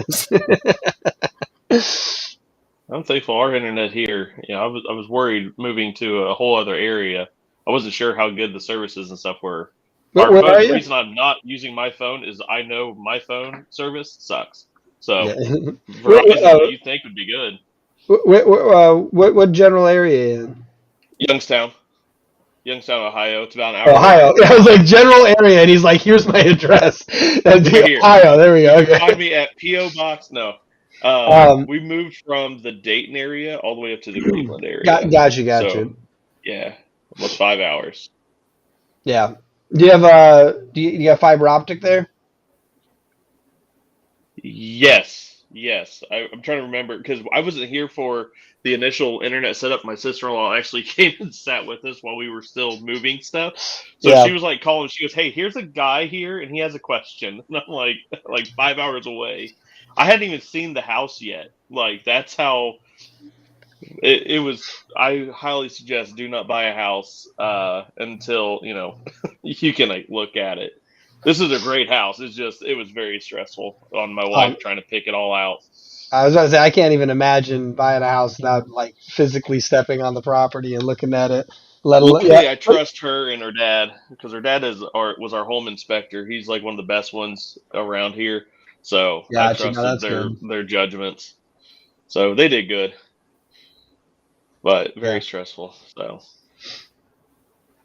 Elvis is so stressed he's stretched out.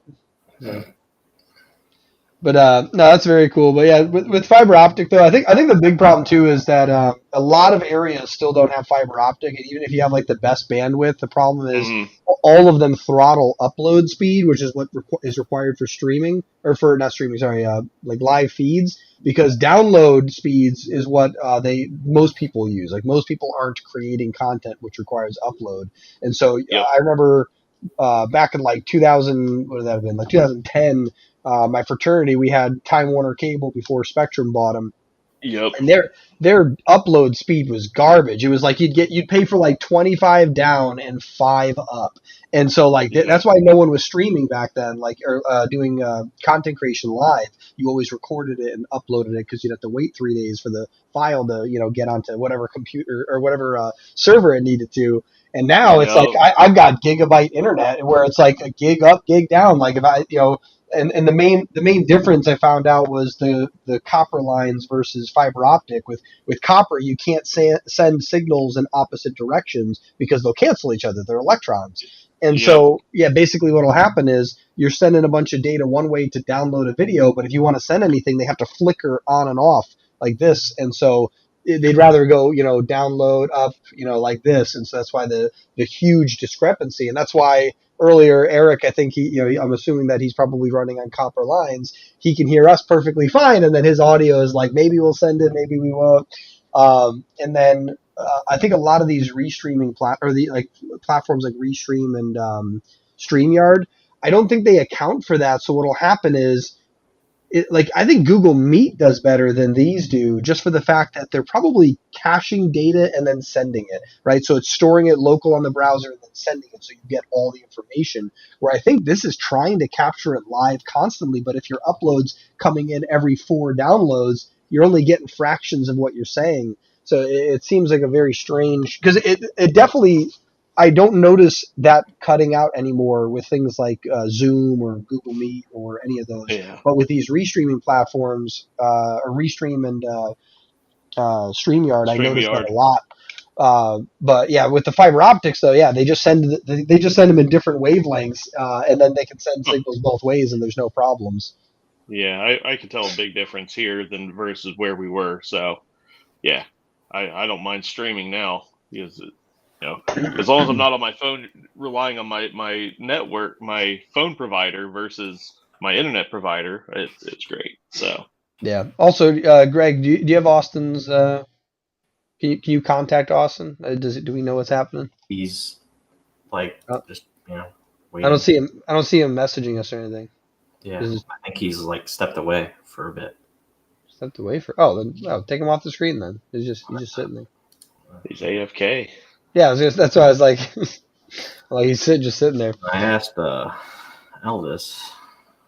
Well, instead of waiting, we obviously he's got to fix his stuff. Let's start with Adam's work over here. I'm literally sitting here. Okay. Not talking. No.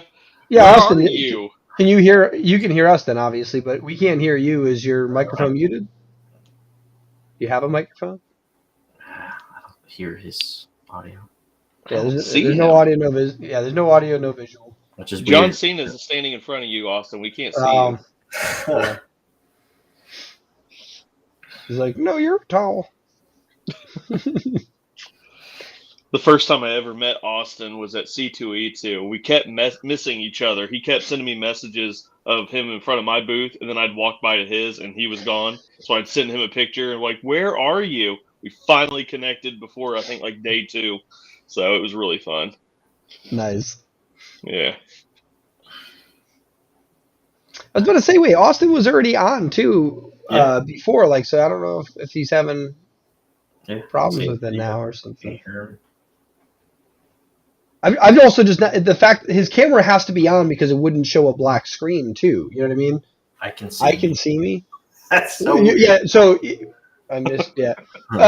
Austin, you might have to refresh your browser because you're not sending any visual, but it is a black screen, which means because when you turn when you turn off your camera, this is what'll happen. It'll show your the little bubble. And if it doesn't show the bubble, then your camera has to be on. But I just realized it's not showing the name.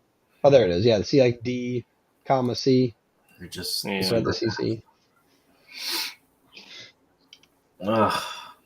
Gotta love technology. Yeah. Brings us closer together in our communication. I refreshed. All right. Bring him back up. So let's see if we see him.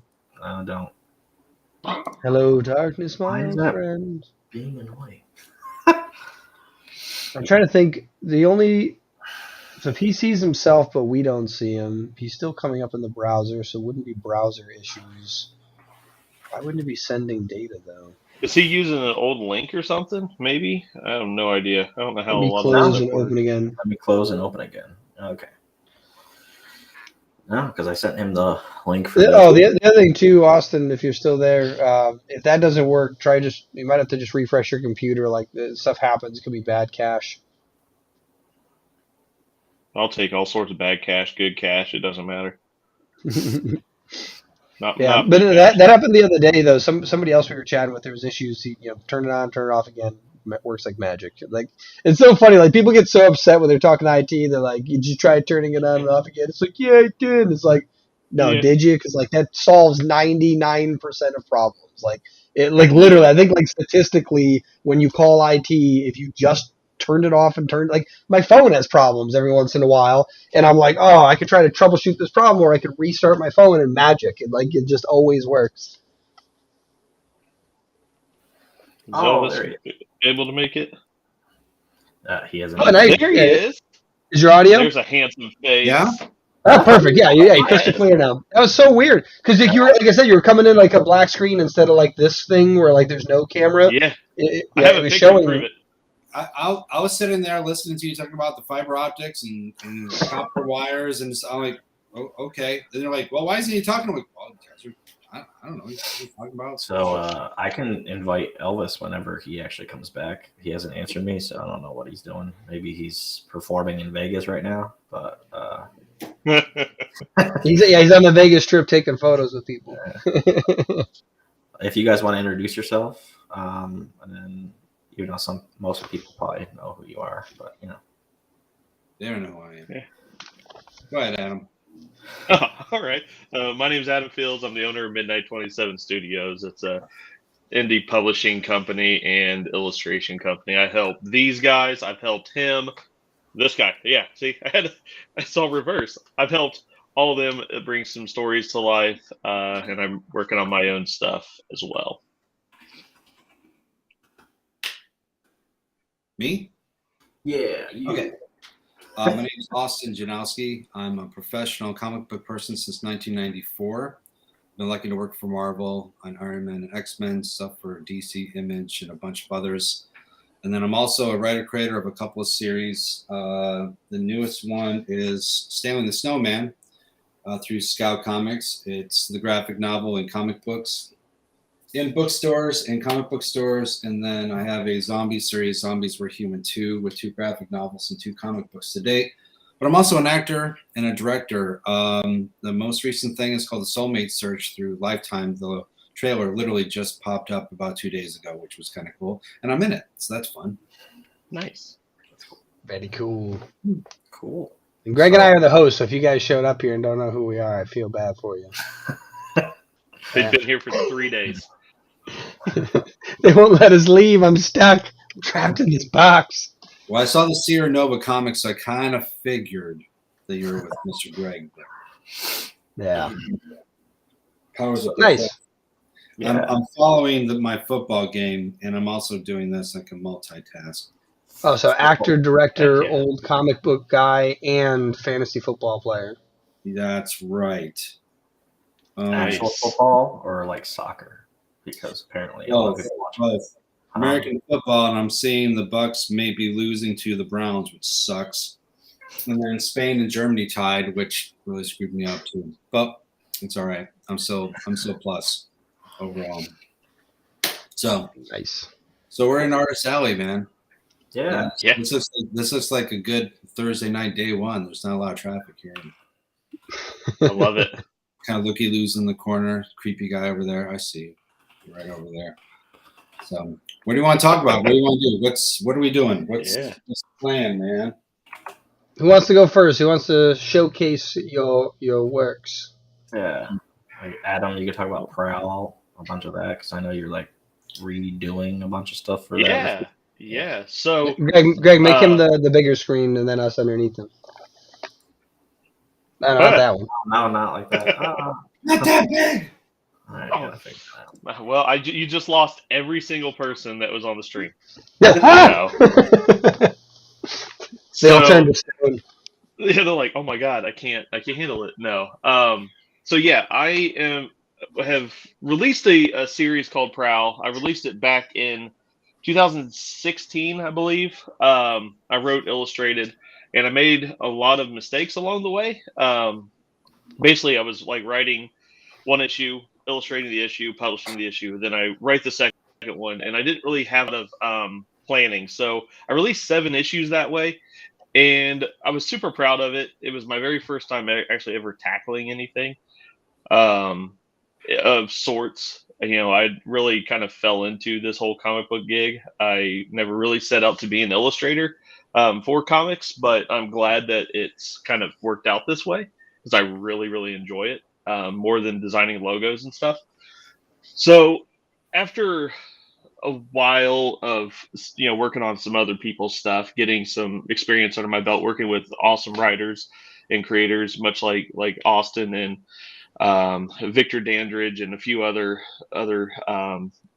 big players, I was like, man, I really want to. I started getting this itch to work on my stuff. I know the story that I've got for Prowl is good, like the bones, but I really wanted to add some more meat to it and build out the universe. So I decided I was going to remaster it. And not only am I going to remaster it, I'm actually pitching it to Image once it's ready. So I've been chipping away at it here and there. I've actually got the pitch wrote, characters already fleshed out, character models already created for the turnarounds. One, that just helps me out so I don't have to remember, is his shirt buttoned or is it opened? Is his hair blonde, blue? What, all sorts of different things that I will forget because I'm illustrating multiple other stories.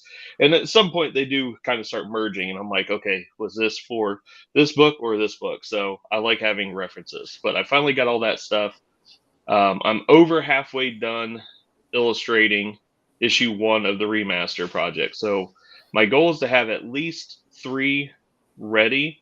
So when I do pitch it to Image, I can tell them I've already got 3 in the queue and working on number 4. And hopefully they really like that drive. So changing up the story just a little bit from what was already published, but still keeping the same formula that I had going, and then making sure the artwork just really blows the old stuff out of the water. I keep looking at my 7 that I have on the wall. It's kind of my motivation wall, but so I've got one page here that I don't mind sharing because it doesn't show much. It's just a couple of guys enjoying a beer at the bar, and this guy, he's obviously got some ill intentions, and she's wanting to take a break. She's tired of dealing with these drunk idiots, and then it goes downhill from there. So that's just one of the pages that I've been kind of working on. Nice. Yeah, I really, really have a lot of faith in this because not only do I have at least 3 or 4 volumes already mapped out, I've already have volume 2 plotted, some bones for volume 3 and 4 ready to go, and then I also have 2 different spin-off series that I think will tie in beautifully to the main story arc. So lots of work ahead of me, but definitely enjoying the journey so far. I feel a lot more confident working on it this way. I do have, I guess I can share it just because I inked it live. If I can find it, I had it. I'll find it in a little bit, but it's actually one of the covers. I got a whole bunch of Ink 2 stuff here that I want to share too. Yeah. So we'll definitely have to talk about that. I'll find the artwork. I don't know where it's at right now, but I gotta I'll say, find it. We'll show it later. So Adam, while you're talking, Dylan just kind of runs and looks and then runs away, then runs, looks, and then runs away. So I'm not exactly. Maybe he's making food and he's just kind of waiting for it. But so with you kind of elevated your writing style. You're thinking outside the box. What's the premise of Prowl as a whole for those who don't know anything about it? It is literally about what hatred will do to you if you allow it to enter your body and enter your mind, enter your heart. It's based in a small town. It's about a vigilante werewolf who basically wants to protect his town from it basically digesting itself, from allowing so much evil and corruption to enter into its walls. So the tagline is, what if the the tagline was what if the wolf is in sheep's clothing is there to protect the herd. So we are going to follow along to Alex, who's the main character, and his journey to protect a town that maybe doesn't want to protect itself. It has other intentions. So it's pretty. It's got some pretty serious undertones too. So I'm pretty excited for everyone to see that, and hopefully it gets people thinking about their own lives. First off, that's a cool tagline. And yeah, Austin, I was running out trying to get coffee, but he kept saying he was showing something, so I sprint back to come see what he was showing. Yeah, actually, I found it. So here is going to be cover 2. Nice. Issue 2's cover. I already got it back from the flatter. I just got to color it. But so yeah, that's cover 2. I hate coloring. Hate it. I hate it. I have like 4 or 5 people in line to help me color my stuff from next year because that is not my strong suit. I can do it, but I rather just do the line art and pass it over to somebody else so I don't have to touch it 5-6 times. Cool.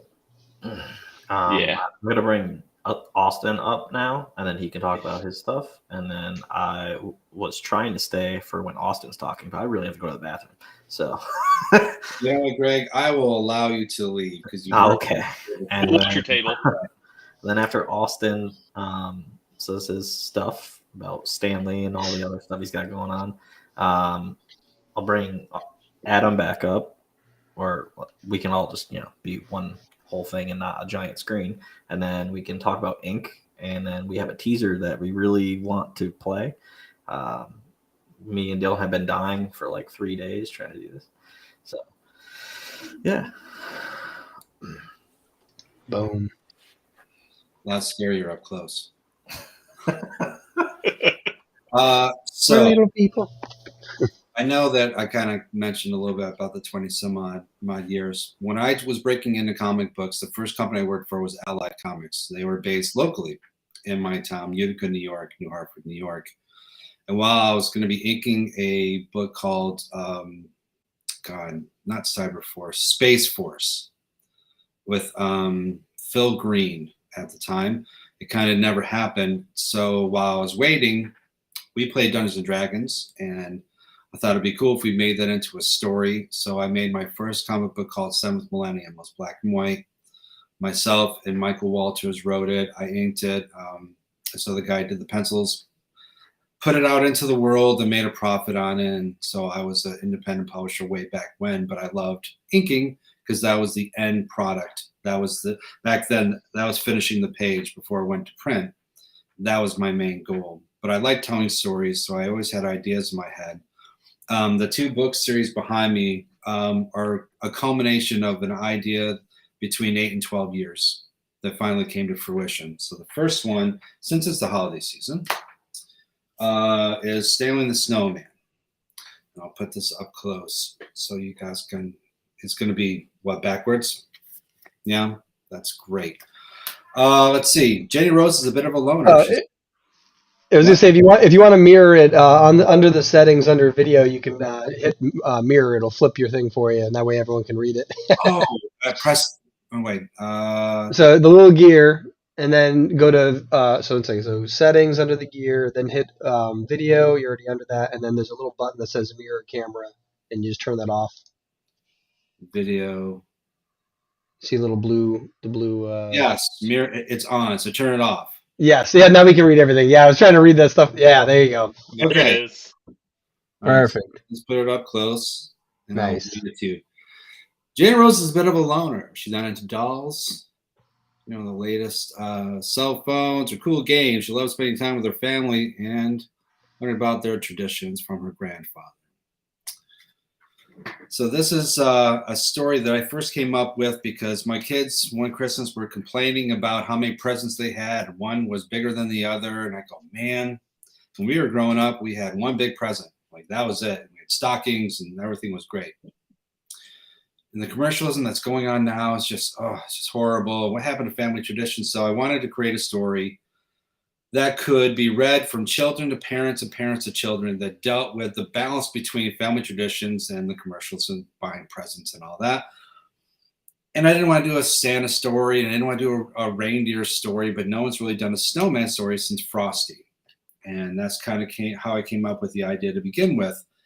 You know, Jenny has this magical ability to bring Stanley to life every holiday season from generation to generation by adding something to the snowman.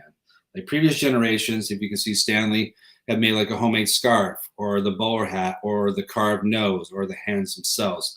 She makes a locket because her dad's a jeweler. So that's how she's able to bring him to life.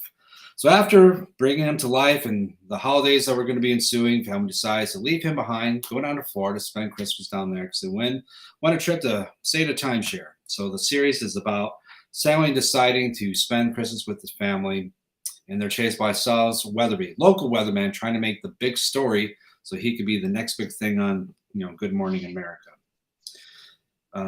So that's my idea when I first came up with. It was supposed to be 5 single issues, kind of like this. And originally, it was an animated style artwork done by Casey Moore and myself. Casey was just out of school, and I was trying to figure out my way to self-publishing. Wasn't the right time. I put it on the shelf, and then Scout came along, doing their all-age line, and it fit perfectly. But what they do is they do a nonstop. They do one comic book, and then they do the graphic novel itself. So that's why the entire thing's all done. But I chose a different art form. I chose anime, which is, for this specific one, it's called K-Pow. I don't know anything about anime. My son does. He taught me all the different, there's 43 different art styles. Did you guys know that? Wow. I did not know that. That's crazy. No idea. But the K-Pow is what it is. So Stanley was really cool. They put out the first issue, and then they did cool variants like, you know, the Dr. Seuss ones. This was done by Nate Johnson, art by Nate. Mm-hmm. Really great. And the amazing thing about this is they printed 12,000 of this $2 book. It sold out, and we're doing a second printing on it. Nice. Just found out about it. And then the books are in stores. So my zombie series is something else I came up with when I was, I guess, at Wizard World Atlanta. This was about 11 years ago. And I was sitting down, and I met the 3 out of the 4 featured zombies on The Walking Dead for the Entertainment Weekly cover, you know, the ones in the backward. And I jokingly said, be interested if you guys who knew you were before you became zombies. And that's kind of how I came about the idea to start with. Contractually, we couldn't focus on them entirely. But then I thought, telling zombie stories for how they became zombies is a cool idea, and let's kind of figure on that. So it morphed into, you've got kids that are foraging, and they get spooked, and they get chased into a warehouse, and to make up stories to calm the youngest, they just pick out zombies, and the stories are about who they were, how long they lasted, and how they died in a funny, ironic, or crazy way. But I wanted to make this a collaborative sort of book.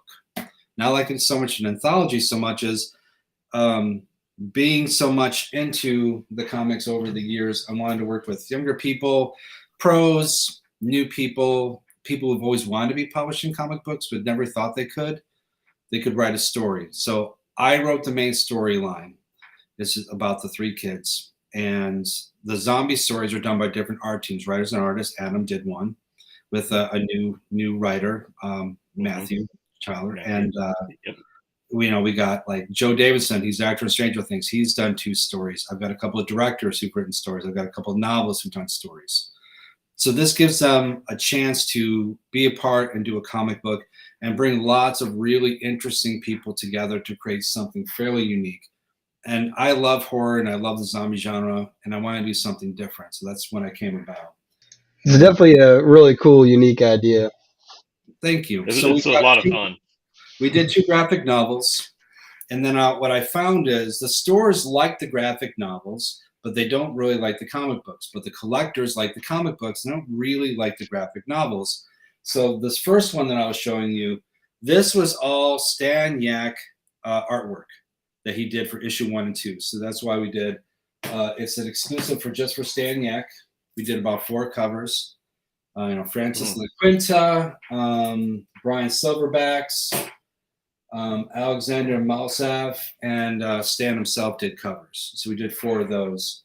We did it through Kickstarter and got it funded, which is great. We did a second one, which is a Joe Davison and Jonathan Hendrick exclusive with brand new stories, brand new main story to launch into volume 3 that we're going to do a Kickstarter, I think, in March.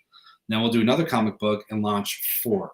So I like the idea they did with Stanley, with the comic book and the graphic novel, kind of best of both worlds. And that's what I decided to do with this series too. That's a really interesting like package deal to offer someone too. Like, hey, you can buy the graphic novel with these 4 collectible comics, that break out this story. You have the graphic novel to read, and then you got these collectibles you can hang on a wall. Exactly. Yeah. So this way you have a reader if you want to, and if you can get people are really liking different covers. Like we have 4 stores doing exclusive covers for their store with this one. That's so cool. I love the idea of localized custom products. Yeah. Do you know what Loot Crate is? Like the box.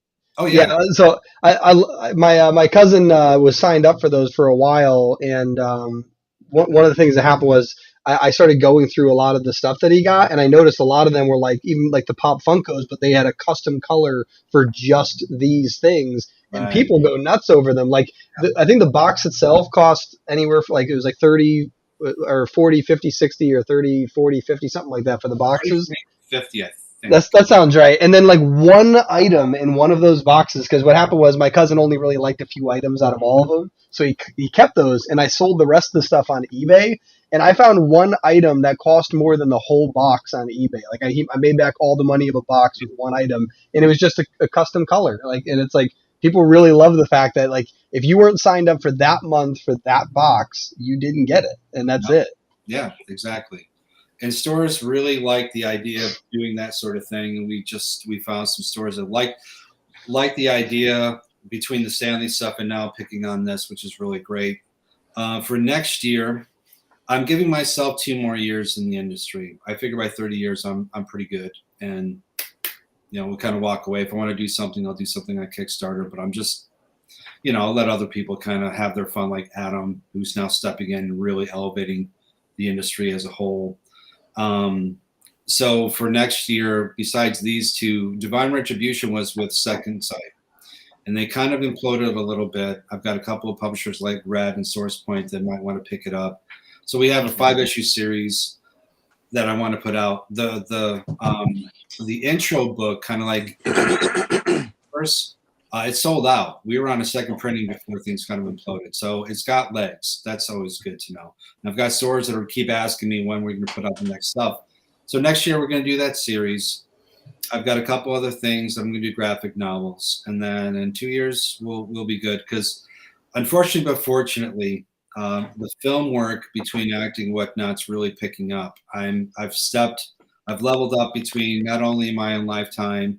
I have a film, 45 Seconds, that I found out will be on Netflix next year. I'm in a new Apple Plus series called Bad Monkey that's with Vince Vaughn. Now I'm in a recurring. And next year, it looks like I might be in a couple other TV series. So we'll see. That's awesome. Yeah. So next time I do shows, maybe I'll be on the professional, acting side, and I can sell my autographs for $1 million. $1 million. Also, is Elvis coming in clear? I think so. Elvis? Can you guys hear me? Yeah, man. Yeah, he's back. Hey. There you go. Finally. Nice. Cool. So I guess I'll put Elvis up now, and he can talk. Yeah, just give us the suspense for Ink 2. Just hold it right to the end. Going nuts. So while you were trying to fix the connection and all that stuff, what were you drawing? How you guys doing? We're Doing good. Can you hear us? Yeah, I can hear you guys. Can you guys hear me pretty good? Yep. Yep.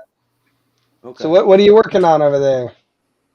Well, I got a character I was working on. I did a sketch a few months ago.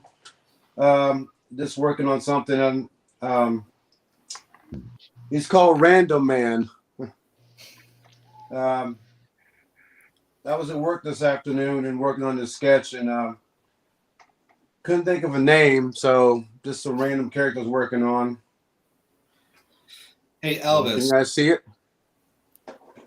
I know that you friended me, and oh, that's cool.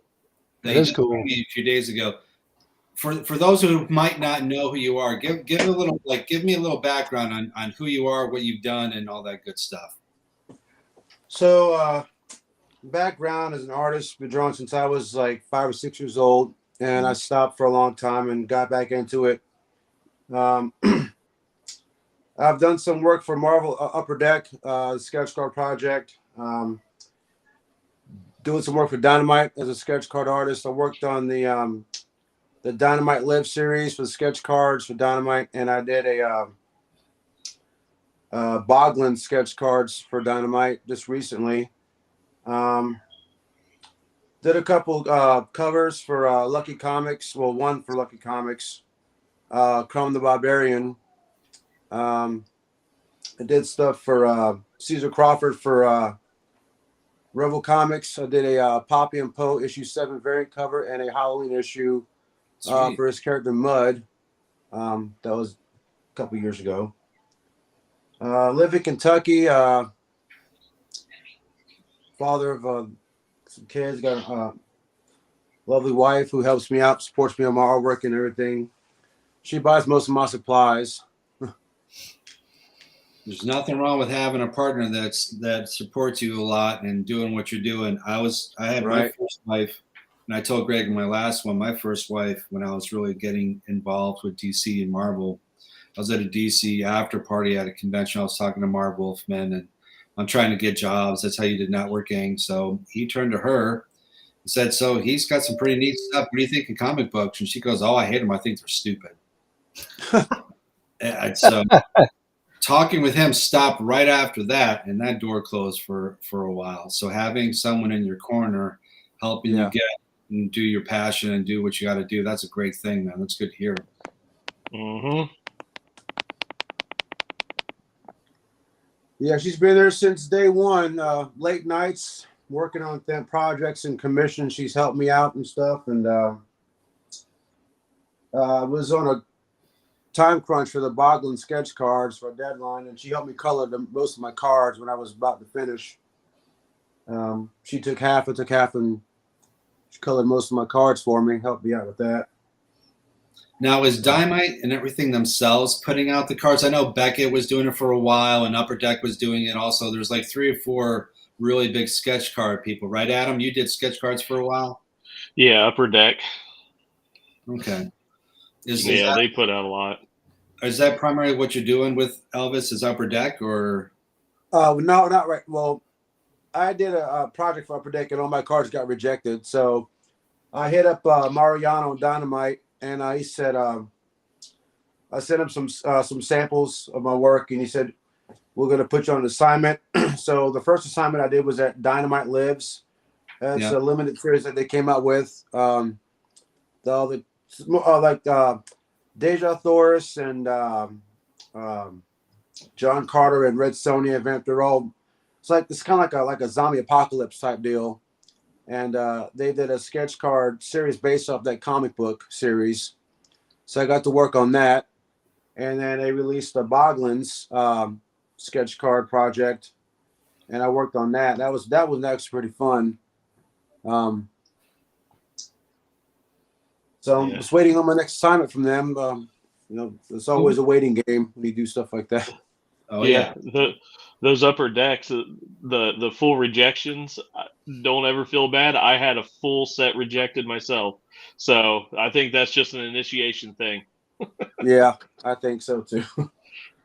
It's the first flogging. Right. It was. And the thing is, I was sitting at Cincinnati Comic Expo and I got my whole rejection with my email, and I'm like, oh, this sucks. I better go sell more books. Crazy. Cool. Yeah, I'm sorry for so long, guys, to get connected. My phone was acting weird. Couldn't get connected to the microphone or anything. Had to go to my app settings to try to change the app settings and update stuff, and it wouldn't work. So my wife let me use her phone. Oh, don't worry, Elvis. They couldn't. I'm like, I could see me, but they could not see me, and I'm like, I'm literally right here. What are you guys talking about? Shut everything down, boost everything back. And it's like, oh, I can still. Oh, now you can. Oh, now you can see. Okay. I was getting so upset because there's this app thing on my phone. It's called a TalkBack on my Android. Yeah. So I hit that and it kept saying stuff. So I was getting so aggravated. I had to shut my whole phone down and reboot my phone, and it still wouldn't work. So I was getting That's all what you get for stressed out, having to man. talk back. Talk back. Talking back to you. I was getting all stressed out. You're good. Well, we're glad you're here now, man. Yes, sir. Yeah, back here. This is my first time doing online Comic Con. I did one in Pikeville. My wife and I went to one in Pikeville. I did at the Appalachian Wireless Center. That was pretty fun. First time, and this is my first time doing it online. So That's cool. Very cool. Yeah. Cool. You're here now. yeah. So, host, Okay. what do you think? Let's do. Oh. Can we show some stuff? Are we allowed to show about things? Is that allowed, or we have to go get pointed to show some things? Do what? Yeah, if you want to show anything, just let us know. We'll bring you up. Yeah. I want to see stuff. Yeah. Here, make him the big one. Big one. Boom. So I did sketch covers for my zombie series, and I decided to do. Huh. Yes. Cool. So we had a couple of hurricanes come, and originally I wanted to try to sell these and go to charities, but it's so convoluted and it's just so tough here that we're not able to. There's Professor X. When I don't do a lot of drawing. I'm getting much more back into it because I'm starting to do covers and stuff now too, which is a lot of fun. I hadn't done covers for a long time. Mm-hmm. Trying to figure out coloring. Oh, nice. Very I like cool. the background. That is so cool. That is cool. Yeah. And so I'm going to Fan Expo New Orleans. Nice. When's that? That's the first weekend or the 5th, 6th, and 7th of January. John Wick with the pencil. Okay. Nice. I like that. I'm trying to get into some fan expos.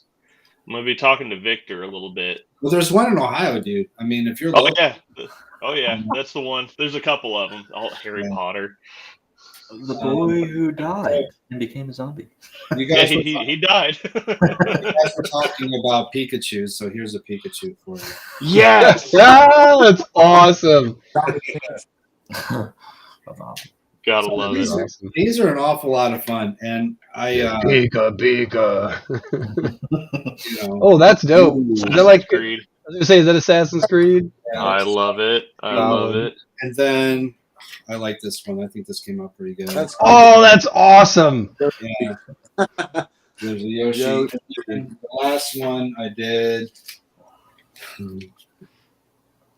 Nice. Awesome. Jinkies. So I've got a bunch more of these. I'm just going to be doing zombified characters. They seem fun. If people want to buy them at conventions, that's cool. It's something different. They really do. I was gonna say, like, love that's zombie stuff. That's such a cool idea for like content creation too, because you could do it for absolutely anything. And if you wanted to just post it on social media, it doesn't even need to be something that you need any rights to. It could just be for the fun of it. There's an artist I've seen on Instagram before where she takes Pokemon and she draws the anatomy inside of them. So she'll take like one half that's like normal and then the other half like. She's awesome. Yeah, she has a whole book on it of the anatomy stuff. I bought some prints from her. Yeah. I've seen her.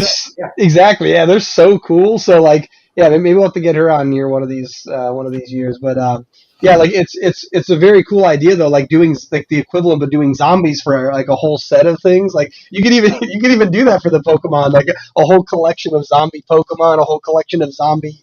What is it? The Scooby Gang. You know, like you just do like just collections of them. Or my Shag. Yeah, I was thinking about doing that, like different things like that. Yeah, that would be kind of cool. Scooby snack is just a brain. So I'm going to take them. I'm going to see if there's some interest and try to figure out what price point to sell them for. And dude, speaking of pricing at conventions, have you seen the prices from artists nowadays that are doing stuff? I mean, my goodness. Like, are they It's just a like through the shock. roof, or are they really low? Yeah, Oh, they're high, but they're people high. are paying like easy paying. You know. I was I was talking about that yesterday on one of the panels that I'm into marketing, like in general. I market for businesses, and one of the big things that I came across recently, because I try to like stay up to date on marketing information. I read a lot, and there's this what's it called, newsletter I'm signed up for that's in like the marketing space. It's called like the No BS Magnetic Marketing. And Yeah. one of the recent ones I got, the title, you can see it right here, Marketing to the Affluent. And the whole idea is like, people don't realize that specifically in the States, there are a ton of people that have way more money than you think. Like the majority of people have excess spending money. And if they're a fan of the comic book space, or in this case, just a fan of zombies, you know what I mean? Like, there are people that, they've got a room in their house that's zombie decorations, and that's it.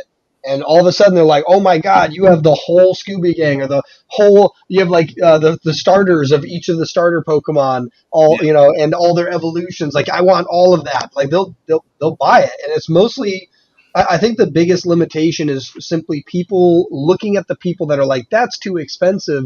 And you have to realize, like, that's the person who is not your client. They're not your customer. They're not the one you're trying to sell to. You want to sell to the people who they think that they're getting a deal from your something you're uncomfortable charging because it's too high for what you think it is. Like, that's what you want.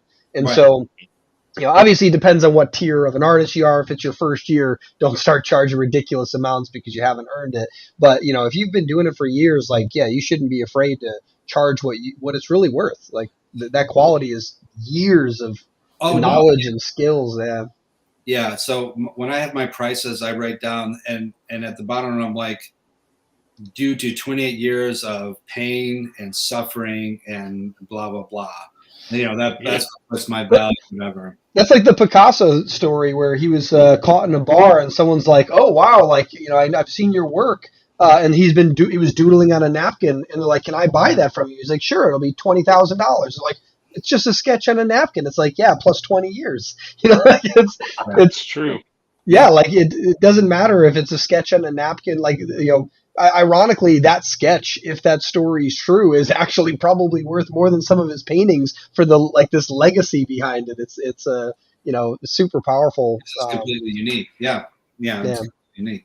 Yeah, I agree. This isn't alcohol. This is water. So just like wine drips down after. What? Yeah, he's like, this isn't alcohol, it's water. He just drinks. I'm waiting for like wine to be dripping down the sides. I got stains right here, but you can't see them. What are you working on, Adam?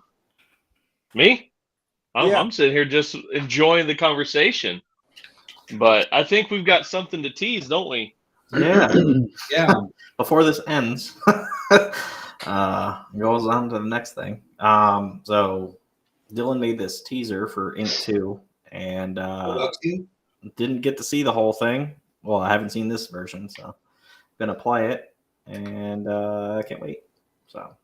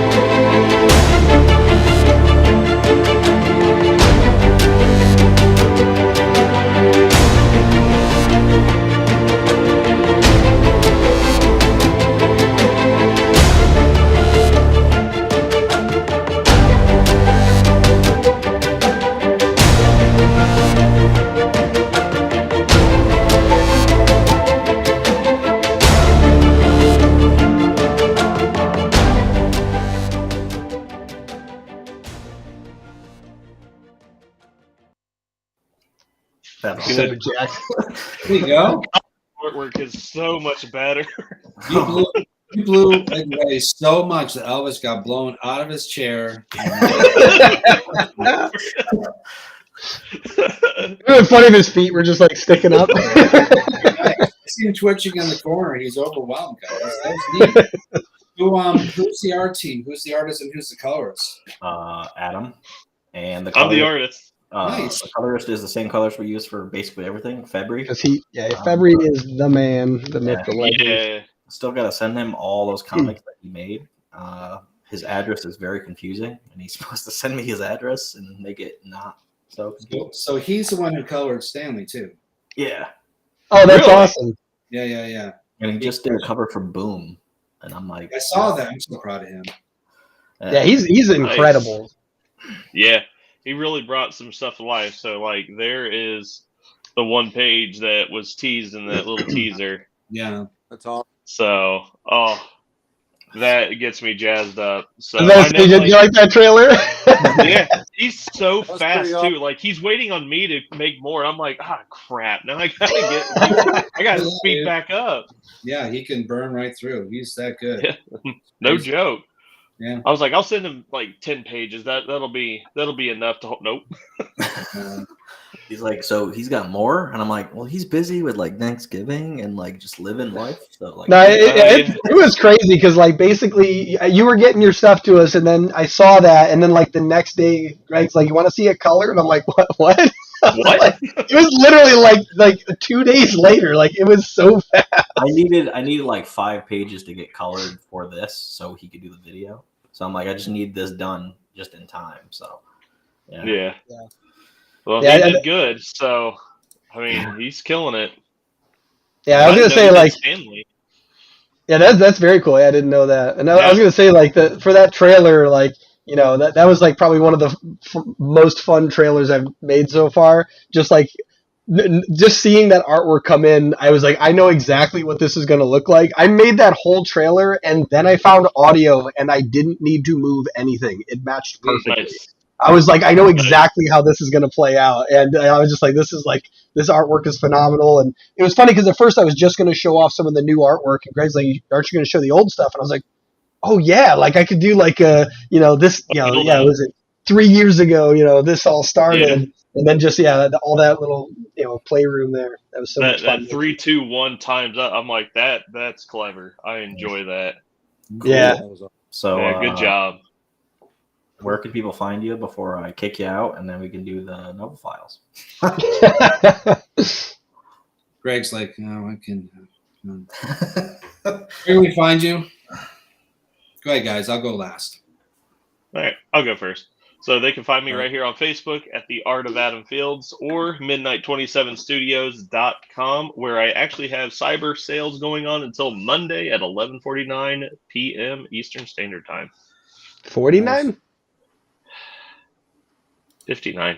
Oh, I was like, no, you can do 49. I was like, wait a second, like that's a really weird number to end it at. It's That's like how time works. Someone's on at 11:55. Oh, I caught it. It's not midnight yet, and they're like, wait. Right. Wow, what a troll! No, good catch. Yeah, 59 on Monday night. Nice.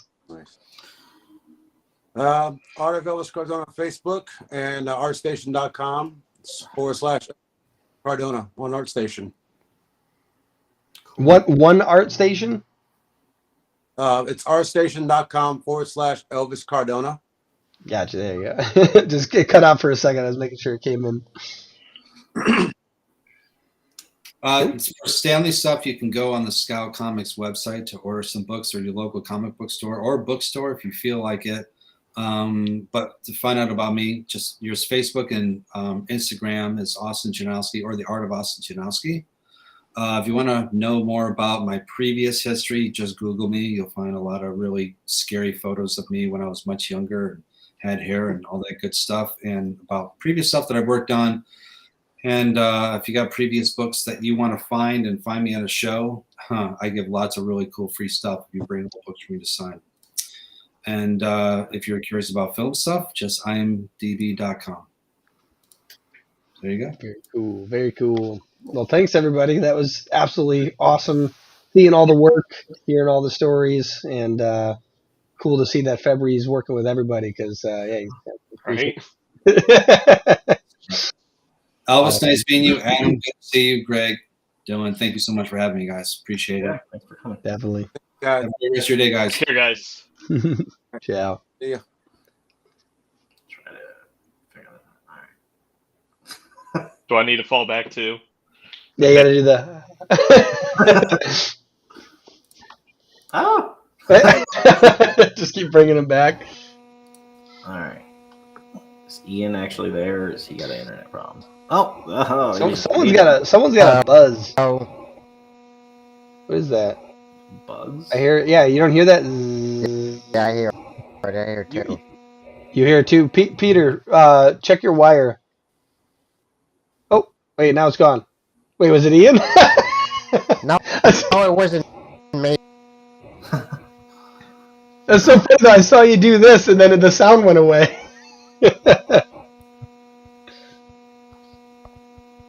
No, not that time. No, it wasn't.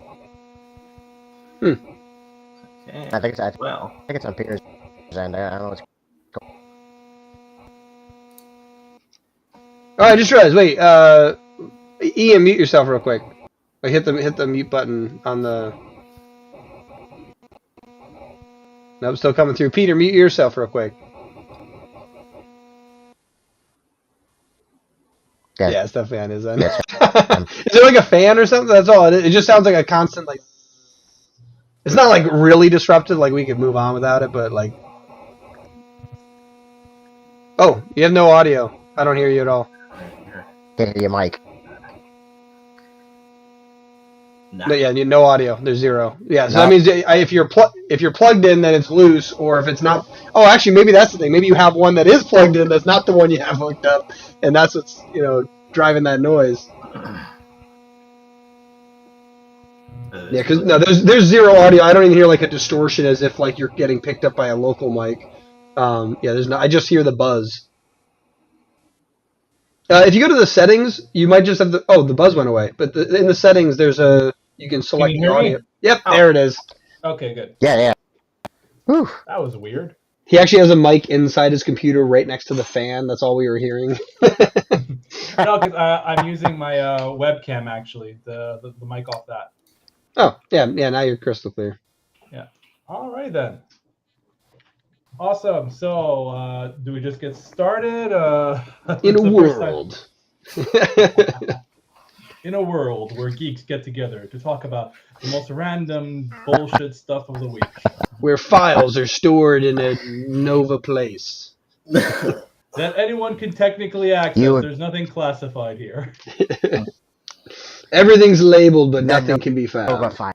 Yeah. But good luck trying to find anything specific because we just go all over the place. It was also labeled in an ancient language by the aliens that visited long ago. All right, that's going to be our next intro for the next session, obviously. In a world where stuff happens. So a bunch of geeks get together to talk about it. Talk about stuff. This is another one of our podcasts, except me and Dylan don't usually. We're not part of it most of the time. And you know what? The more the merrier. And today's topic is going to be really, really interesting. I already shared it with you. But before we get into that, how about we just do a general round of intros and we can talk about something that's happened recently in the geekosphere, and then we can move on to the main topic. Yeah.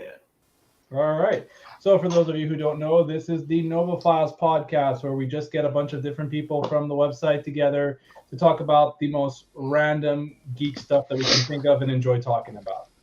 I'm your host, Peter from Medallion Comics, and as always is with me Ian Miller from Triple Threat. And of course, we also got Greg and Dylan from Sierra Nova Comics joining us on this this live session of the Nova Files podcast. We've never done a live episode.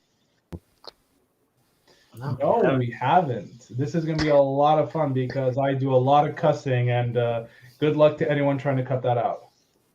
No. Not out. Yeah, this is the rated X edition. R edition. No.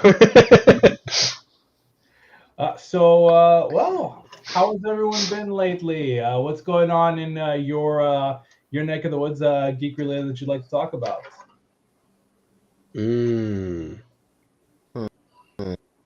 how about I give it a start? So we got the tragic news this week of one of our favorite Power Rangers having forever joined the morphing grid.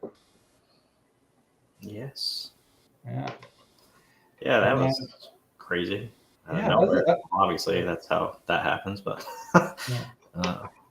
like, you know, for this session, I got out my little Dragon Zord, got my Green Ranger up there, my Ultra Zord, so I'm just paying respects, you know. But yeah, no, it's like that's the thing when it comes to like celebrity deaths. Like, I never believe them when I first see them. Like, it's like, oh, this is clearly like another prank. How many times did Stanley die before Stanley actually died? yeah, they said that about like Bill Cosby and stuff, but I guess people probably don't care now. Yeah, let's not push the Cosby button. Yeah, Dylan's frozen, by the way. So yeah, I know the news was so shocking. Yeah. Yeah. And Black Adam, I haven't seen that yet. So. Oh, I saw it. You know what? I've got to say, it's good. It's perfectly fun movie. It's like it's a dumb comic book movie, but it's an enjoyable dumb comic book movie. I agree. I thought Dwayne Johnson portraying Black. What? And portrayed a very. I thought he did. A lot of the characters were fine. Problem in my head, I know this is the villain. Ian, you're cutting out pretty bad, man.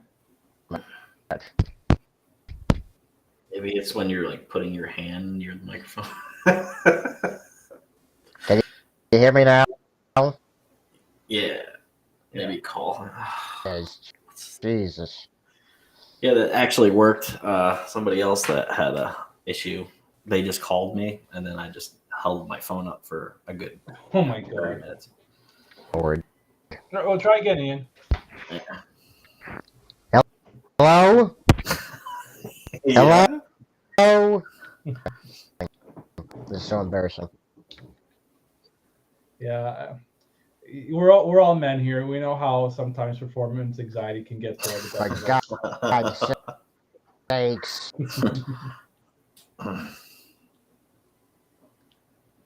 But yeah, try again now. I think you're coming in a little bit better. Hello? Yeah. Yeah. You're good. I think it's just your hand gestures near the mic is probably like doing something. Not much. Oh, okay. That's So the you're one thing about virtual Comic Cons. Yeah. So you're talking about the villain of Black Adam. And this is a problem with DC. Sometimes the villains are not as good to be. Yeah. I love the idea of Sabak. It's an interesting name, but I'm like, okay, we're just gonna get this kind of demon overlord thing at the end of the movie, which is it was all right. It was something to fight. I found how do I put this? The towny stuff was really unnecessary. It's like, oh, all the undead are coming back, so we're giving the regular people something to do and something to fight. That was just like, oh, we can cut away from that. We don't need that. That was unnecessary. Yeah. What about you, Greg? What's new in your circles these days? Nothing really, actually. I haven't really done much of anything. Has anyone gone to see Black Panther 2 yet? I've not seen that. Oh, well, I haven't seen it yet either. Ian, what did you think of it?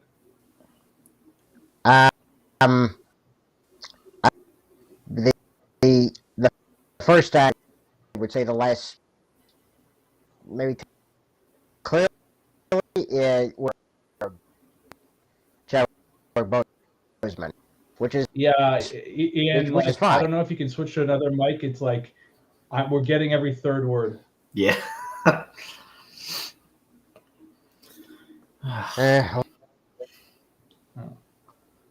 On well, just while Ian gets that set up, one thing that I just finished watching and marathoning right now was the new Wednesday Netflix show.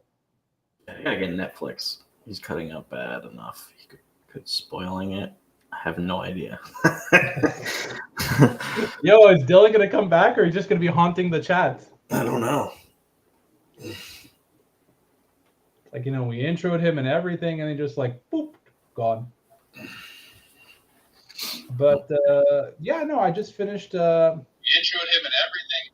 Oh, there he is. Yeah. Now, I don't know what happened because my internet was still working, but like all of my 357 windows that were open froze. I don't know why. I all thousand. Why that your 357 windows froze? All 1,000 tabs simultaneously and all of my 300 open windows froze. I don't know what the issue was, but after I closed the whole computer down and turned it back on, it seemed to work fine. So, with the one window. Yeah, I think you answered your own question there. Yeah. So, but anyways, yes, Wednesday. I'm not done with it yet, so don't spoil it. But I've been like flying through it. I watched like it's gonna be like 5. What episode am I on? 6? How have you watched that? You haven't like finished the Marvel shows and stuff. Because I don't have Disney Plus. Like when it was on Netflix, like. What? Oh no, that's because I didn't have time when they were on Netflix, and I watched a huge chunk of them, and then they took them off Netflix before I could finish them. Even though they say Netflix in the beginning of them, and Netflix should have had eternal rights to those shows. It's so stupid. They're like, let's make a deal with Netflix, but then when we're really angry and want to make our own streaming platform, we'll take it from them.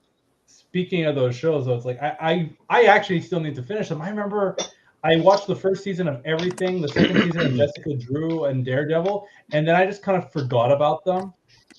Like, you say Jessica Drew? No, sorry, Jessica Jones. Yeah, remember everything's alliteration with Stan Lee. So yeah, he's gonna what is it? Bruce Banner, Peter Parker, Jim James Jordan, whatever it is. James, what's his name? What's the photography guy? Or the newspaper? No, the newspaper. Like what's his boss? No, his boss. Jonah Jameson. Jonah? Jonah? James. John. There's 3 J's, isn't it? Isn't there 3 names? 4 because there's a junior in there. Yeah. Oh, really? Jonah Jameson. James Jonah Jameson Jr. Okay. J. Jonah Jameson Jr. All of his characters are alliteration, like all the main characters, so that it was easy to remember, and that's why one of his old Hulk comics had Bob Banner because he like messed up the name. Yeah. Also the color, because remember, the first Hulk comic, he was gray. Yeah. That I think the green was the misprint, and then that people liked it, so like, we'll just keep it green. And that's also very thematic for Wednesday, so we'll leave it at that. Yeah, she's allergic to color. But no spoilers, but I just finished watching the season, and I thoroughly enjoy it. I think, the Addams don't really need to be that serious. Like, it's always been more of a comedy vibe, but, it works. It was fun. I like it because, ironically, just yesterday I was talking about how they don't really make movies like The Addams Family or Ghostbusters anymore, where it's like a multi-combination of like if you think about Ghostbusters is a drama, comedy, sci-fi, fantasy. Mm-hmm. It's that intense. Like, it's science fiction because they're using scientific things to capture ghosts, which are supernatural, with gods in the fantasy world, with comedy because like the whole team's humorous, with drama between the love interest and romance, like a rom-com. Like, it's insanity, like how open-ended it is. And it's the same with like the Addams Family. It's like a horror comedy drama, kind of thing. And it's like I really wish they would make more content like that because that stuff was universally likable. And so I was very excited when I saw that Wednesday trailer, and I'm like, oh my god! Like I remember someone saying that they were making this Addams Family thing, and I remember seeing the characters, and all of a sudden I'm like, oh, it's on Netflix. So I started binging that. Was it yesterday or 2 days ago? But yeah, I was trying to think of another one that was like that. Even like the old just like the family fun movies like Uncle Buck. You know what I mean? Or like, again, it's like a drama, comedy, life, stuff. So it's like, I feel like they need more of those types of movies. And so they're having a show that if it gains enough attention, maybe they'll realize like, hey, this is the stuff everyone can enjoy. It's really good. Men in Black. Yeah, Men in Black's another great one. Yes, exactly.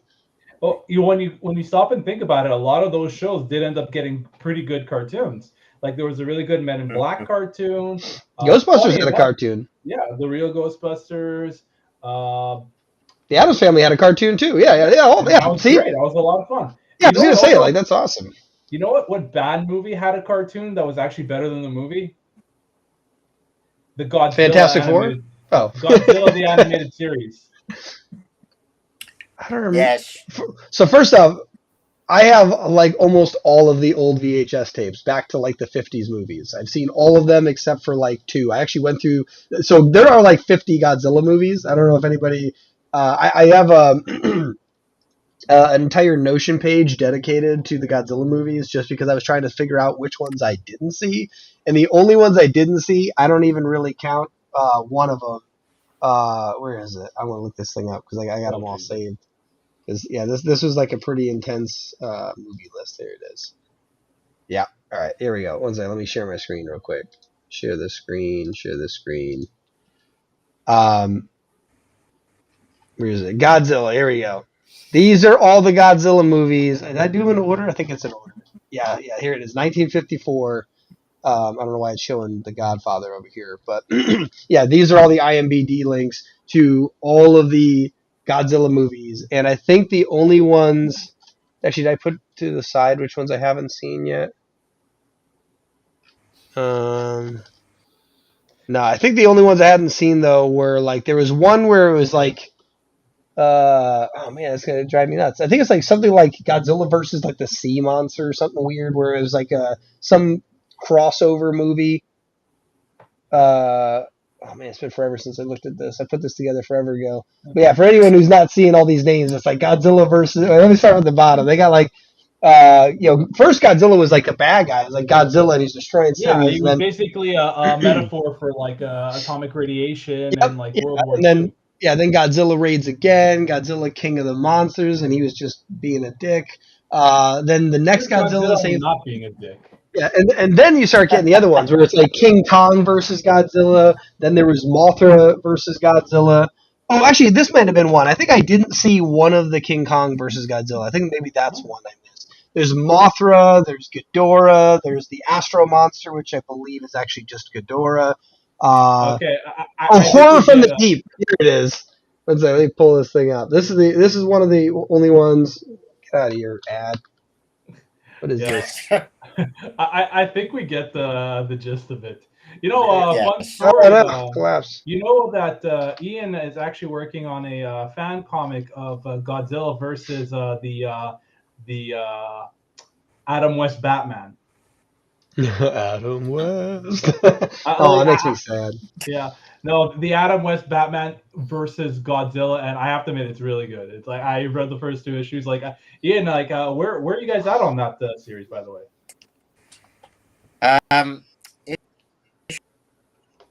Issue 3 has been written, and the lettering.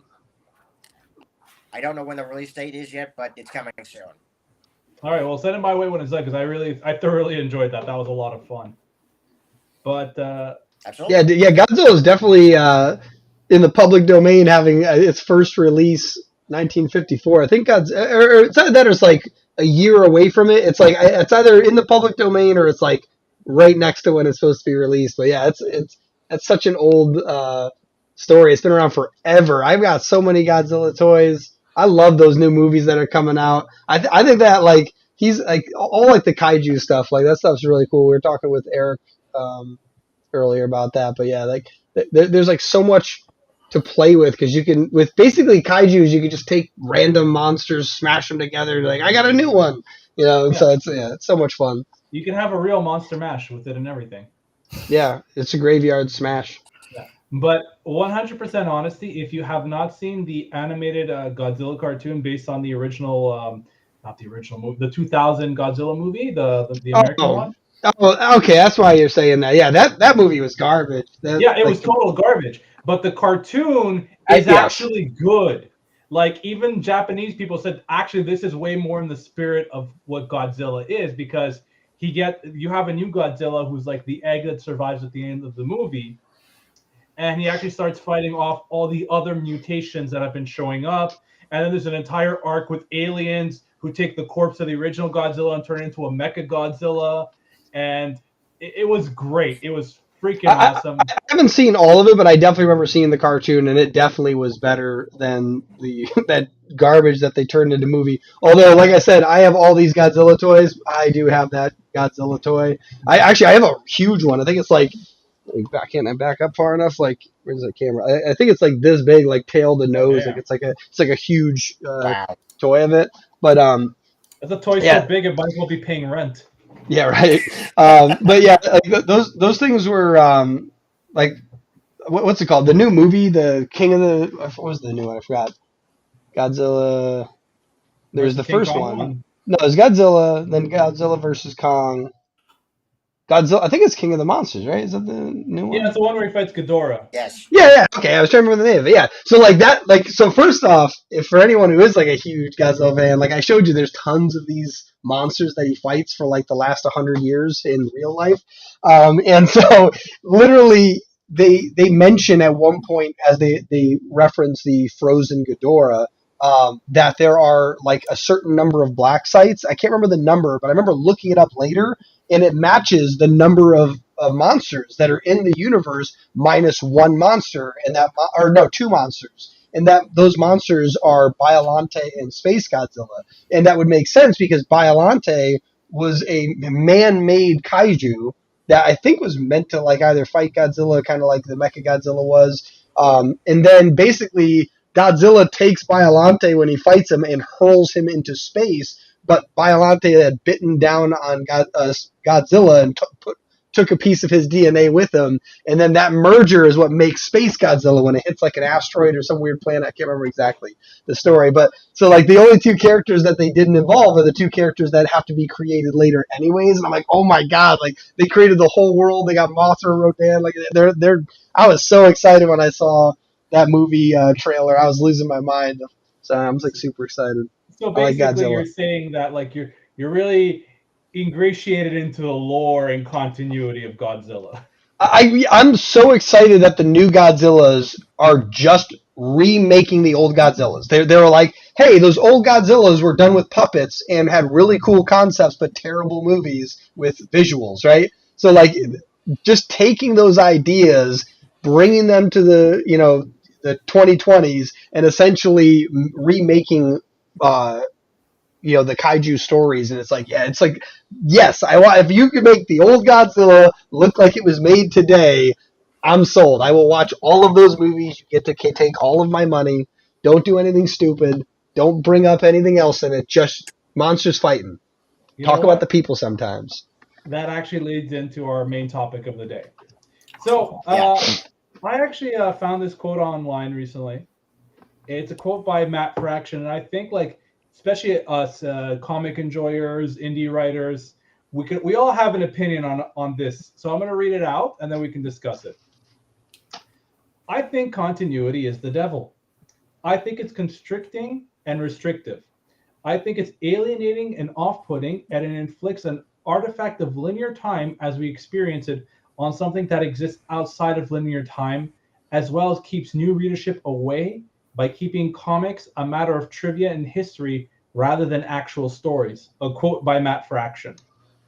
First off, who's Matt Fraction? I believe, if I'm not mistaken, he is a fairly well-known writer in the comic book sphere. So all I know is his lack of continuity is why I don't know his name. And the other part is that is the stupidest thing I've ever heard, because that is so here's why that's stupid, and I mean objectively, not subjectively. It's not my opinion. Objectively, that is a stupid idea, and the reason why is when it comes to business, period, the thing that customers buy most, beyond price or anything else that anyone will ever tell you, are convenience and consistency. And that is why McDonald's is on every country in the world except for like 12. Like, you can look up the list of countries that McDonald's isn't in, and it will take you 3 seconds to read, right? You can add Russia to that list, that's for sure. Actually, I think they're still open there. They're just not technically like connected to them. But yes, the fact that I think there's 2 other countries that are like that. There's McDonald's there, but they're technically not associated with McDonald's. That's how prominent they are. And the 2 things they offer are convenience and consistency. And so I don't care if it's entertainment or if I'm buying a phone, like a piece of technology. Consistency is objectively better for the human to want to acquire something and then stick with it. You might not get new readers of a different opinion of your story, but like, yeah, objectively, that's the dumbest quote I've ever heard for coming from a creator. Yeah, I remember reading that for the first time, and I had a similar reaction. I'm like, you know what? This feels to me like somebody who's writing, like, you know what? I just want to jump in, get a paycheck, and get out. I don't want to be bogged down by all of these years of rules. Yeah, and I think that's an inherent problem in the Western comic sphere. In that, how does it work? You have your well-established brand, and you bring in new writers to continue those brands. But the thing is, and we could all attest to it, we come in with our own ideas. You know, writers, indie writers, we all have the ideas for our own characters, our own stories, our own scenarios. But then when if you put somebody like that to write something that's already established, you kind of want to break it and bring in your own set of toys. Yeah. Well, yeah. I was just gonna say a quick thing. Is like the word that came to mind, canon, right? The fact that that is an important word is already evidence that that's the case. Like the fact that people complain that it's not canon all the time is also just proof positive that it's like people don't like change. And if entertainment is supposed to be escapism and you're forcing me to strain my brain to consume it, you're already defeating the point of entertainment. You kind of lost me on that one a little bit. So I'm saying the reason the word canon in the context of storytelling even exists is because of all the people that break the plot point. And what I'm saying is that entertainment in general, the purpose of entertainment is escapism, right? Every product solves a problem. Entertainment's problem solution is I've got problems in life and I'd like to escape from them. Tell me a story. And if your story has to make me go, wait, that doesn't make any sense because over here he's wearing a red jacket and suddenly he's a T-Rex, right? And that's not even part of the story. You know what I mean? The movie, what's it called? Hobbs and Shaw, like from the Fast and the Furious franchise. I watched that, and there is a hilariously contiguous scene that happens where The Rock is running. It starts off at midnight with rain. The next scene, it's like daylight. He's in shorts, and then the next scene, he has no he has a shirt when he didn't have one. Like, it doesn't. Boots are on. It doesn't make any sense. It is all one continuous scene where he's running. It shows something, it goes back to him. It shows something, it goes back to him, and each time he's wearing like different clothing. It is the most incoherent scene I've ever seen in a movie. And like that's the type of stuff that like the movie was semi-entertaining, and then that scene happened. I'm like, what the hell? Like, other than maybe like an intentional breaking of canon or breaking of continuity to draw my attention as like an unexpected twist. It just seems so strange to me that someone would intentionally make entertainment uncomfortable when the purpose is to be escapism. Yeah. Well, from my understanding of the quote, the problem is that everyone just wants to reset back to normal with comic books. Like, if you've read anything in the last like 10, 15 years, it's like, what did Spider-Man go through, for example? He got possessed, he started a company, he became a multi-billionaire, he started which he went back, then he lost it all, went back to school, started from square one, and I think he's working as a pizza guy now or something. That's crazy. I didn't even know of any about that stuff. That sounds ludicrous. And what is he like? I don't know about the pizza guy part. I'm just making that part. I'm making up, but I think that's what's going on. And essentially, he's still in his mid-20s. Yeah, that's why. Like, it's not so much that you can't retell old stories, but like I mentioned before, like the Addams Family and Ghostbusters, they were created from nothingness, right? Like they weren't there, now they're there. And I think the problem is that there's a lot of creators like that quote. What he's probably saying is like it's okay to tell new stories, but then he's using it in the context of taking something that already exists and then retelling it again. But he's not taking like the Grimm's tales that were written like 200 years ago, right? He's taking something that we like actively. There are living people who were around when the first issue came out, and now you're trying to like destroy this legacy that's been built around them just to get new fans. Like that doesn't make any sense. Like why not create a new character? Like tell a new story. But the problem with that is that the comic book industry doesn't like new characters. We just like having our main core established characters. Every so often, there's a new breakout hit kind of character. They do well for a while, but then they kind of fade back into obscurity because we always got to go back to Bruce Wayne. We always got to go back to Peter Parker. We always got to go back to Clark Kent and set them back to level 1. They get up to a certain point, and then they have to always go back. Yeah, I feel like the better alternative is to either like if you watch like the Terminator series, right? You start off with Sarah Connor and then you follow the son, right? You know, you have like an evolution of the characters throughout the whole thing, and the story constantly progresses forward. And you know, and in all honesty, in all the movies that start to like try to pull stuff from the past, it starts to feel weird again. And it's like just keep moving forward. Like have another kid. It doesn't matter. You can go on forever, right? Like you can keep having generations. And I think that essentially there's only two paths you can take when it comes to continuing a story without it becoming repetitive. Is there's the Dragon Ball Z style where Goku just becomes a god and then a super god and then an ultra mega super god, right? Like, you know, there's like this progression where like you continually get better and better and better, but eventually, like obviously it's like, oh, and then Superman sneezed and the whole galaxy went away, right? And that happens in one of like the comics, right? Like he sneezed the galaxy away. And so the idea that you can only do that with one character, like there is a upper echelon where the story will break and like the universe doesn't make any sense. And so the other alternative is that you can have one character progress and then hand the mantle off. And I feel like too many creators are uncomfortable shifting to the next character where like honestly like one of the biggest shows that came out in the last decade was Game of Thrones. And with Game of Thrones, you have a character who you start to fall in love with, and oops, he's gone. Mm-hmm. Let's follow the next character, right? And like that's something that you know Greg and I with our storytelling, like, that's what we want to do is we want to be able to move on to the next character, and it's okay that the old character's dead because the cool thing is you can always go back and look at them. I don't need to remake them so you can rewatch them. Right? Yeah. Unless it was like again like the Godzilla where like in the 1950s it was puppets, like let's make them look like real lizards.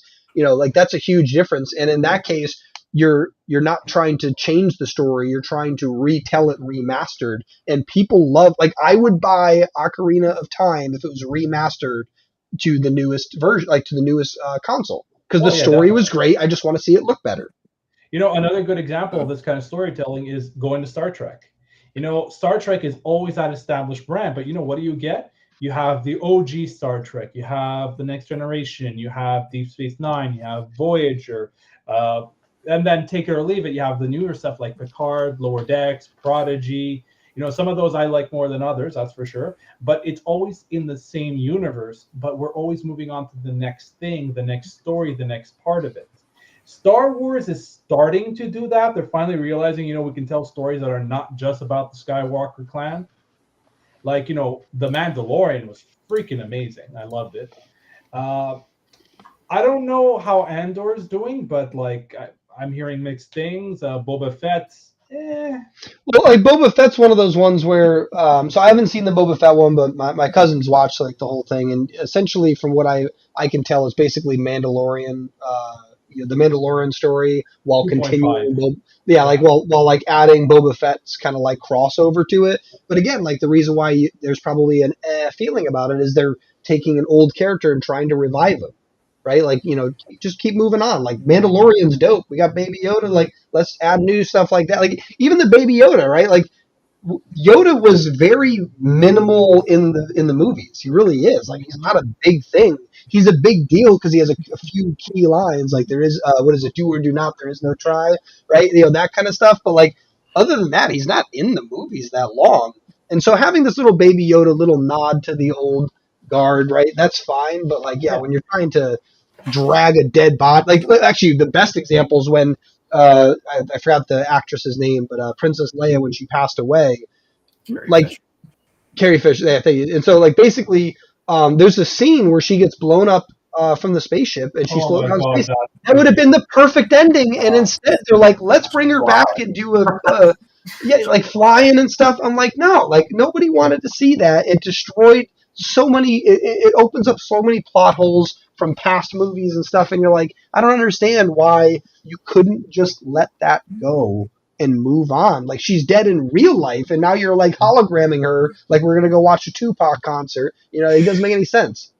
Let's put it this way: if we start talking about the inconsistencies in the new Star Wars movies, that we would need a whole other hour worth of. Greg and I have done that in other episodes too, like for our Cernova podcast.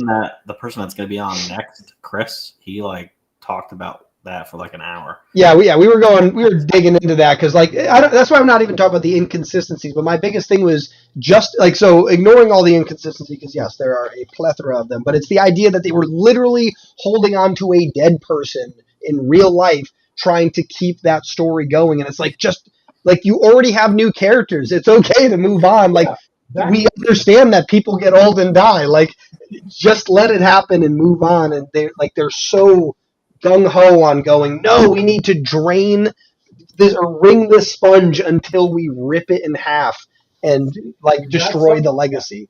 That's something I'm enjoying about the MCU is because when somebody dies in real life or their contract expires and they can't go back, they have to write them out, and it's not like in comics, because I've mentioned this before. The most notorious, horrible bring back to life retcon, magic time travel bullets. What? There it is. I knew it was. I know it. All right. The time travel for him never works. It's not just that it never worked. Is that what Captain America got gunned down on the steps of in Washington, and full on like sniper rifle death, everything. No, that wasn't a real bullet. That was a magic bullet that sent him across time. Oh, gotcha. Yeah, and then they did the same thing to Batman. It's like, oh, the Omega beams didn't kill him. They just sent him through time, and he's been hopping back and forth. I'm like, yeah, that's one of our guidelines in our universe is literally not using time travel. So, look, if you want to have a good bring back from the dead mechanic, you can come up with better shit than that, okay? The Dragon Balls are a thing for a reason. Yeah, and that's the thing. It's like if you... Yeah, I was about to say, yeah, right? I was about to say, Robin got all the Dragon Balls. And... like, even Dragon Ball Z, this was like an interesting thing, too. Like, they made the rule where you can only wish back somebody once or twice, something like that. I can't remember the rules. Which could only be granted once, specifically. So if you would, like, let's say Greg died and we used the Dragon Balls to bring him back to life, we couldn't use the Dragon Balls to bring Greg back to life again. Hold on. Why are you killing Greg? What's going on? I didn't kill Greg. That was a hypothetical.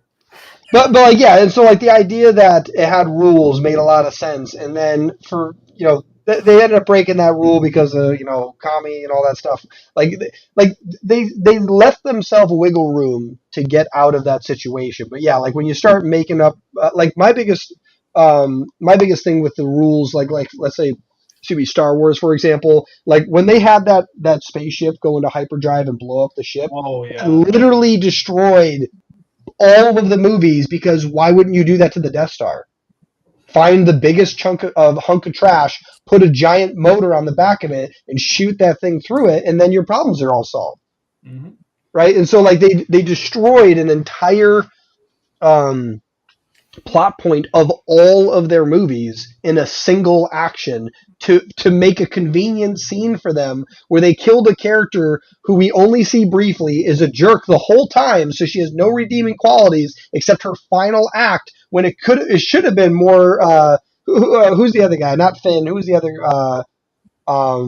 the character? Rogue guy, the rogue guy. Yeah, like he should have been the one that did it, and it would have made more sense. It would have been a really good scene, and obviously he shouldn't have done the hyperdrive thing, but could have kamikazed into it or whatever, and like that would have made way more sense. Instead, they're like, let's kill off a character who's been a jerk since the moment she entered the screen. No one likes her, and let's also destroy all physics in our universe immediately. Exactly. That's the problem. Like, that's why you need to respect continuity in your stories, because when you have moments like that, hey, I need to write myself out of a corner, I'm just going to pull some bullshit out of my ass, and it wrecks your entire continuity. It's just like, well, that just completely invalidates everything that came before. You know, a lot of times I feel like writers who, like I was saying earlier, writers who come into certain stories nowadays, some of them feel like they're just phoning it in. I'm not calling out any names, except for that guy who wrote that one scene I was telling you about, Ian, the thing with like, yes, I am an angel, like Raphael, like that one, yes, yeah. Yeah, it was from, I think, the Scarlet Spider book they did recently. Like, that was like so much phoning it in. But no, it's like you bring in writers and it's like, hey, I need you to write this mini series of, I don't know, Wolverine. We're gonna have a 6-issue Wolverine miniseries. I need you to write it.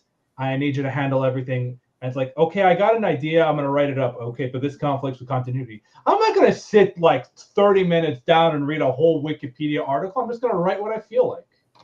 I have a story idea in mind, so I'm gonna write it. I don't care what came before. That's the other interesting thing too. I wonder why. Like Greg and I have been writing out like character descriptions and plot lines, back history, things like that, like a Wikipedia article. It's like how can they not have that? So I can't imagine that they don't have that. Like all these big companies that have long-standing story arcs, and it's like I think one of the other big ones that happened recently was what is it? Amazon Prime, I think, has the Lord of the Rings TV show, and I heard something that because my cousin's been watching it and he's a huge Lord of the Rings fan, and one of the big things that he talks about is that they're apparently taking like 1,000 years of history in that universe, condensing it into like 100 years, and then just breaking a bunch of rules just for the sake of like being able to add what's it called?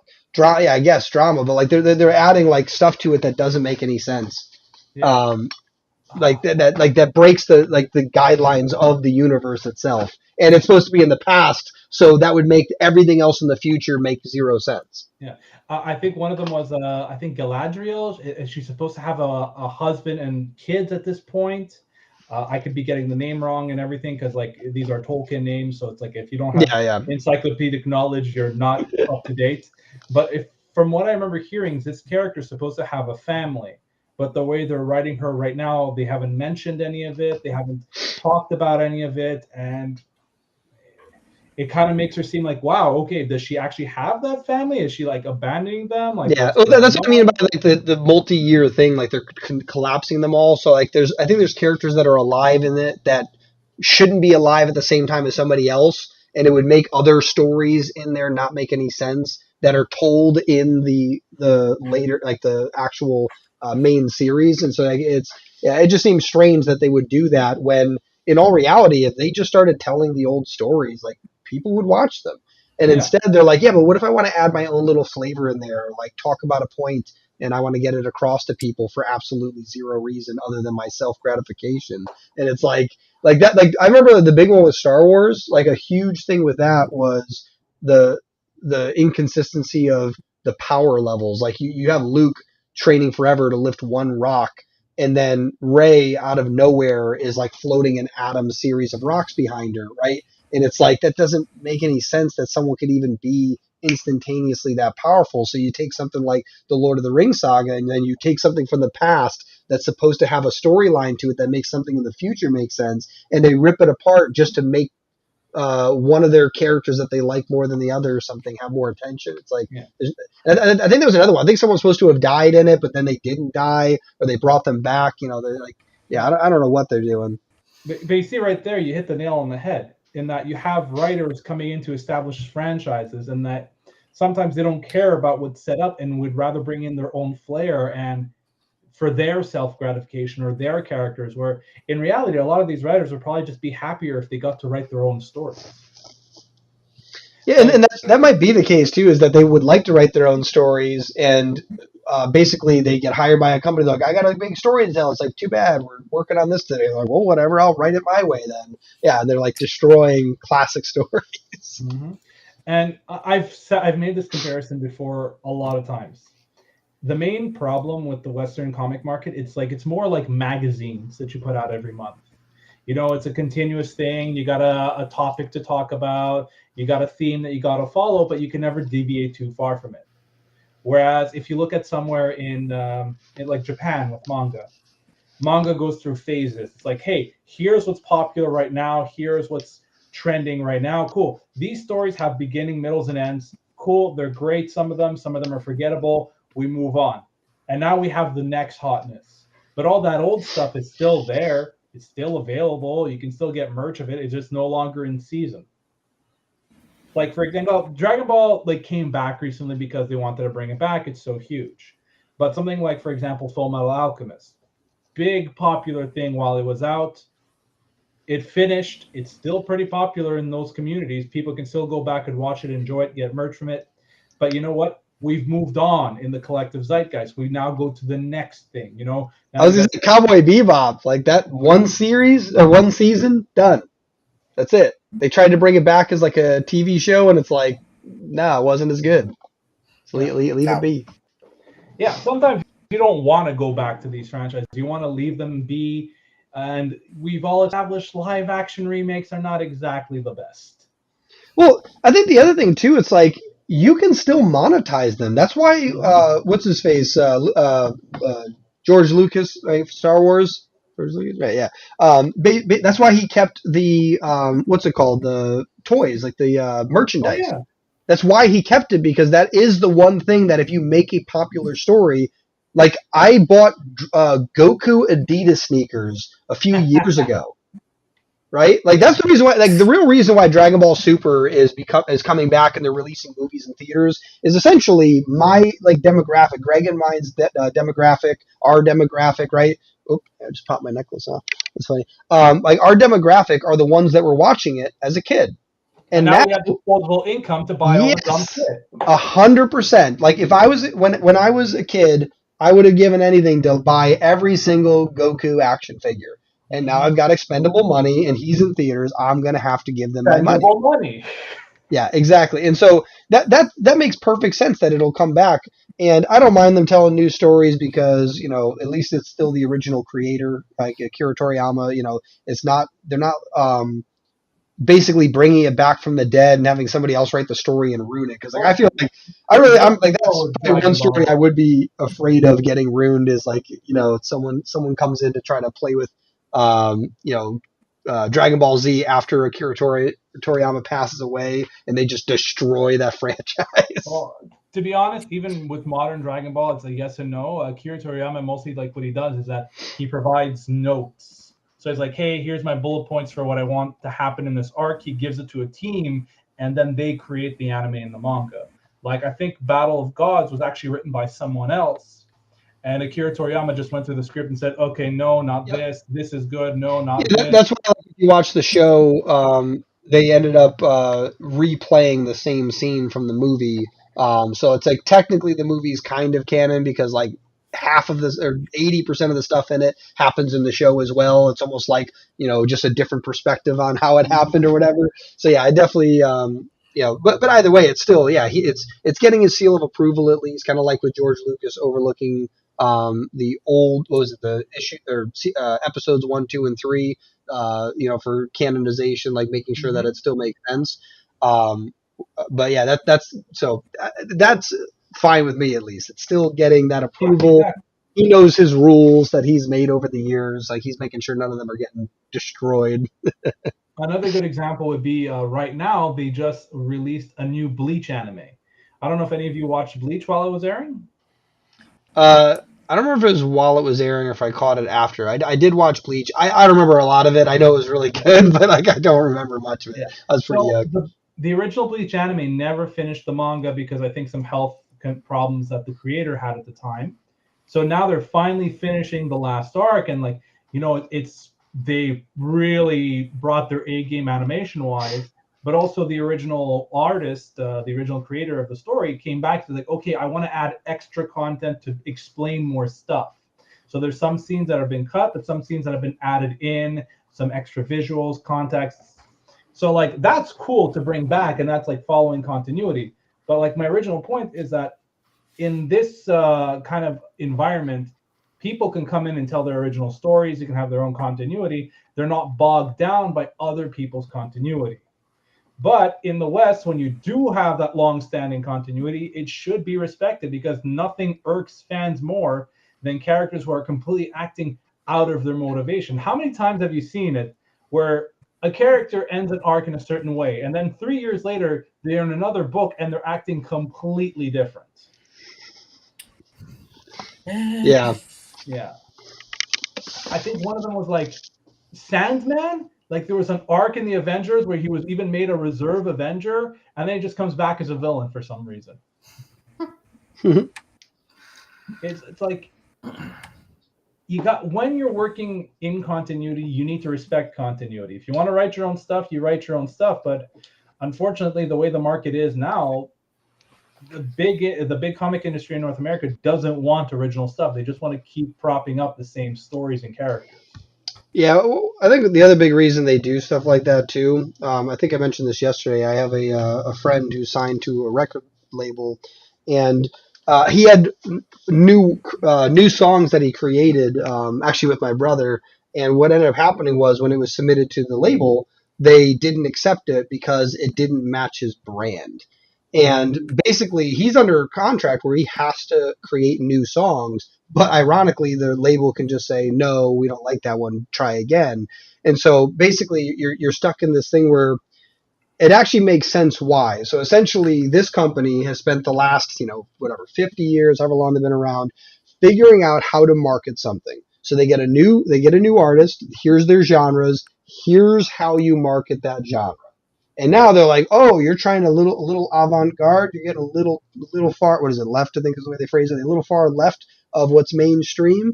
That's too much. We don't know how to market that, so we won't allow it at all.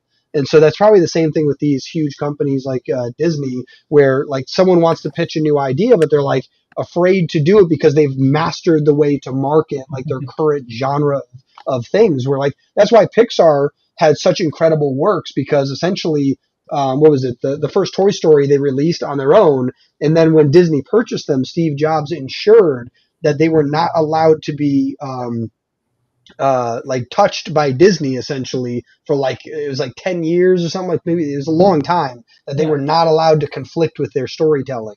And you could see the difference when Disney finally took over the level of storytelling, and the newness of stories they were presenting drastically altered. Oh, I hear that. You know, that actually reminds me of speaking of Disney. That brings up a very interesting show and a very interesting story from recently. Have you heard of a show on Disney called The Owl House? The Owl House? Yeah, it's a pretty good kids cartoon, for example. So I have not. What happened was, like, after the second season, Disney says, you know what, this show doesn't fit our brand. We want to cancel it. And it was very popular with the fan base online. It was fairly popular how it was doing. So they fought and they fought and they got a third season, but instead of being a full third season, they shortened it down to like, I think 3 or 4 45-minute specials.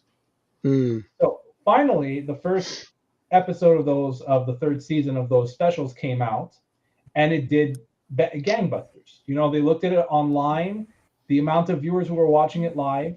They looked at it on broadcast time, how many people were watching, and you have people at the higher ups who were literally saying, oh no, this show's actually popular. So the problem is, like, they have an idea how to market something, but there could be actual good things that they're missing out on because of it. Yeah, that's true for like any business too. Is if you're not growing, you're dying, and that's why was it Borders? Is that the one that closed for the bookstores? Right, they never went online, and by the time they finally attempted to go online, it was so late because what was it, Barnes and Noble or Amazon obviously like took that market over. But even Barnes and Noble finally stepped up and they're like, all right, I guess we'll put our stuff online.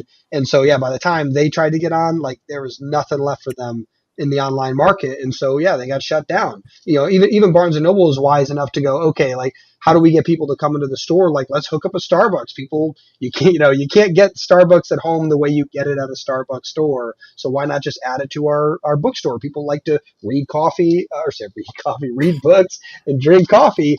And, let's put that together. That's going to work out really well. And so that's the one reason they're still in business is that little partnership they made.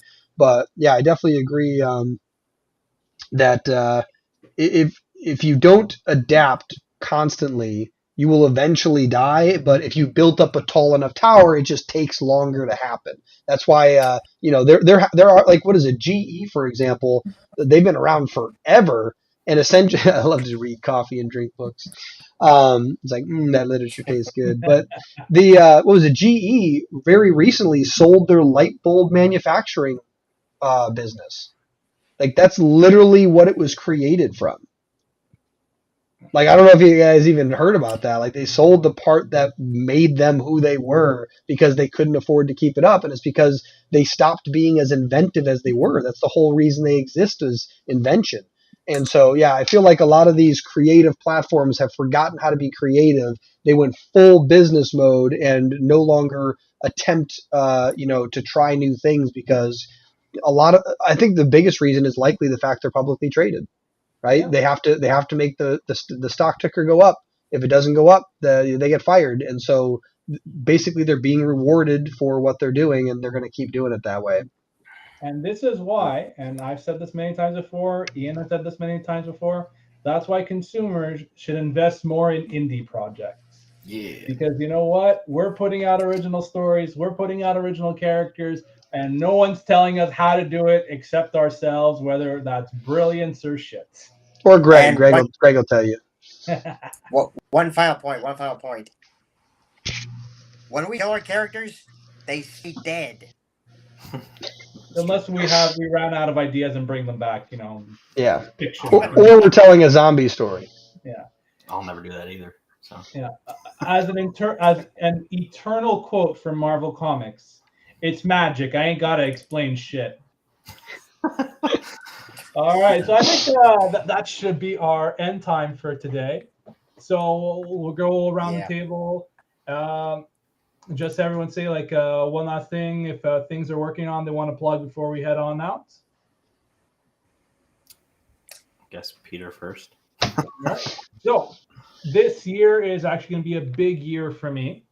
I am finally finishing issue 4 of Zenith Knights, which means we're also going to be releasing the Volume 1 collection of it. So issues 1 through 4. So that will include some bonus content, and I will be very happy to have that for sale both up online on retailers like Amazon and, of course, on Sierra Nova Comics, where you can read it online.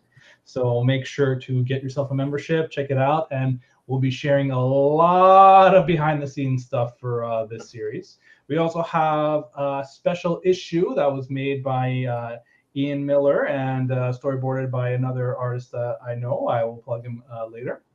And that will be going up on Sierra Nova Comics in the future. That's going to be more of a surprise for later. So 2022 is going 2023 is going to be a big year when it comes to Medallion Comics. Awesome. Okay, right now what's going on for me and Triple Threat Comics is that issue 3 of my series Codename Hunter is actually going to be released on December 25th. So I'm finally putting the colors on that and the lettering. So Sierra Nova Comics is going to get that copy first before everybody else. Yeah, and I'm currently working on issue 4, with my very good friend Enrique Lopez, who is actually our inker. So I'm very excited to be working on this project with him. So a lot of exciting stuff's coming up. So keep an eye out. Cool. I guess we have stuff coming out. Yeah, we got comics and stuff. Yeah, next year we got Mittens 2, Nightmare at Camp Lovejoy, which is the ending of the Chronicles of Horror anthology series, which I can't wait to just end it. Seer Chronicles 3, and Ink. Wow, how did I forget that one? Ink, Yeah. Ink 2. Ink And 2. that's like the first one that we're Yep. going to be doing. Yeah, so we got all that. Definitely And a bag of chips. posting that teaser of Ink 2 probably tonight. Ooh, Dylan, if you can help me make a teaser like that for my series, I would be eternally grateful if we can talk about that sometime. Oh yeah, definitely. Yeah, like that. That stuff's fun. I think it took me like 4 hours to make, or 5. No, I think 5 hours because I spent another hour later doing the lettering stuff. But yeah, it was like really fun. Like going through and like trying to really match that. And then I also found a site for what was it? Cinematic music for free, and I was like, hell yeah! I was like, And how the music matched up to how. Oh, it was perfect. I listened through I think I pulled up. I saved the site somewhere. I'll have to give them a shout out later. But basically, I went to their site and you could filter it by not tempo pace, but energetic. That's what it was. It was like low energy, high energy, very high energy. That's cool. So yeah, Like so I picked. Call Yeah, it was like very high energy. So one of those two. I think it ended up being high energy. Cinematic because you could choose different types of genre. Cinematic just happens to be one of them. And then there was like one other option I selected. And then I listened to like 3 of them, and then I listened to one the one that I chose, and I was like, that matches my video perfectly. I'm like, toss it right in there. So I was so excited about that. Cool. So this actual episode will be live on this coming Friday.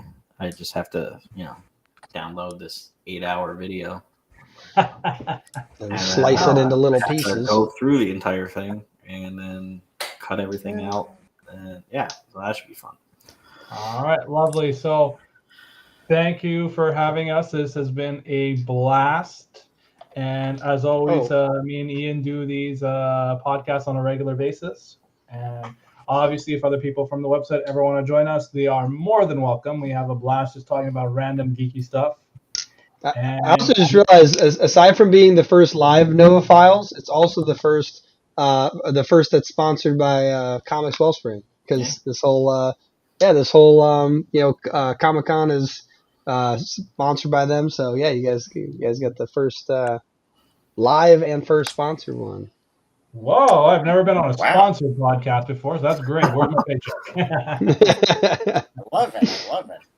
All right, then. So I guess we'll bow out. Yeah. I'm going to say have a great rest of Virtual Comic-Con, guys. Can't wait to work with you more in the new year. Yeah. Oh, yeah.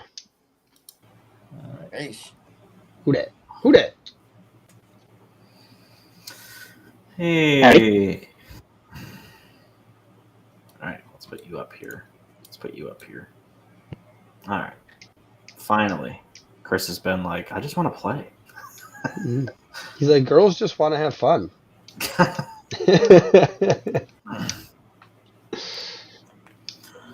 Internet not stupid today. I was going to say, Justin, say your audio is cutting out there a little bit. Say something for a minute, and if there's an issue, we can do what we did with Eric earlier and just have you on the phone, because that worked out pretty good. Something for a minute, and if there's an issue, you guys can just have me on the phone.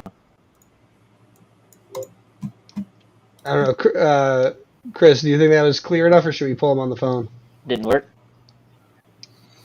I'm in the video now. I was like, I'm not even in the video. Sorry. I've been staring at this thing for like 30 minutes. I can hear it fine. You can? He said, Yeah. All right, cool. Yeah, if there's an issue, we can end up calling you at some point. I'm going to go to the bathroom real quick, and she made pizza, so I'm going to go grab that. You got to roll the dice to see how effective that was. Yep. Actually, do I have a die? I wonder if I have a die around here. The entire time. For Dylan and Greg, you guys, if you guys are like using your phone for character sheets or whatever, Dice Ex Machina, I think. Here. Yeah, did you guys pick out your characters? I gotta do that.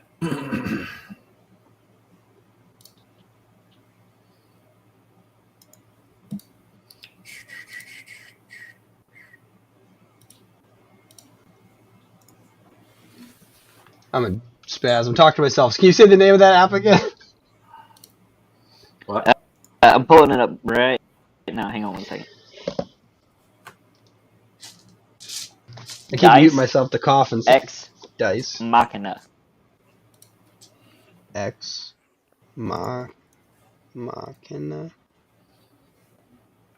Did you say Dice X?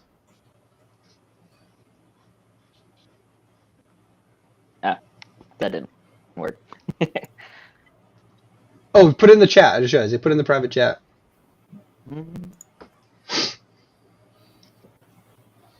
Board.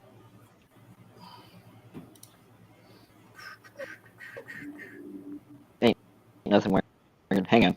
Man, Chris is in like super HD over there. I'm just noticing that. He's got like a 4K camera. Sweet, the perfect evolution of beard growth is back. Yeah, we gotta have Greg, Chris, me, Justin for the beard evolution. Wait, did you send it? Where is it? Oh, you messaged me. I put it I was talking about the in private chat. That's funny. I got you. Yep. Chat that we got. Board wouldn't pull up on the bottom of this for whatever reason.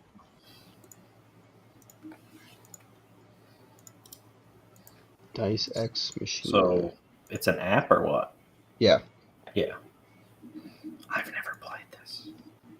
Me neither. You'll have a great time. Or you I won't. was gonna say I totally forgot to ask my cousin. My cousin plays D&D. I should see if he wants to hop on. Even though it's literally like 2 hours, you can go past 8 if you guys want. I don't care. Yes, it's the final day. Yeah.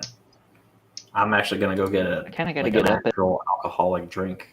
So He's like an actual alcoholic drink, not one of those fake ones. yeah, one of those fake ones. You gotta roll your dice to see if it's fake or not. Oh, it's just sparkling juice. Did you guys pick out characters from the sheets I sent? Oh my Oh, is that the thing that Greg like just added me to? Yep. Yeah, I was gonna say because Okay, so what is this? What am I looking at? I can. Oh, that one's upside down. Nope, don't flip. It is like a front and back. I'll let the let me see DM this. explain it. All right, so Ranger. What's this one? Oh, Outlander. I'll try not to kill you guys tonight too. Entertainer. I can't guarantee anything. What is this? Wood Elf. I'm probably gonna end up dying because I played with little kids. Half Orc. Wood Elf. I've only killed like 2 or 3 people in game, so. Yeah. Entertainer.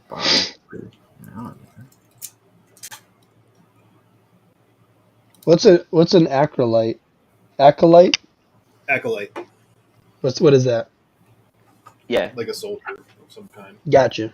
Outlander. It just gives you like, this is the character you would be. So if you're on the acolyte, let me get to that sheet real quick. That's what I was looking at. I was like,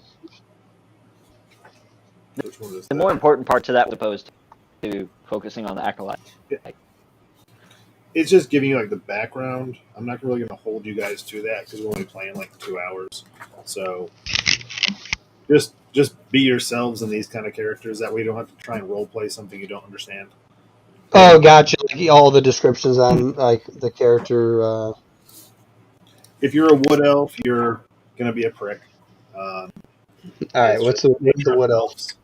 Where's the Elves wood are elf? jerks, just to be honest. You could be nice, but generally elves are very racist to everything except for elves. Nice. I'd just be that guy. Just be like, man, fuck all you other people. Humans are the best and worst race on here. They get extra feet in the beginning, and you get better progression with humans, but you don't get the racial bonuses. Half orcs, those are fun. They're just big demos. I'll do that. I'll be a half orc. Cool. So you'll be the ranger. Wait, what's a half orc again? What did you say? Half orc. They're pretty much an orc mixed with anything else. So apparently orcs are like universally sexual. We'll just say. What's it called? Procreational. Yeah. Alright. If I it saw the moves, they wizard earlier. Who's breed it. the wizard's a half elf? What's the other half human? Usually. Also, whose shoulder is that? Who's what? I saw the X-ray of a shoulder. Oh, Davy. Davy. Justin, what are you going to play? I'll do the wood elf. Wood elf? Alright, that's Yeah. the cleric. Alright, so you're a cleric. Dylan, you said you're going to be the wizard. Yeah, I think I'll do that. And like shooting. Greg can be the ranger. Okay, cool. Now I know who I'm killing. Awesome. We'll wait till he gets back, and then we'll just kick this off. So real quick, just to clarify, is our goal to like kill you, and your goal is to kill all of us? I mean, we're just going to go through the story, but yeah, when we get into combat, my goal is to kill you. You could kill everything on the board. We're still going to keep playing. You can't kill me. Don't kick me out of the chat and end the game. It's like, and I used Ethernet cut. Snip. Yep. And what we're about to do is exactly how I write my game, or my book. So this is nice. Fun.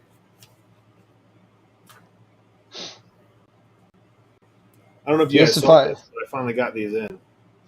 Oh, I forgot the energy drinks. Is that what it was? Yeah, remember our last conversation? Yeah, I just couldn't remember what the drink was, but yeah, that's awesome.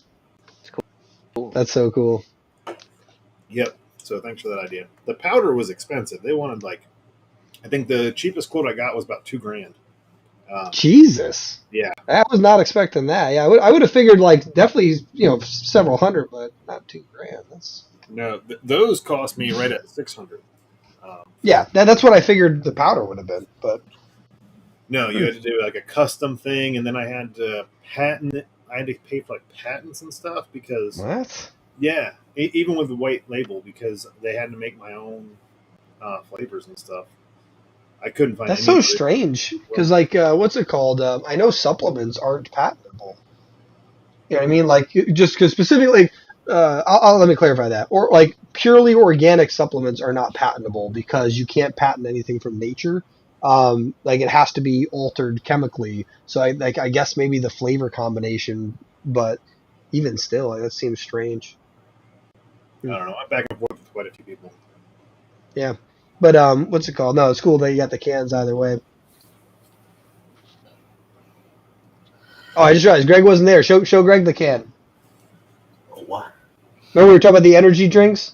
Oh yeah, I backed his Kickstarter. Yeah, he just got them in. He said. Ooh. Yep. Nice. Okay. So people that back the Kickstarter will get those. Oh, you have to pick that certain tier, I think. Yeah, there was a certain tier for it. Because I had 8 cases sent. That was the minimum. I hate being poor. I think 7 out of 8 were taken. So that 8th one is now mine. So you had 7 out of 8 cases taken out? Yep. That's awesome. Yep. That's so cool because now you know that the fact that those are selling for Kickstarter, you could bring those to conventions then. That's awesome. I tried. So at conventions, I can't sell them because the convention sells drinks, and that puts me in direct competition. So you should try to look into certain rules because there's also rules even legally selling food and beverage. But sometimes what you can do is you can sell a package of something and you give away it for free. Oh, that's what I was doing. Nice. I was about to say there's ways around it. Yeah, at Baltimore, I was like, so if you back my Kickstarter or spend $30 or more, you get a can. That's awesome. Yeah, it's such a cool. Because there's other ways to get around it too. Like if someone gives you a donation and you give them a ticket, and with that ticket they can get your drink or whatever. I know there's tons of ways. Giving them away. Yeah. Yeah, because we have all of our soda companies and stuff that we want to have at our. I can't wait till we can do that because we've got full brands of food and beverage, and like I want to be able to have like what's it called, the Ground Zero burger and was it what's the fizz, Eurofizz, what's the Sprite? Euphoria.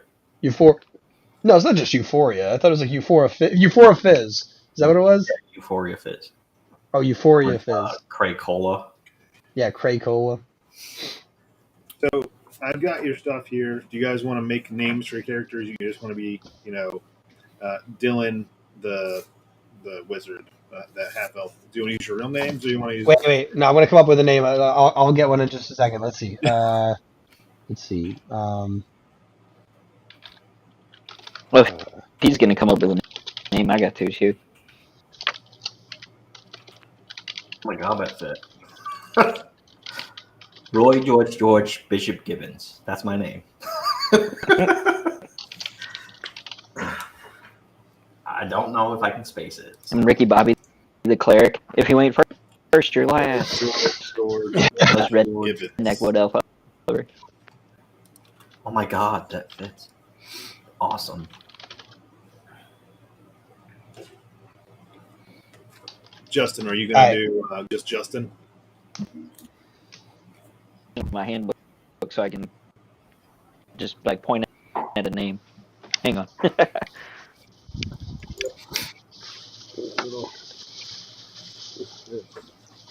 My notebook. But yeah, I got a name.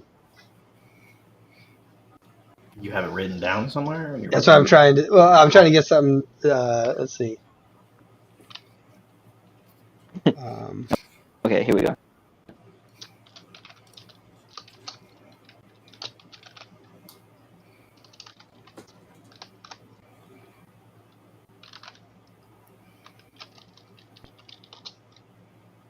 Yeah, I got it. So it's Hakai Suru. Hakai So Suru. Hakai. You can and change then your name to that. and then Suru. Oh yeah, I can. How do I forgot how to change my name. Edit name.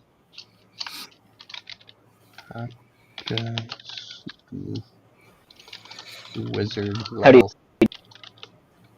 I'm a level 3 wizard. Is that what it said? What is it? Yeah, you're all level 3. All right. I don't even know what level. Yeah. So Hakai Suru is to destroy in Japanese. Somebody's interested in trying to play. Okay. Cool. And if everybody's good, and have you guys played D&D? Do I have to go into like all the? I've never played it before. I know Justin has. Boy George down there, have you? Nope, never. Okay. I'm going to go ahead and give you like the story of what we're doing. When we get into combat, I'll do first round. When we actually get there, first round of combat, we'll do like an open hand for the first round, just to give you guys like kind of what it goes like. Once we go through a round of combat, I'll let you take over. You're going to have moves and things on your sheet. So, like this right column right here, right there for Greg. All your descriptions are in there. So, like your fighting style, natural explorer. Make sure you pay attention to that, because that's pretty much how you'll like the abilities you'll use throughout the game. Your equipment will be on the bottom of the sheet.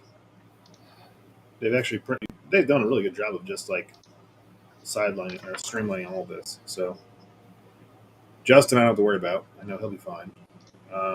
And then your spells. So Don't say that, because then I'll end up messing up. I mean, you can't mess up in D&D. That's the glory of it. You can. Sorry, forgot to mute that tab. Keep coughing. So brightness. Just like you have, like Greg, you have Colossus Slayer. You hit a creature with a weapon attack. You can add another D8 of damage. So you have different die sizes, controls. You can do that like once per turn on your enemies. So just remember, like, your damage type, and I'll help you. But for time's sake, we'll go ahead and get this party going. How's that sound? I'll give you the setting. You're in this mythical kingdom land, and this is the game straight out of Stranger Things. So we're playing the same game those kids were playing. So nice. Watch Stranger Things. We're just going to follow along the same game that those guys were playing. Pretty simple. I figure for time's sake, it's easier to use a pre-made campaign. You get called into Sir Tristan's throne room. Sir Tristan is head of the land, and you've met him before. Like, your characters have worked for him before. He sponsored you guys on an earlier adventure, and he's a kind ruler of his people, and he's good friends with you guys at this point. You guys have worked with him enough, so you trust him. You don't have to worry about killing him, or that he's going to send you off and to do something that is devious, or he has devious plans for you guys. So Sir Tristan says, lately a monster called the Thessal Hydra has appeared out of nowhere and attacks our local farms, villages, and even my own castle. All my soldiers together could barely fight it off. After each attack, the Thessal Hydra disappears into the woods, and it leaves no trail. I can't send my guards after the monsters because they must protect the castle, and they're barely able to even fend it off, let alone beat it. I need you to hunt down and kill the Thessal Hydra, and then return with its head. I want to mount it over my throne. Any questions? No. So it's untraceable because it disappears. It's killing people, and only we can save them.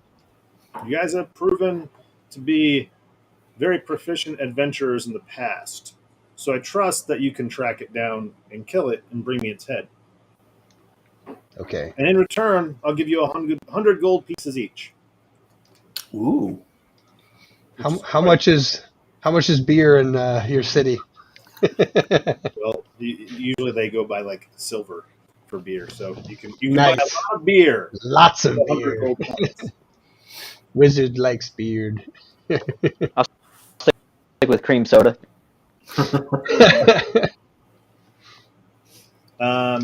Is there anything that you guys would need from me before setting out on the mission? Do you happen to have a cloak of invisibility? I do have some from the king. Yes. You need anything else from me?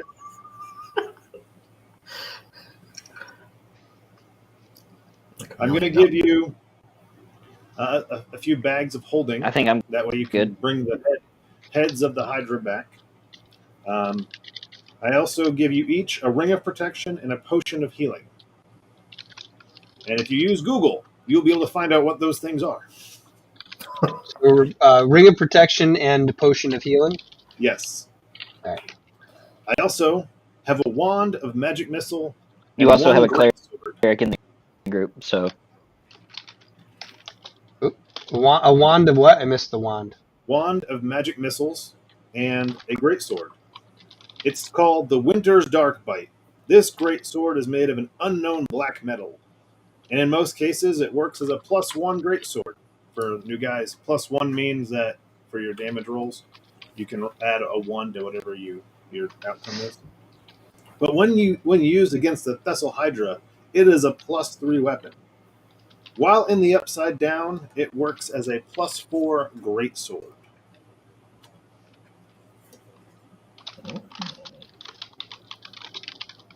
And that's for the party, so you can share those items. You can give them to... Taking that wand. What does the wand do? The wand of magic missiles.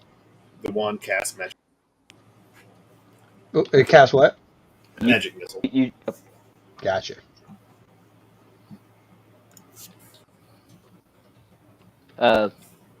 Yeah. So it has 7 charges. The sword. The wand, it regains 6 + 1 charges every day. So you can use it 7 times per day. After that, you have to wait until you rest. In D&D, a long rest is 8 hours. Short rest is 4 hours. All right. Gotcha. Any more questions for me? Okay, he sends you off on your way. Oh, Justin, did you have a question? Yeah, I was can't hear you. just trying to say I'll take the sword for. Cool. Yeah, because you're a cleric, right? Yeah. Yeah, that'd be good for him. So you take the sword. Haiku Suru. Haiku? There you go. I'm just calling it Haiku. You should take the wand and Yes. then give Boy George the bags of holding. That way he can have all the goodies. Cool. So now you guys will have to do some research to find this Vessel Hydra. We're going to streamline some of this, and I'll direct you a little bit since, for one, we're on time limit. For two, it's your first time playing. So you know a general direction in which it disappeared off into. There's no trail, but it's a big giant Hydra. I'm pretty sure people say it went that way. Along the route that you're taking to follow this Vessel Hydra, you run into a few people. The first person is a merchant. The merchant gives you each one apple, and he says that local apples tasted better before the Vessel Hydra arrived. That's why he's sure the monster's lair is in the apple orchards to the north. Then the other person is a traveling priest. Says that often lesser monsters worship bigger ones. There are troglodytes in a nearby set of caverns. They might know something about the Vessel Hydra. And then a woodcutter warns you guys, some caves here were cursed. Once you enter, you get lost in the twisting tunnels and never escape. And then an elderly farmer doesn't believe there is a Vessel Hydra. He doesn't believe in it at all. He thinks it's just a big owl bear that's raiding settlements for its supper. I ain't never seen no Vessel Hydra, but owl bears, we got plenty of them around here. When the players start getting bored, or when you guys start getting bored, it's time to find troglodyte caves. All right. So you can go to the caves first if you want to do that. So we can go north of the orchards to the caves or to the caverns? Yeah, so the if you go to the caverns, talk to the other monsters that are probably worshiping this big giant thing. So somebody roll me a d20. It's going to be an ability check. So add your intelligence modifier, and you guys have to choose one of the three of you. I got the same thing. That's weird. Wait, how do I do it? I didn't learn Roll how a to use d20. it. Do I just It's press clear? the One second. Do I just press it second biggest once? dice. Yeah. Weird. All right. So Yeah. And what'd you say? One of us rolls it, or all of us roll it? Well, they both rolled it. Your best person to roll it is going to be you because you get a +3 to your roll. But they both rolled me? It. Oh. Again, never mind. Greg. Your cleric said it first, so he passed. So you find because of that, you do find some tracks. You don't know if it's a Vessel Hydra, and you've been able to arrive at these troglodyte caves. As you get to the caves, these are the cursed caves, right? And they have the troglodytes, which are probably worshiping this big giant Hydra creature. And I'll show you the map of this. This will show. There we go. So you can kind of see what this looks like. yeah, and we're entering at 1. Yep. Gotcha. Oh, I should have screenshot it. I just realized, Greg, can you make him bigger? Like how I put us on the bottom, make him bigger so that when he shows the stuff.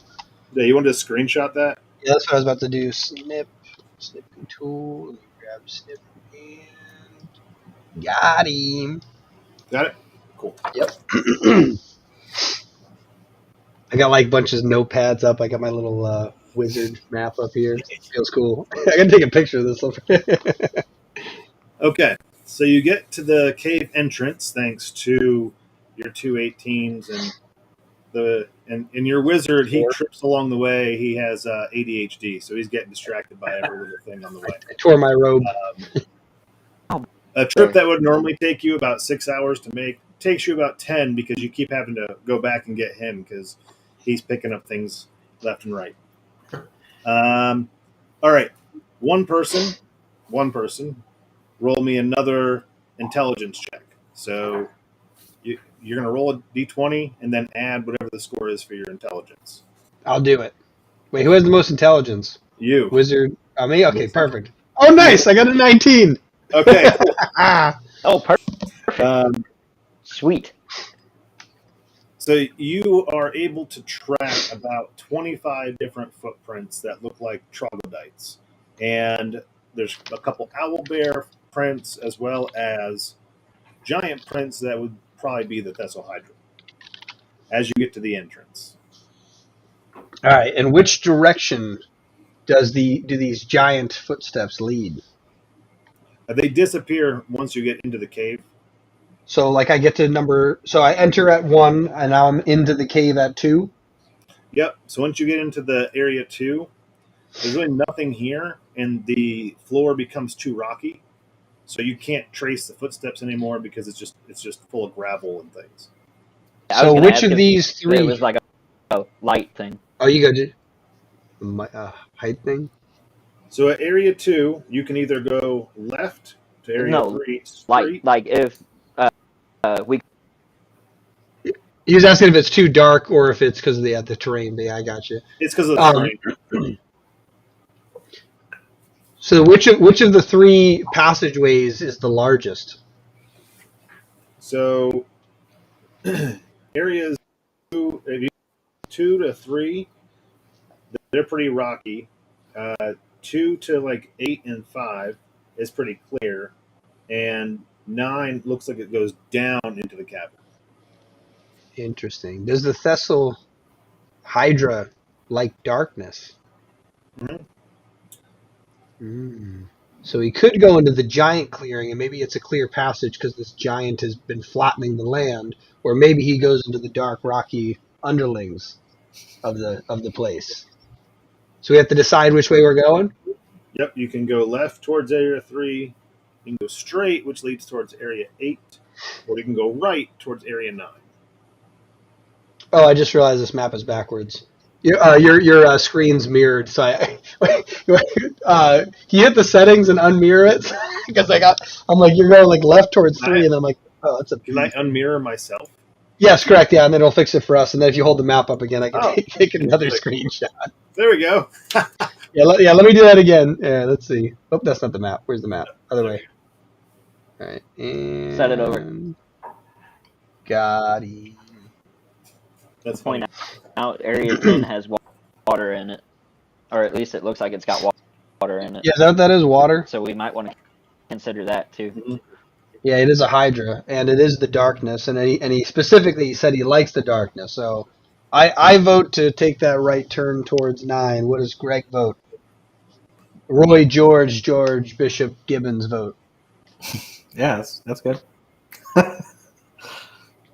right, we shall proceed. I'm fine with that. Okay.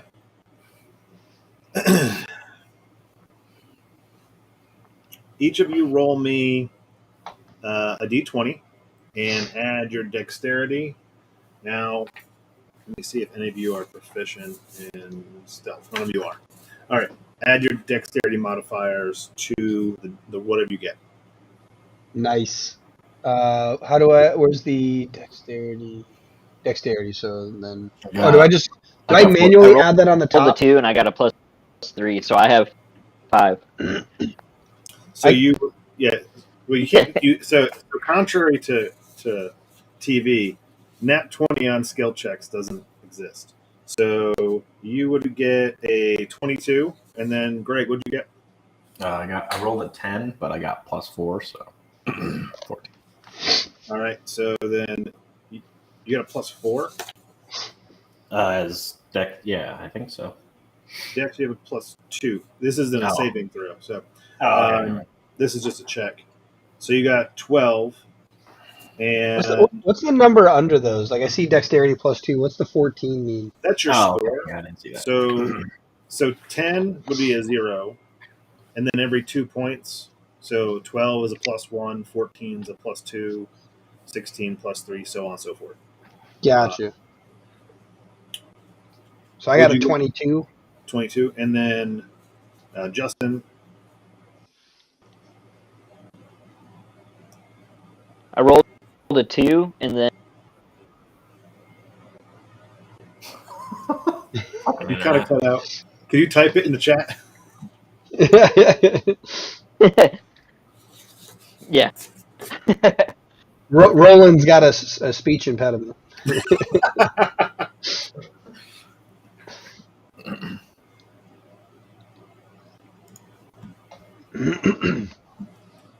All right. So cumulatively, you guys would probably pass.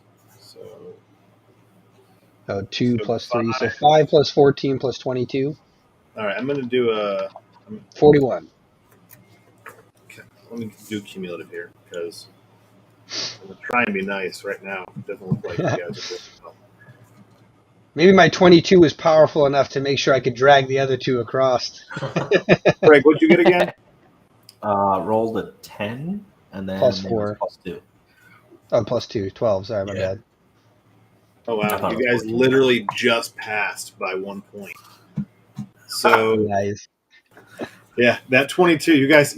Oh, the wizard. He makes up for that nat 1 earlier. Yes. That's me just All right. reading the bare minimum. My ADHD worked out. As you guys enter, Haiku. I'm going to call you Haiku because that's what I do. It's my nickname. Stops you and says, "Be very, very quiet. There's an owl bear sleeping in here." So, because of his ability to see the owl bear, you guys are able to sneak past the owl bear without waking it up. So, from area 9, you can't move very long in here. You can choose to go right towards 10, or you can go up towards 8. Let's see. And so 10 is where there's water. 8, we obviously could have gone through 2 to get there. So the only logical place is to go towards 10. What does Roy? George. Yeah, Roy George Bishop Gibbons think? It's got a 10. 10? And Roland, what does he think? 10. He shook his head. 10. All right. So as you get into area 10, it's a natural spring, and it feeds a 10-foot deep pool of clear, fresh water. Cool. Is there anything weird about the water that we can notice? It's clear from where you're at, so you can go up and you can investigate it and get close to it. Yeah, let's wait. Who's got the sword? Roland's got the sword. I vote Roland approaches the water to investigate it.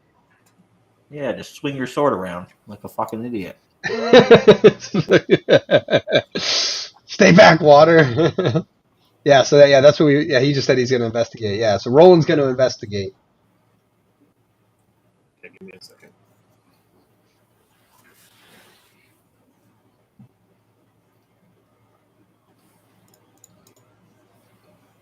Okay.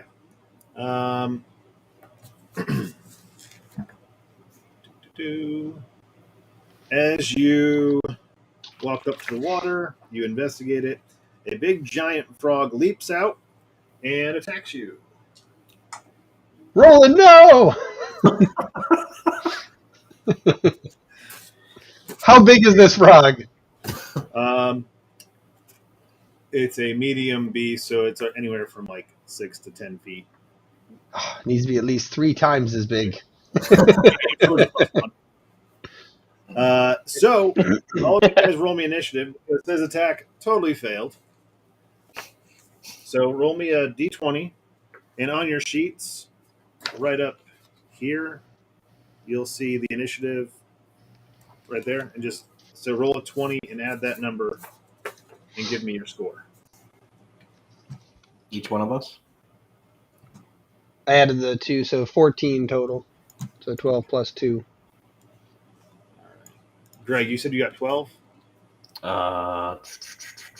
I got a 9, and then what is it? 11. Yeah, 11. And I had the 12 plus 2.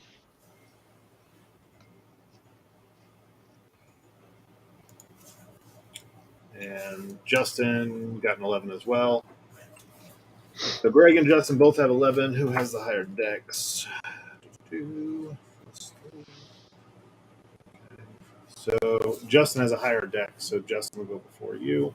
And the frog is going to have the highest, so he rolled an 18. So combat is going to go like this. It's going to go the frog, and then Haiku, and then Justin, Roland. We'll start calling him Roland. And Boy George. All right. No. Well, he's still closest to the rest to Roland because the rest. I'm assuming you guys stayed back. Yeah. Yes. All right. He is going to roll it. Oh, he rolled a nat 20 on Roland over here. Woo. So yeah, let's see. This could end badly.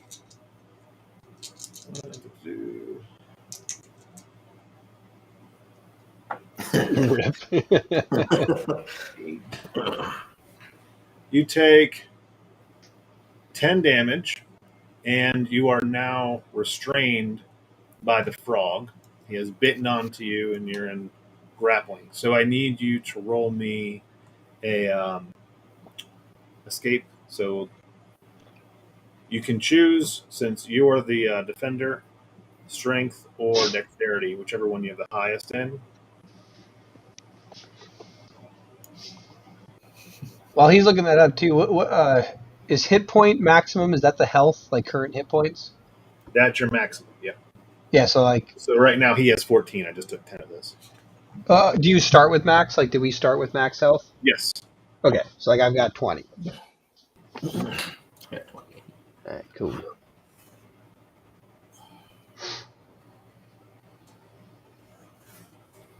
You rolled a 2. All right, so you are restrained. So even on your turn, you're just gonna have to try and roll to get it. You know how to do this. I don't know how to do that. All right, so next is gonna be Haiku. Nice. And I am going to. So can I only attack, or can I choose to also try to free Roland? You can't free him. You could, yeah. No, you can't. You can't. No, so just attack, right? Yeah. Now Right. the frog can choose to let him go to attack you, but he's currently in a grappled state with him. Gotcha. All right, so then I choose to attack. I'm looking at the stuff down here. I got it. Do I have like a dagger, ray of frost, shocking grasp, those things? Am I looking at that right? You are the wizard, so you have tricks. So these are spells. You can cast Ray of Frost, Shocking Grasp, and you can cast them at will. So you can Google how those work. I can zoom in. There you go. Let's see. So he's a frog, so I'm probably going to try to use, either lightning or cold. Let's see. So let's see. What does Shocking Grasp do? Shocking Grasp. I'll read that off to you in 1 second.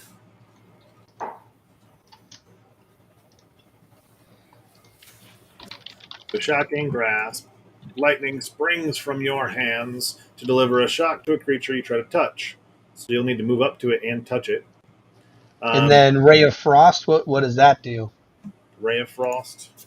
I'm assuming since it says Ray that it's long distance. So a beam of blue-white light streaks towards a creature within range. So this is a range attack. And on a hit, you do 1d8 cold damage, and you reduce its speed by 10 feet until the start of his next turn. Nice. All right, so I'm going to do Ray of Frost. All right. Roll me a d20. Clear. D20. I got a solid 4. You rolled a 4? Yeah, do I do +5, that attack bonus? Is that what that is? Yeah. So +5. So I got a 9.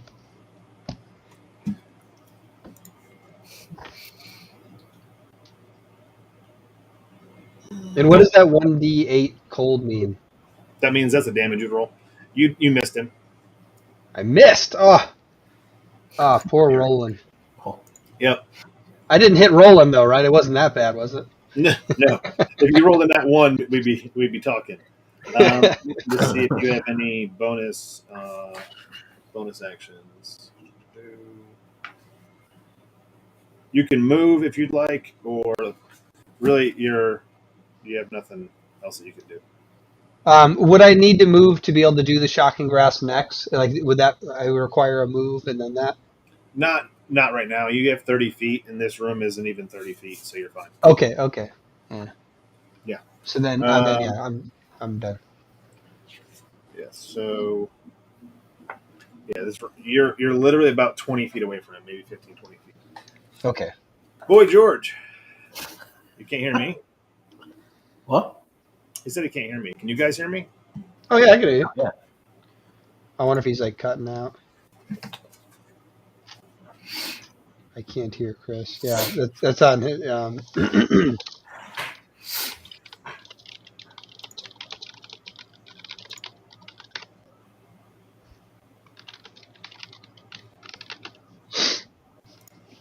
Okay.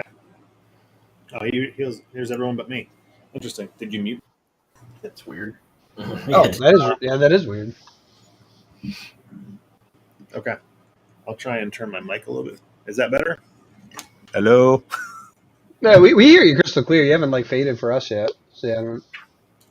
All right. Well, Roy George, your turn. Attack the frog, obviously. Okay. What are you going to do to attack this frog? Just try something. Throat punch. So I have like a bow. So you're a ranger. Yeah. You've got a long bow. You got a short sword. You've got some spells that you do know.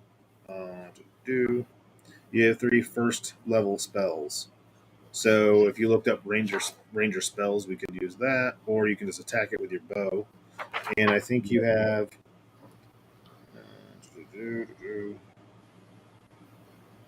So on your archery attacks, you also get a +2 to attack rolls with that weapon. Okay. Yeah, longbow. Cool.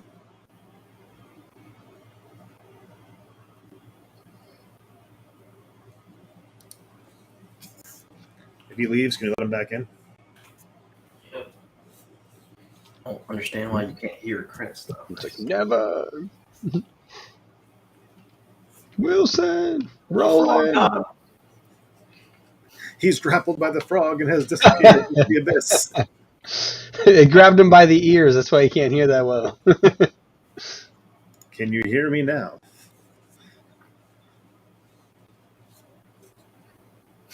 Yeah, I can not, hear I you couldn't. now. Can you hear me this time? There's just a massive delay on his voice. Yeah, there's like a huge delay. Okay. Hello. Roll me a d20, Greg, and so you have a +6 to your attack roll. I got an 18 that I rolled. That hits. So now roll a 1d8.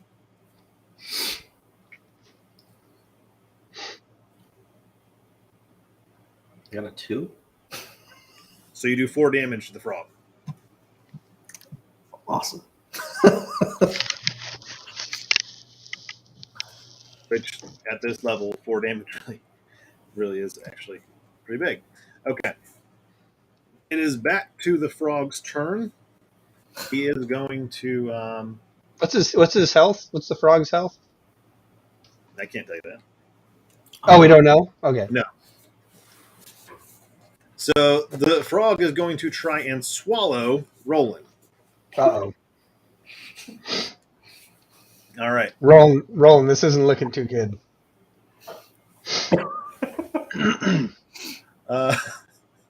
He should have had his Wheaties this morning.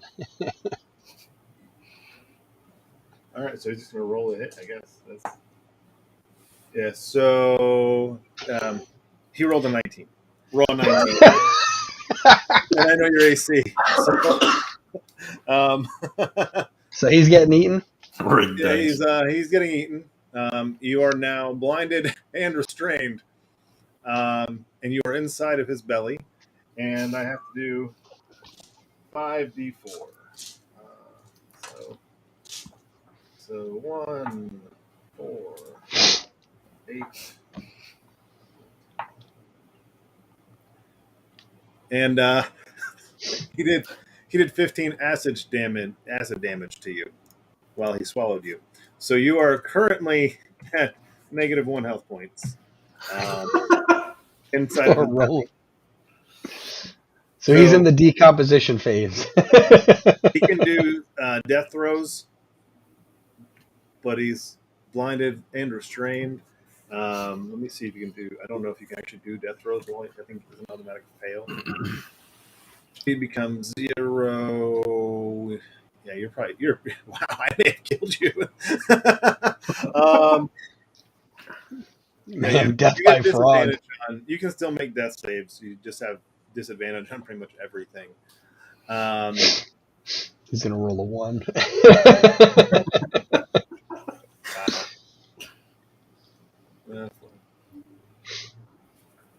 Okay. All right.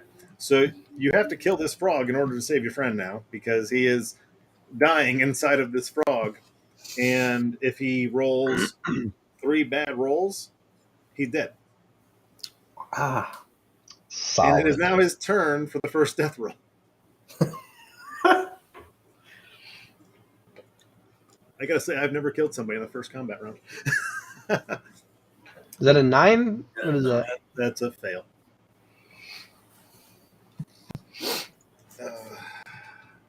I haven't. Let me see if I can fudge this at all for you and give you a pass on. I think it has to be Question about the spell book. Do I basically have to take one turn to prepare a spell and then one turn to use a spell? Depends on the spell. Yeah. Like there's first level and second level, and then there's like prepared spells and spell slots. So prepared means you already have it prepared for combat. I'm not a stickler for a lot of these things, especially in a 2-hour game. I'm not going to hold you accountable to... Would I prepare it before a fight or like during a fight? Prepared. So let's just say that it's called like equipped. Like if you're playing a video game, like you ever played Demon Souls or Dark Souls, you can equip... Dark Souls, yes. Yeah. All right. So you can equip, like, depending on your character, like 1 to 2 spells at a time, 3 or 4. Yeah, like I have 4 level 1 slots and 2 second level slots. Right. So you can have in any given combat or any day, you have 4 level 1 spells that you can cast and 2 level 2, and you can mix it up because you have different. Gotcha. So I have like 6 or 7 level 1s in my spell book. I can select 4 of them. Correct. That I can use. I can use at any given point. Yep, but you only have four that you can, like, you can't use them unlimited. You get 4 uses. So you can use the same one 4 times. You can use 4 1 time. Oh, ever, or like can I prepare them again? Like how does that work? In a rest. So your spell slots come back after a. Also depends on your DM. For a long rest is 8 hours. So you mentioned that, yeah. So if we traveled for 8 hours, it would rest and. So you have to actually rest as resting, like sleep. Oh, gotcha. Doing nothing encumbering for 8 hours. So your cantrips, though, like you have cantrips, you can just cast those at will. Yeah, so just gotcha. Which are like the top 3 things. Right. I mean, really, especially with a wizard, your cantrips are your life. So yeah, you have Flame Sphere, Misty Step, Deceptions, and your first levels are Magic Missile, Shield, Sleep, Thunderwave, Magic Armor. That wand I have with the oops, not there. Where's my notes? This one. The magic wand, the wand of magic missiles. So is that including the ones I already have? Nope. Wand of Magic Missile you can just use 7 times. Gotcha. So that doesn't eat up my spells. I just get 7 extra until I rest. Correct. And when you use that 7 times, so when you guys rest, you roll a d6, and you add 1. So if you roll a 5, you get 6 slots back. You roll a 6, you get 7. Nice. Okay, cool. Gotcha. Yep. I'm catching And up he pretty just quick. failed his first death roll. And all right, I actually had it backwards. It was actually not his turn. Well, we'll just keep it the way it is. It's me, yeah, it's the frog then me, right? Right. I read my sheet wrong. We'll just keep it. We're not gonna fail that first death roll for you. Nice. I'll So be nice. so then I can shoot a magic missile now then. Yes. So cool. So what do I roll a die for that? And if so, which one? Are you gonna have all 4 hit the same target? I'm assuming you're not gonna try and hit your friends. So it shoots 4. Then yes, correct. I would have. Let Wait, can I aim at surroundings? Like, can I aim at like a rock above his head, or does it have to be the? What level that? Did it tell you what level it cast it at? I don't remember if you said that. I wrote a lot of stuff, but I don't have that written. You guys are on level 3. It's only gonna cast it at first level. So you get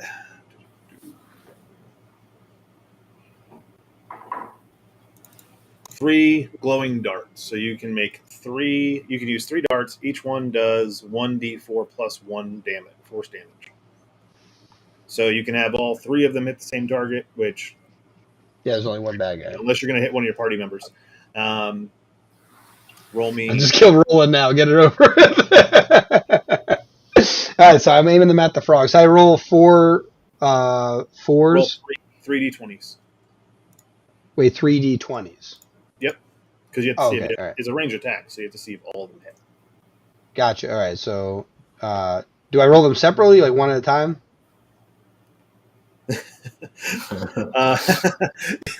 You will roll them separately. All right. So the first one I got a 16. 16, that one will hit. And then just roll it again. Yep. So the next one, next one's a 6. So I'm assuming that's a miss. You get a +5, so that's 11, and that hits. Nice. Wait, where's that +5? What is that? So your spellcasting modifier is a +5. Is that so if you intelligence? Look next to, like, Ray of Frost, your attack bonus. Ray of Frost. Yes. You get a +5 to your spells. Oh, okay, cool. All right. So that one hit, and then I roll one more. I got a 9. That hit. So All 3 +5. of them hit. So roll me 3 d4s. Okay, so 1, 2, 3. That sucks. I got a 6 total. And +1 to each one of those, so that's 9 damage. 9. All right. Frog is still up. He's staggered a bit. He's almost coughing, rolling up. He's like kind of choking on him right now. Like, is his leg sticking back out? His foot just like kind of appears for a second, pops back Oh, down. Roland's not dead. He's not that dead. Although his leg's a little limp, so he's only almost dead. Or mostly dead. He's only mostly dead. All right, now roll and make me a death saving throw. Let's see if he can kip himself out.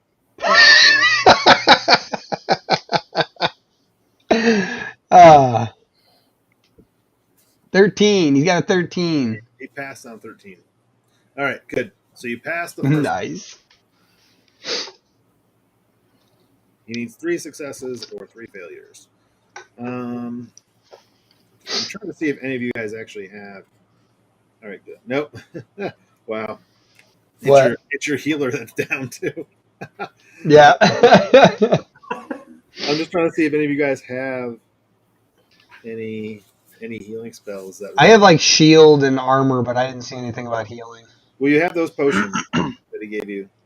Yeah, and the ring of protection. What did the ring of protection do again? Forgot what that was. Oh man, this is great. I choose the cleric because of their choices. Ring of protection. Great. Ring of protection. You gain a +1 AC to saving, +1 to AC and saving throws. So anytime you have to roll like a dex check. Oh, armor class. Gotcha. Right. Okay. So, Roy George. Yeah. Can I use my bow again? Yeah. Yeah. I'm gonna try to do that this time. Let's see if it actually does something. So you roll the 20 to see if it hits. Is that the idea? Yep. Roll a 20, and then you add a +5 to that. So I rolled a 16. Noise. So So you 21. Yeah. So you can roll the hit. Oh, you hit him. So now you roll the damage, which is 1d8, and then you add 2 to that. I rolled a 4. And then you add what? 4. 2. Oh, 4 damage. Plus Yeah. 2. So you did 6 damage. All right. The frog dies. Noise. Yeah. And Roland? How's Roland doing? And you take your short sword after you kill the frog, and you just slice his belly open. And Roland's dead, I guess incapacitated body rolls out. Wait, who has the short sword? Roy George Bishop Gibbons? Yeah. Gotcha. Thank God for Roy George Bishop Gibbons. I don't know what we do without Roy George Bishop Gibbons. So That's my quirk. I have to say everyone's full name.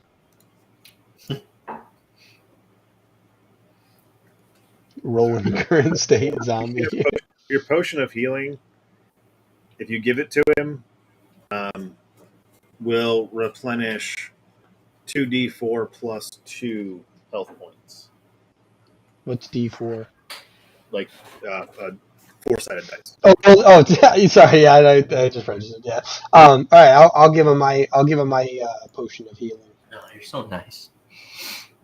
And so then I roll the 4-sided. Yeah, roll 2 4-sided dice. 2. Solid. I got 2. On each one? No, 1 on each one. So that's 4. All right, so 2 plus 4. Now I have one more roll. A D4. Yeah. I got a 4. Yes. So you got 8 health points back. Luckily, you're the cleric, so you should have a healing spell.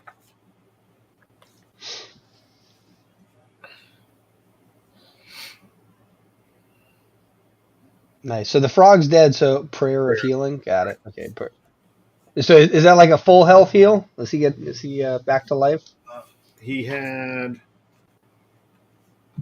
Oh, he had -1. So with 8, he's only at 7, right?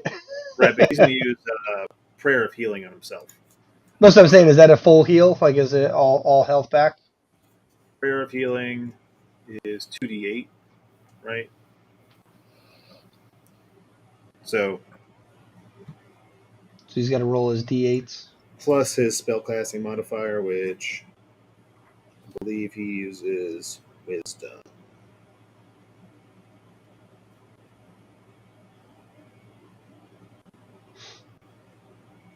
Oh, you got an 11. You got a 4 and a 7. Is that what that is? Yeah. 11 plus your spellcasting modifier, which is I can't. You said wisdom, I think. Yeah, wisdom. So add 4 to that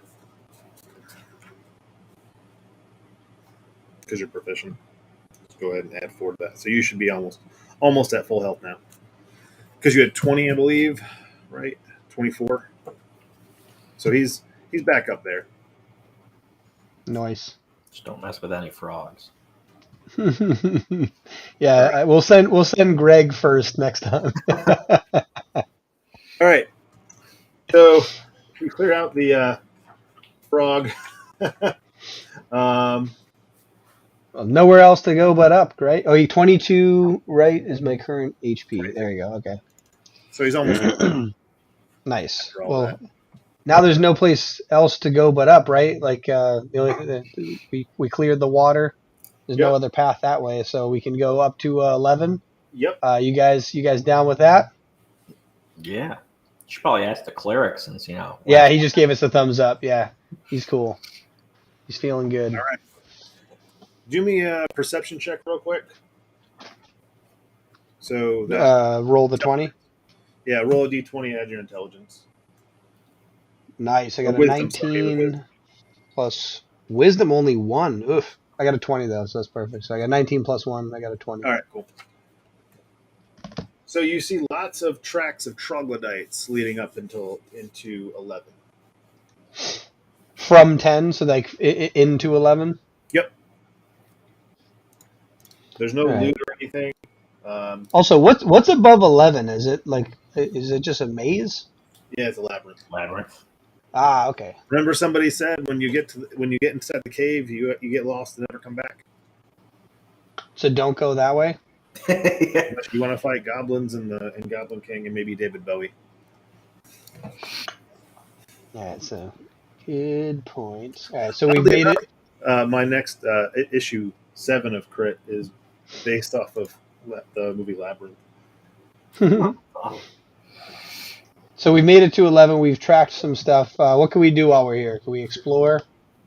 Is there nothing in this room? Is it empty? What am I looking at? Okay. No, there's nobody in here. There's lots of tracking up into the maze there. But roll me another wisdom check or perception check. Is that another 20? Yep. And rolled that. Plus what? Greg adds a 3. You add 2. No, that's not your sheet. What's the thing I'm adding?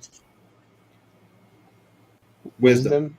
Yep. Oh, okay. So then I got 17 plus 1. I got 18. Boom. 18. Nailing these. Cool. So I got my first die was a 1, and now I'm like getting solids. There's a statue of an ugly frog-like creature, and there's pieces of rotted meat with 50 GP worth of coins and small gems. And roll me, let's see, who has history here?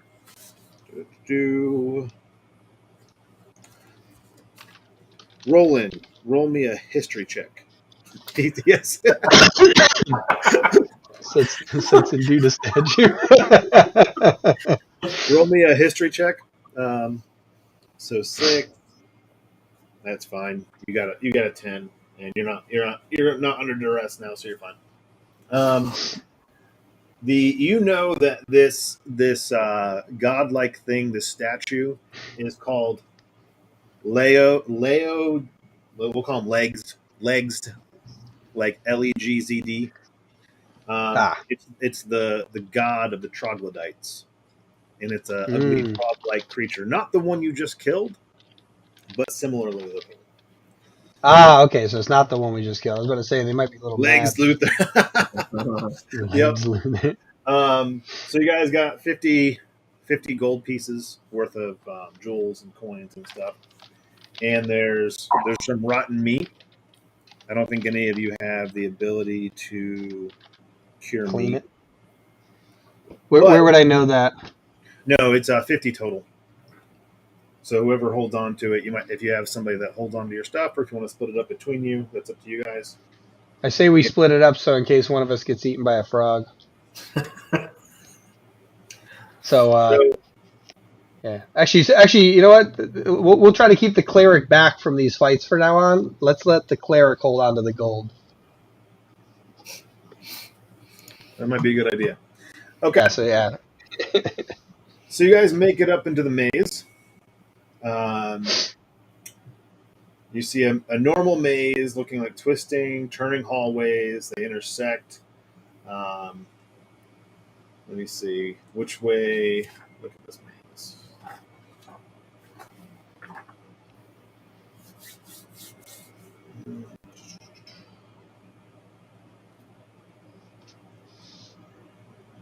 All right. Move off the map. So from here on out is all random paths generated by you guys rolling d20s. Gotcha. I'm going to have you each roll me a d20 now, because this will be the order that you guys go in. So you roll, and this is just raw, so 7, 10, 16. So Roy George picks the first one, Haiku picks the second one, and Roland picks the third one. So, Roy George, roll me another d20. Got 19.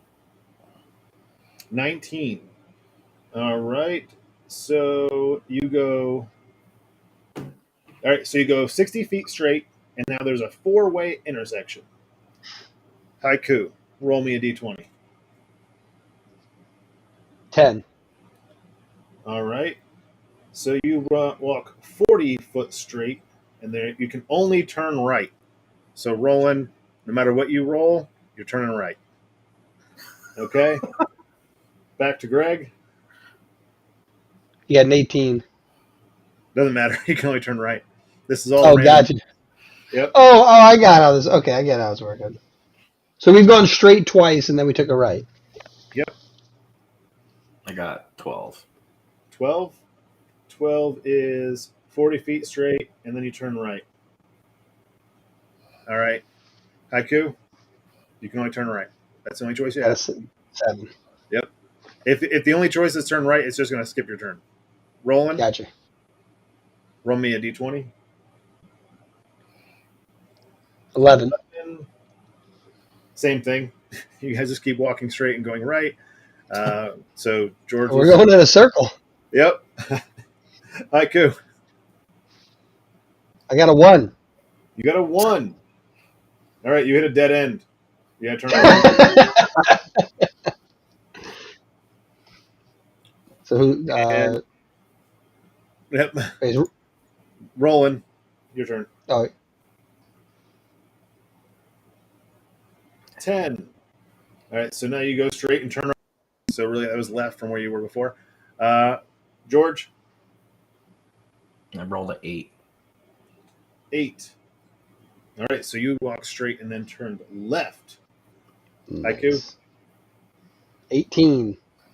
18. All right, so you just walk 60 feet straight and hit a 4-way intersection. Nice. Rolling. Roland. 18? 16? What was that? 16. 16. All right, so you walk another. Do you want to go left, right, or straight? Left. All right, so you walk 60 feet left, and you reach another 4-way intersection. George. 2. You reach a dead end again. I'm getting pretty good at this. I got a 6. 6. All right, so you can only turn left and walk 40 feet now. And now, Roland. 11. Yep. So now you're at you can either turn right or left after 40 feet. Haiku, you want to turn left or right? Left. Okay, roll me a die. 19. All right, so you walk straight 40 feet, and then you hit a door. Finally. We have to roll to see if the door opens. You shall not pass. You open the door, and it leads to another hallway. For the love of God. Now I'm getting PTSD. are 8 skeletons walking towards you. Oh, they're walking. Oh, shit. I was like, dead people. Now they're coming So roll towards me us. initiative. Is that a 20? Yep. And then on the top, there's that. So I got a 9 plus 2. We got 11. So you got 11. 9 plus 3, so you're 12. Greg got 13. What's your initiative, Greg? Top middle. Oh, plus 2. So What'd you get? 15. You had 13 plus 2? 15 plus 2. Yep. Let me roll the skeletons. They And just for time's sake, I'm just going to roll a skeleton as a group. Just to make it easier. The skeletons massacre our entire crew. If I had sound in here, I'd play that creepy, scary skeletons song my kid plays. Creepy, scary skeletons. All right, and skeletons roll 11, so they'll go last. Nice. There's 5 of them. One climbs into a bag of holding. All right. Cool. So, Roy George, you get to go first. D20. Yep. Well, you can use your longbow, your short sword. You do have some spells if you want to open up your spell slots. Up to you. Spell. All right. So let's look up your spells real quick. Ranger spells. You have 3. You can cast 3 first level spells. So in your first level, you have absorb. I'll just list the ones that would actually do any good for you. You do have cure wounds, by the way, for future reference. So if your cleric goes down, you can use cure wounds. Fog cloud, hail of thorns is actually a pretty good one. And hunter's mark is probably your best one for a ranger. Okay. So the way hunter's mark works, you choose a creature you can see within range, and you mark it as your query. Until the spell ends, which is up to 1 hour, you deal an extra 1d6 damage to the target when you hit it. And this is a bonus action. So when you set this, you're setting it as a bonus action, which means you can still attack on top of this when you hit it. So if you roll whatever if you roll to hit with your bow, you do 1d8 plus 1d6. So you get additional damage on it. And then when you kill it, you use a bonus action to move the hunter's mark to the next one. Yeah. Yeah, rangers are pretty badass. Yeah, that one. Cool. So you mark the first skeleton in sight, and now roll to hit. Because I'm assuming you want to use your longbow, so you don't have to get close to these things. Mm-hmm. Cool.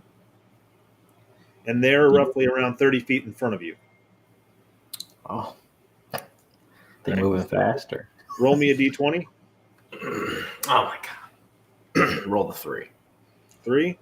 Yeah. So that's a 9. So you miss. Nice. All right. Roland, your turn. Climb out of that bag. Do some work. There's a lot of frogs, so he can't get eaten this time. If he does, you can still see him. Spiritual weapon. All right. Let me look that up.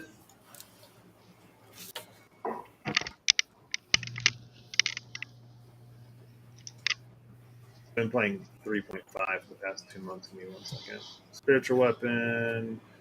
Close. I should cast a spell again.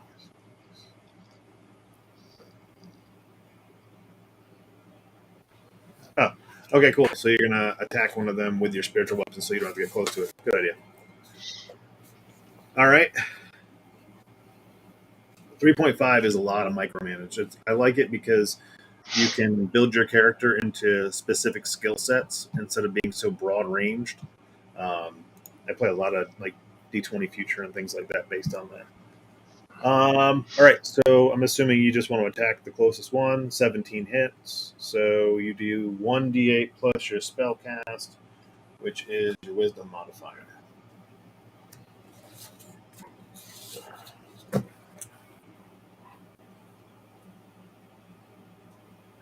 No, so plus 4.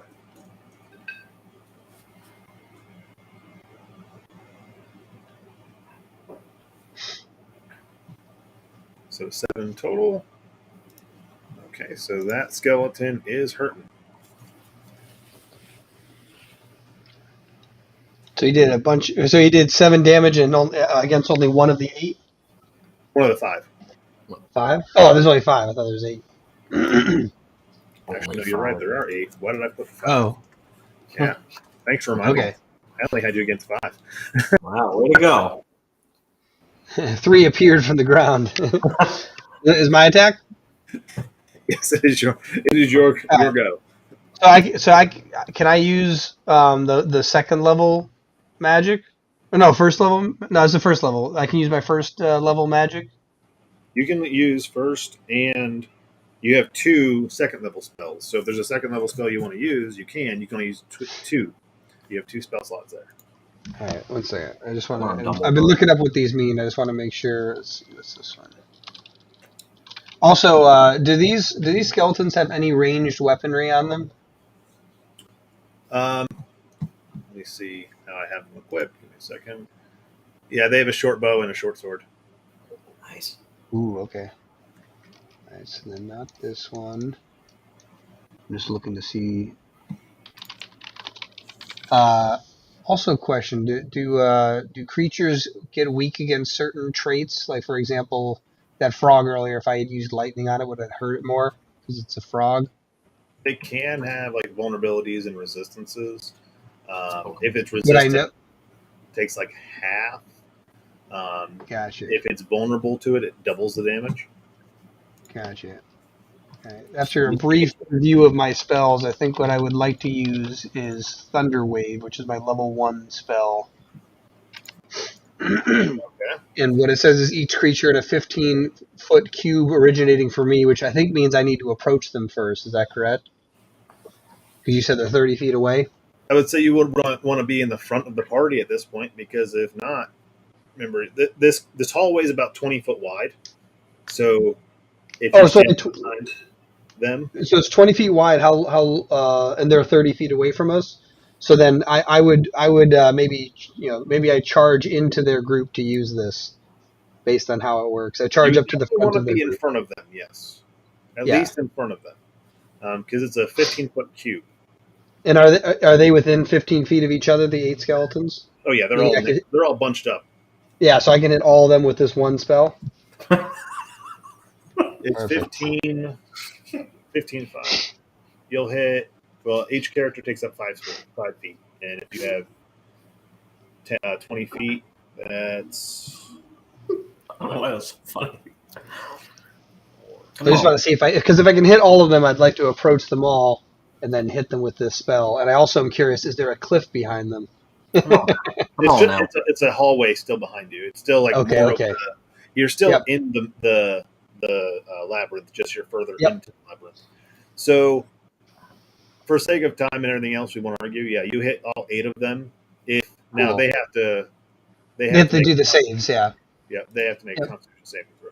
All right, so I have to roll first to see if I hit all of them, or do I roll for each one of No, them? you don't have to. So on range attacks like this, anything that requires them to do a roll against you. Oh, I got you. Like they have to dodge. Yeah. Okay. The only thing you're going to do is roll the damage, and I'm going to determine if they take full or half damage. Gotcha. So what's your spell? The +5 thing that we talked about, the spell. No, it's usually your level plus 8 plus your level plus your casting modifier, which as a wizard would be your intelligence. So 8 +3 plus 3 plus. So, all right. Let me see if they pass.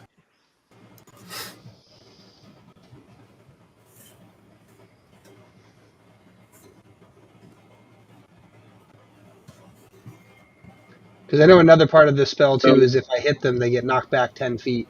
Any of them that beat a 13. So that one did. That one did. That one did not. I'll get knocked down. Did not. Did not. Did not. So 5 make it, 3 don't. So if 5 get hit, or only 3 get hit? They all get hit, and they're all, so 3 of them are pushed 10 feet away.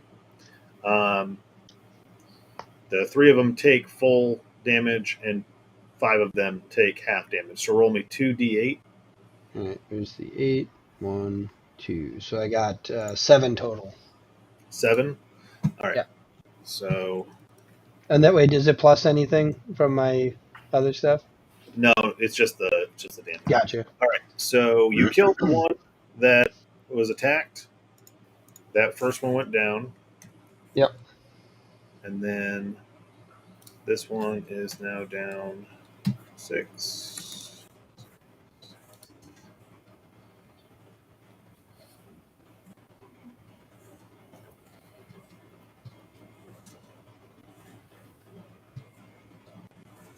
Messing these skellies up. Yeah, Pikachu man. All right, so 2 of them are pushed. Sorry, 3 of them are pushed far away from you. One of them is dead, and the 4 left around you are kind of beat up a bit. Is the one that's dead one of the 3 pushed away, or is it one of the other ones? I was nice to you now. He was already low. All right, cool. So 3 are knocked away, and 4 next to me. One's dead. Yeah, you're pretty much surrounded now by skeletons. Yep. Yeah, that's why I was curious. Squishy yeah. wizard, and 3 of them are 10 feet away from you now. And then we go to the skeletons. So the 4 that are in literally right next to you are all going to swipe to attack at you because you just ran into the middle of them and started hitting them. So that's what's your AC? That one hits. That one crits. Nice. 8. That one misses. So hit, crit, miss. That one hits. So 2 hits and a crit. 3 hits. So we'll do 4.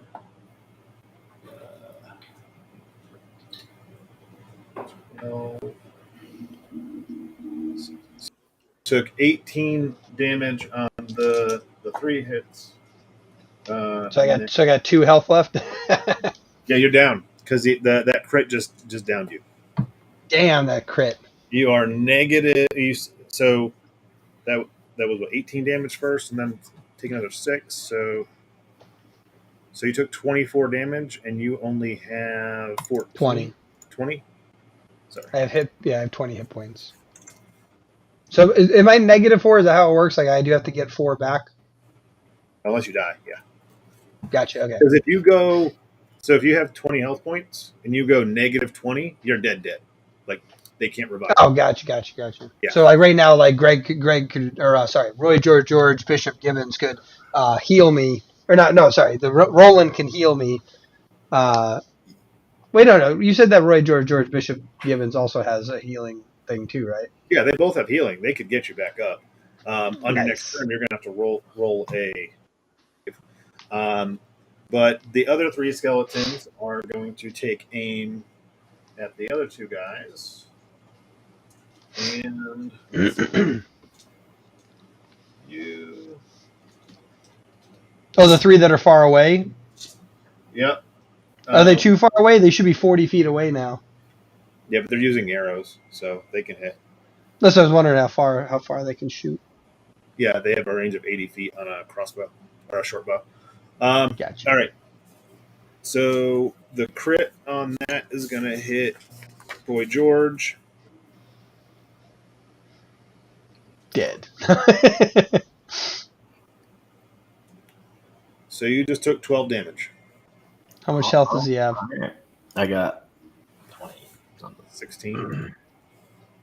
Really? So like you have 28 normally, so if they just took 12. Oh, he has 28 normally. Okay, so I just got low. Rangers health. have a lot of health points. Your cleric should have a lot of health points too. He should have 24, I think he's got. Unless it's a frog. Unless he gets eaten by a frog. Okay. Now it's back to Boy George's turn. So up to you guys, but I got a few more spells that do multi attacks. That I can hit more than 1 people. So if you want to revive me, I could do that when it gets to my play in 2 more turns and have enough health to take these MFers out. What'd you say? Because I didn't hear anything you just said. Oh, really? Oh, I was saying that if you guys want, because you guys both have healing, one of you, because I have -4, so whichever one of you I guess you could both try to heal me enough so that I can be standing by the time it's my attack. But I have multiple attacks where I can hit more than one skeleton at a time. So if you could bring me back up, then I can attack all of them again. Okay. But I forgot who's first. Is it Roland or Roy George Bishop Gibbons? So it's back to Greg and then Roland. Okay. So Roy George Bishop Gibbons, if you did want to revive me, you could. Yeah. Or try to. What's the thing? The healing spell you have. Yeah, I gotta find that. You have Cure Wounds, I believe. That. Which I have many. Being looked up real quick. So. I need a new chair. The creature you touch regains a number of hit points. Oh, so he has to touch me, which means he also has to approach the right. The skellies. Yeah, he has Cure Wounds, and that's it.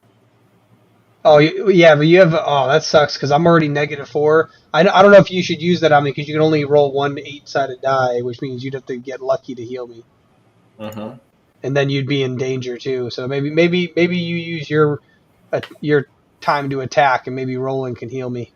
Yeah, like, there's no frogs, so he's good. Because Roland, can you do ranged healing? Let's see, he has. Nice. He's a cleric. He has 5 first or second level. 4 first, 2 second. All right, let's see. Also, if I get picked up, can I drink a potion and attack, or is that my turn drinking the potion? You guys only have 2 potions left. Don't forget, you have 1 per person. So yeah. he can also. He has like Spare the Dying, and because he has cantrips too. Let's see. Like I gotta take a cantrip right now. Healing Word. He's got quite a bit. He's a cleric, so his job is to heal. Nice. Yeah, he has prayer. Oh, he has prayer of healing. Okay, so there you go. So then, Greg, I would attack one of the other skeletons near me then. Yeah. So if I get picked back up, I'm not dead. Yeah, let's not make you dead. Yeah, because prayer of healing allows him to, and you have 1 more use of that today. So if you guys take any more damage, your cleric can help you. All right. So Greg, you want to try and attack one of the skeletons? Yeah. You want to move your hunter's mark because the one that is now dead. So in a normal attack round, you have movement, you have attack, and you have bonus action. To move your hunter's mark, the bonus action. So I'm assuming you just want to move it to whichever one you're going to attack. Uh-huh. All right. So if you hit, then you do an additional d6 of damage. Oh, okay. So roll to hit the skeleton. That's with a 20, right? Yep. Yeah. Got a 9. Plus your 5. So you got 14 to hit, which on the skeleton should hit. That hits. So roll me 1d8, Nice. 1d6. 1d8, 1d6. D8, I got a 5. All right, 5. And then d6, I got a 2. 7, and then you get to add 3 because of your modifier on there. So that's what, 5, 6, 7, 8, 9, 10, 11, right? 11, yeah. So that one's dead. Nice. So there's 3 on me, 3 in a distance, 2 dead. Yep. And now it's Roland's turn. Wake me up as I can wake up. All right. So you rolled a 10. You don't. Oh, you're rolling the dice for spare the dying. Or what do you? Oh, what are you using, Roland? Or prayer of healing. 2 d8s. Okay, so plus your spellcasting ability modifier. Yeah, you do. I didn't know what you were rolling for. So you're spellcasting, so +2. You got a 13. Yeah. So you get to add your modifiers +4. So 13 plus 4? yeah. So he's So got you 17? You're healed. So let's you get to -4 from that. Remember you were -4. So you're down to what, 12, right? Wait, is it the 13 plus 4 minus 4, so 13? There you go. You have 13 health. Right. Nice. I'm In a back, normal baby. game, you would just be stable with health points, but I'm going to allow you to get up since we're on a time limit here. Yeah, we're going to fudge some of the rules just so we can have more fun in the Nice. time frame we have. The haiku pulls out the middle finger. Yeah. It allows him to get one attack. You've got a limp. You walk with a limp now. All right, so then let's see. It is now your turn. All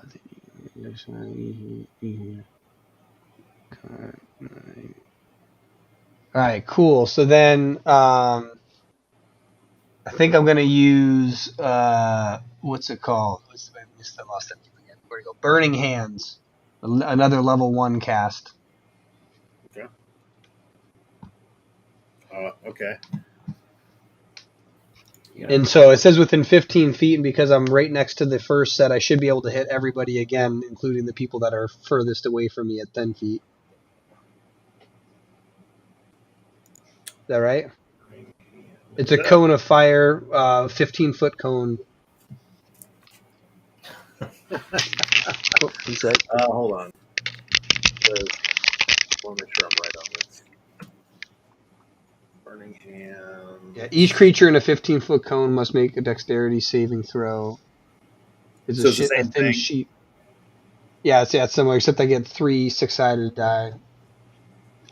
So they first have to figure out if they miss first, or if they dodge first, right? Yeah, so there's still only 3 around you. The other 2 are now, or the other 3 are in the back still using their. Well, but it's a 15-foot cone, right? So I can hit them. They're only 10 feet away because I only knocked them 10 feet with the thunder wave. Right. So I can hit all of them. You want to move up in the middle of them again, then? Because I didn't back. I did. You did were I in the back up? East, right? And you had 15 feet here, and then you push these guys 10 feet out of your range. So now they're going to be 5 feet outside of your range. So if you move up again and get in the middle of them again, yes. Remember those guys? Yeah. Okay. So your spell save is a 13.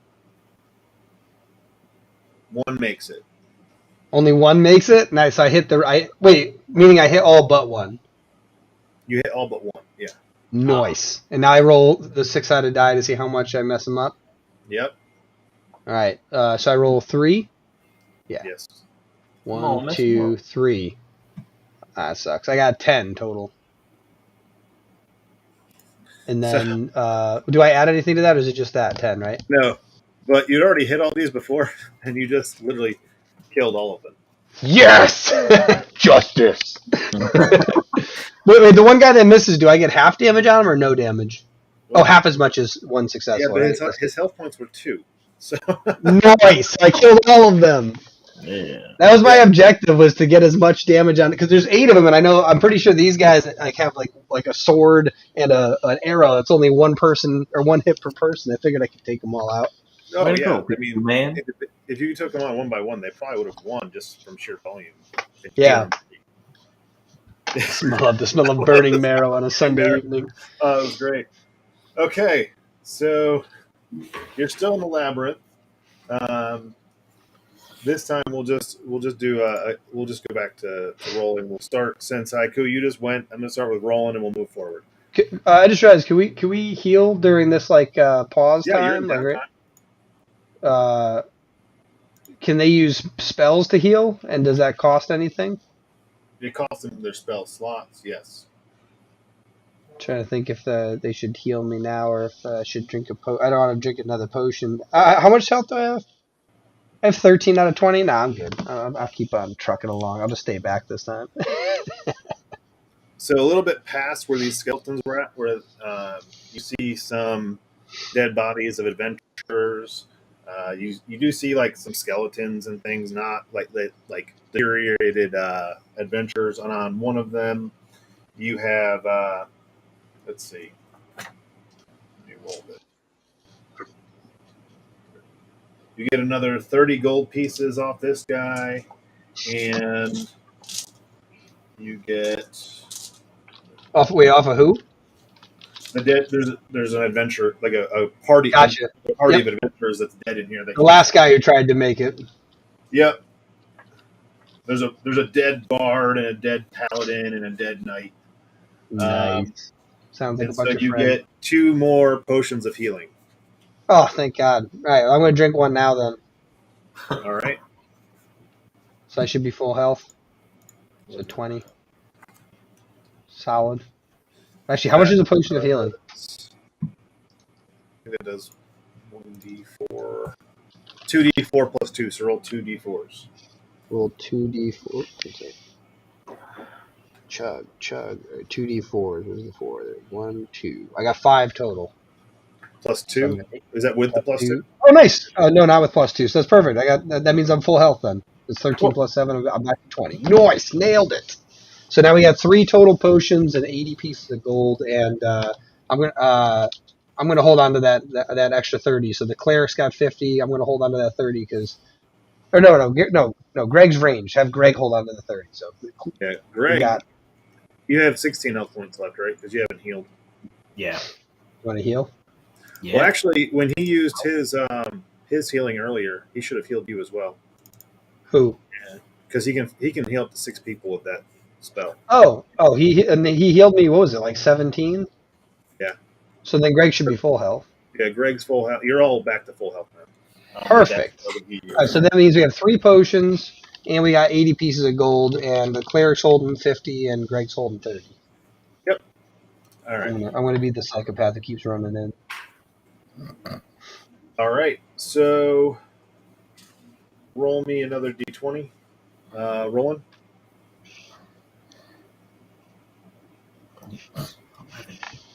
So you go forward another 40 feet after the dead bodies, and you reach a T intersection. You can go left or right.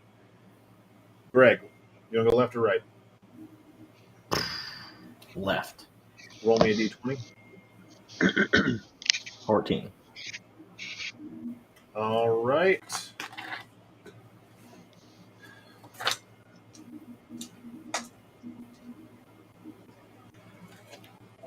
You take the corner around, and you come across a lost knight. He is a mysterious figure dressed in a full suit of armor, and he has been trapped in this cursed labyrinth. And he says a riddle to you. At my heels you nip in this game we play, but cursed is the maze and lost am I. So who's chasing whom? Oh, who's to say? The front is the back, hello is goodbye. And he runs away. So you can chase him, or you can No, or we can go the opposite direction. Mhm. Yeah, I'm voting the opposite direction since he's cursed and lost. He's probably that guy that you ask for the truth and he lies. So yeah. So okay, that's two voting the other way. So yeah, I think we're going the opposite. Okay. So you turn around, you go back to the other room. Roll me another die. Is it me? Yep. Okay, I got 11. 11. Okay, so you go straight 40 feet, and you can only turn right. So turn right, and rolling, roll me a die. 20. Okay. So there is a secret door that opens. As you walk up to what seems like a dead end, a door just mysteriously appears in front of you. Ooh. Do you open the door? Yes. I already opened it. They don't have time to decide. Okay. This next hallway shows signs of damage, like a powerful beast has rampaged through here. You can tell the damage was done by the Thessal Hydra. Thessal Hydra. Yep. Okay. At the end of this hallway is a T. On the left is a doorway. On the right is another hallway. So we reach a fork. The left is a door. The right's a hallway. Yep. All right, guys. What do you think we should do? Take the door or take the hallway? I don't think Thessal Hydra's walking through any doors. Yeah. How big's the door? Do we know how big the door is? Normal door? Yeah, I don't think that guy's walking through a door. But there might be gold in there. We could see if there's gold in there. You guys want to explore? Oh, he said hall. He says hall. So Greg, what do you want? Because you'll be the tiebreaker. The door? All right. I vote door. But he mentioned gold. Yeah. Let's check out the door. Let's see if there's any gold in there. All right. So as you enter the doorway, you go in, and there's the knight again. And he says to you, "You solved my first riddle. Now you can find the missing piece to finish my collection." And he points to 3 shelves above the door behind him. So as you enter this room, there's another door he's standing in front of. He steps through the door, and the door magically locks behind him. The first 2 shelves each have 2 small statues, and the third one only has 1 statue. On the first shelf, a man with a crown and a bag of coins. The shelf number 2, that has 2 statues, a woman with a crown and a jar of honey. The third shelf has a common woman wearing an apron and an empty space for another statue. In the room that you're in is a large table covered with many small statues, including a cake, a pie, a spinning wheel, a basket of laundry, a plate with a steak, a toy soldier, a sword, and 24 sculptures of crows. All right, so real quick. So the first shelf had a man with a crown, and what was the other thing? So the first has a man with a crown and a bag of coins. Next is a woman. Yep, and honey. Yeah. Yep.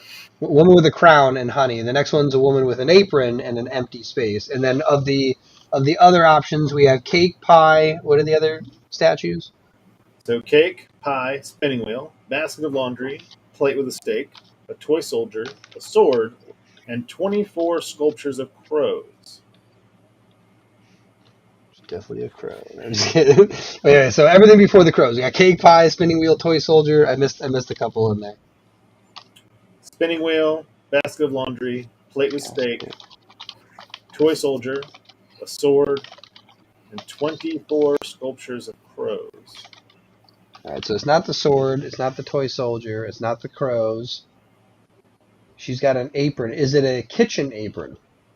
Yes, she's a commoner. She's a commoner, so it's probably not a spinning wheel or basket of laundry. It might be cake or pie. By pie. So You why wanna would it be try pie pie over on there? cake? It'd be pie or cake, though. Why would it? It's tricky. If it's a pie, a clown's got to come through the door and kill us now. 1 second. Bag of coins, honey, pie or cake. Man with the crown, woman with the crown. Oh, maybe that's like queen bee. Maybe that's the idea with the honey. Yeah, let's try the pie. I'll go with the pie as well. We'll put the pies on there. Yeah.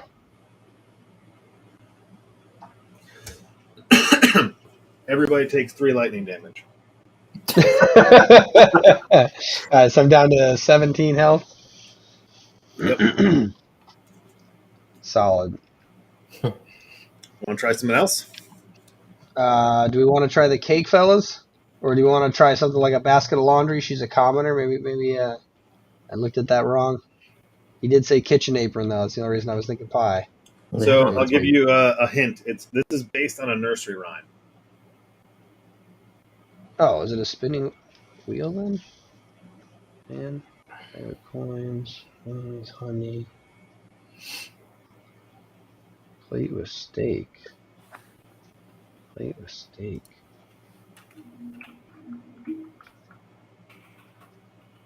Nursery rhyme. Dang. Wish I knew some nursery rhymes. Yeah.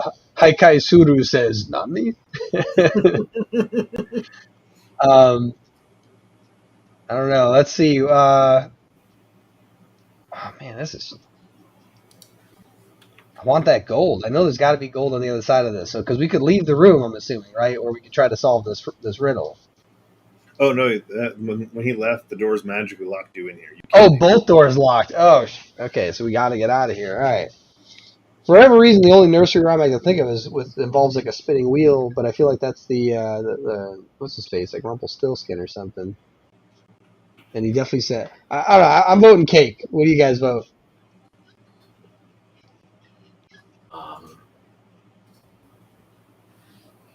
That lightning has made Roland cautious. You can't tell the shape, but I'll give you another hint. There are 4 and 20 statues of blackbirds. So not 24, but 4 and 20. They're not in one big group. Of the crows? So there's 4 crows and then 20 crows. Mm-hmm. What classifies as a murder of crows? The 20. The 20?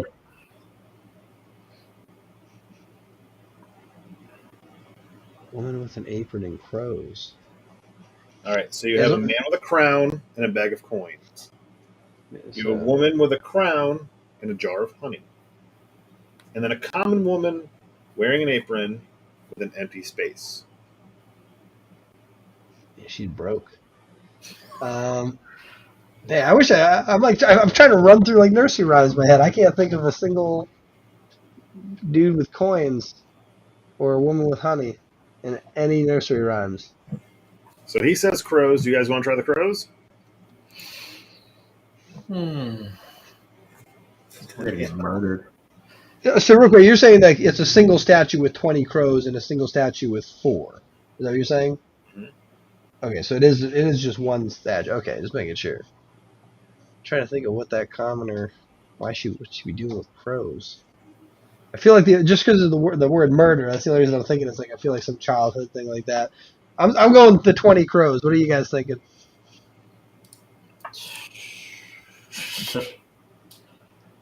What's Roland thinking? Roland's like, I'm rolling out of here. He said crows. He said crows? All right. Yep. So that's two. We put it on before we asked for George. Another 3 lightning damage? Yep. All right, I'm down to 14. Not feeling too good about this. All right, Greg, now you have to pick the next statue because I already got a zap twice. Just pick one. Don't even think about it. Don't even think about it. It's probably that one that I was thinking of originally. It's either that or it's the 4 crows.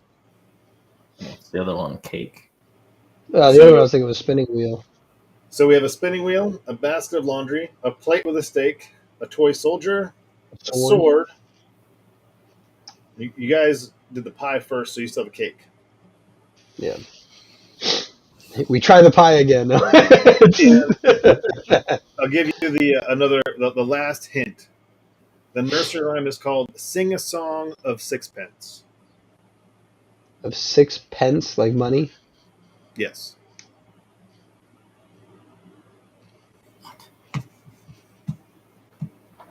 What?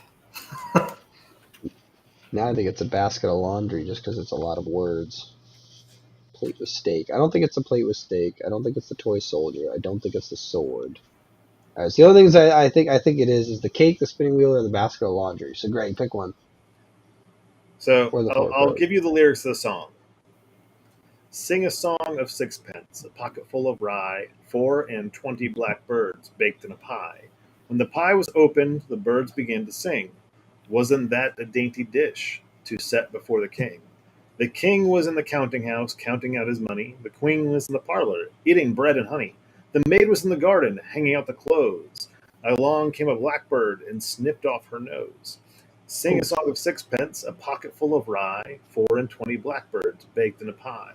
When the pie was opened, the birds began to sing. Wasn't that a dainty dish set before the king? Hakai Suru grabs the basket of laundry and throws it on there before anyone has any time to think. And the door opens. Yes! Oh. Oh, thank God! Okay. As you open the door, 8 skeletons. the knight is there, and he eight creepy, scary skeletons. The knight is there, and he explains that the cursed labyrinth is not of our world. It is built in a demiplane.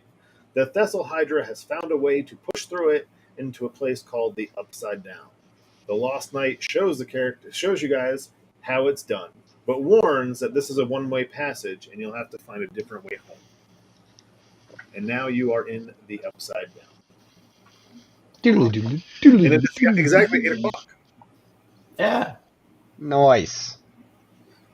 It only took us, what was that, 2 hours? When did we start this? An hour? An hour and a half. I think we spent the first 30 minutes going over stuff.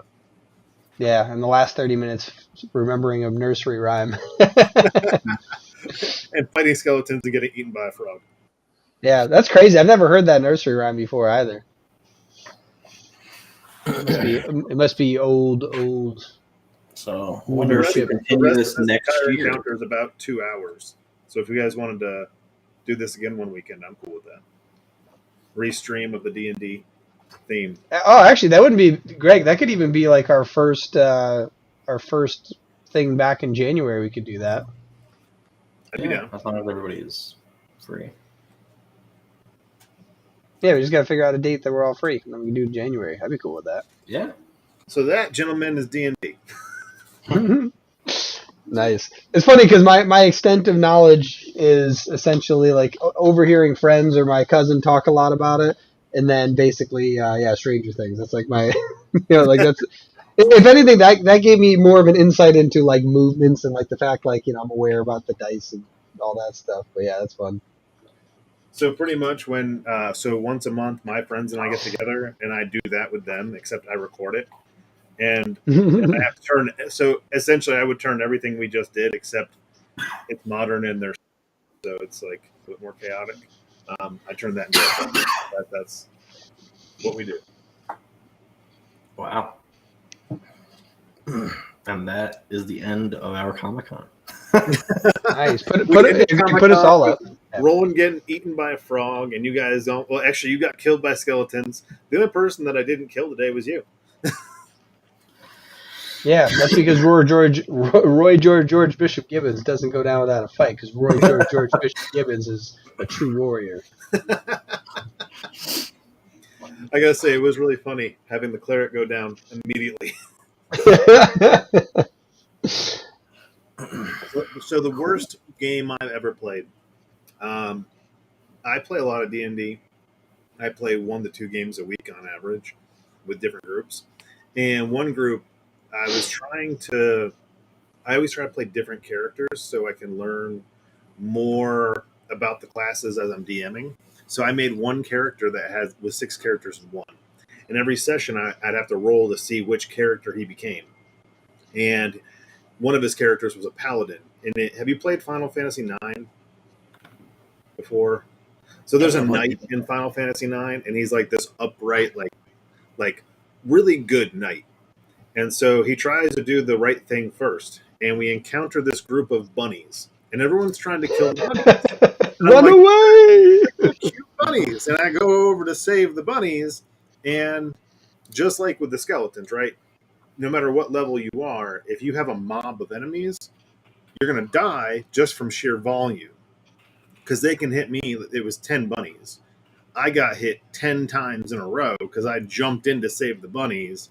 And I was a level 1 character, and these were the lowest level bunnies, like a bunny in D&D, just to give you an idea of what they are. This was embarrassing. So this little rabbit has 1 health point. Okay, 1 health point. And they do about 4 to 5 damage on each turn, maximum. But there were 8 turns.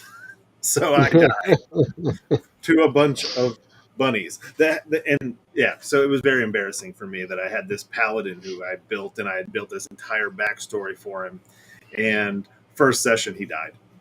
And so that was like the worst. But taught me mobs are the worst. No matter what level you are, you can get taken down by a level of, a bunch of level 0 mobs.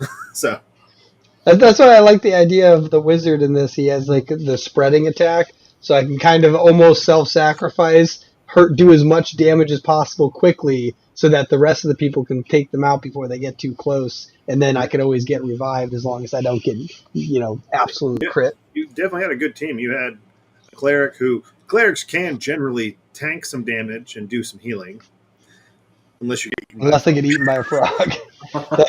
You found my only weakness, frogs. Yep. Rangers are I like Rangers. I've played quite a few, especially higher levels. You can really cheese with a Ranger, get like 2 or 3 attacks out of them, plus the bonus damage from your Hunter's Mark. But Wizards are fun. Wizards are just made to do the area effect.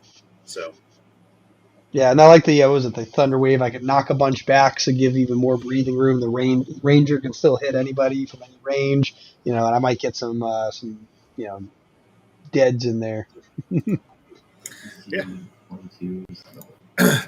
So cool. Well, let me know if you guys want to do this again. It got me away from cleaning and putting more toys on my wall. Nice. Yeah.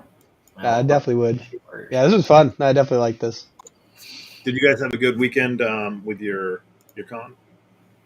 Oh yeah, that was awesome. We had yesterday I posted a picture on our Instagram of one of the panels, and we had so many people that I had to step out of the room because there wasn't enough room, on the stream.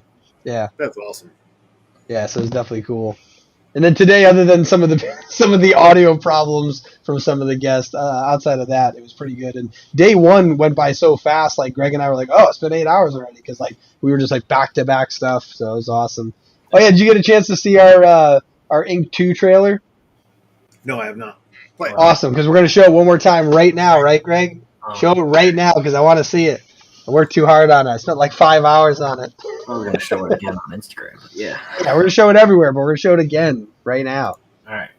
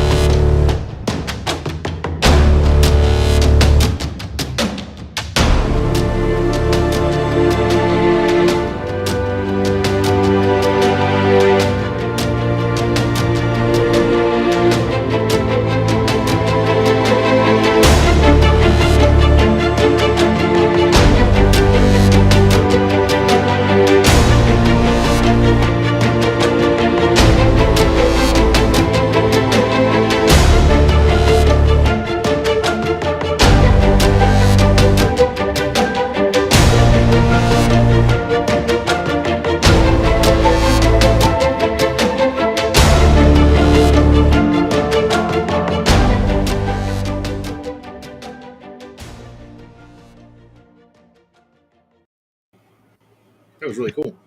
Would you use Yeah.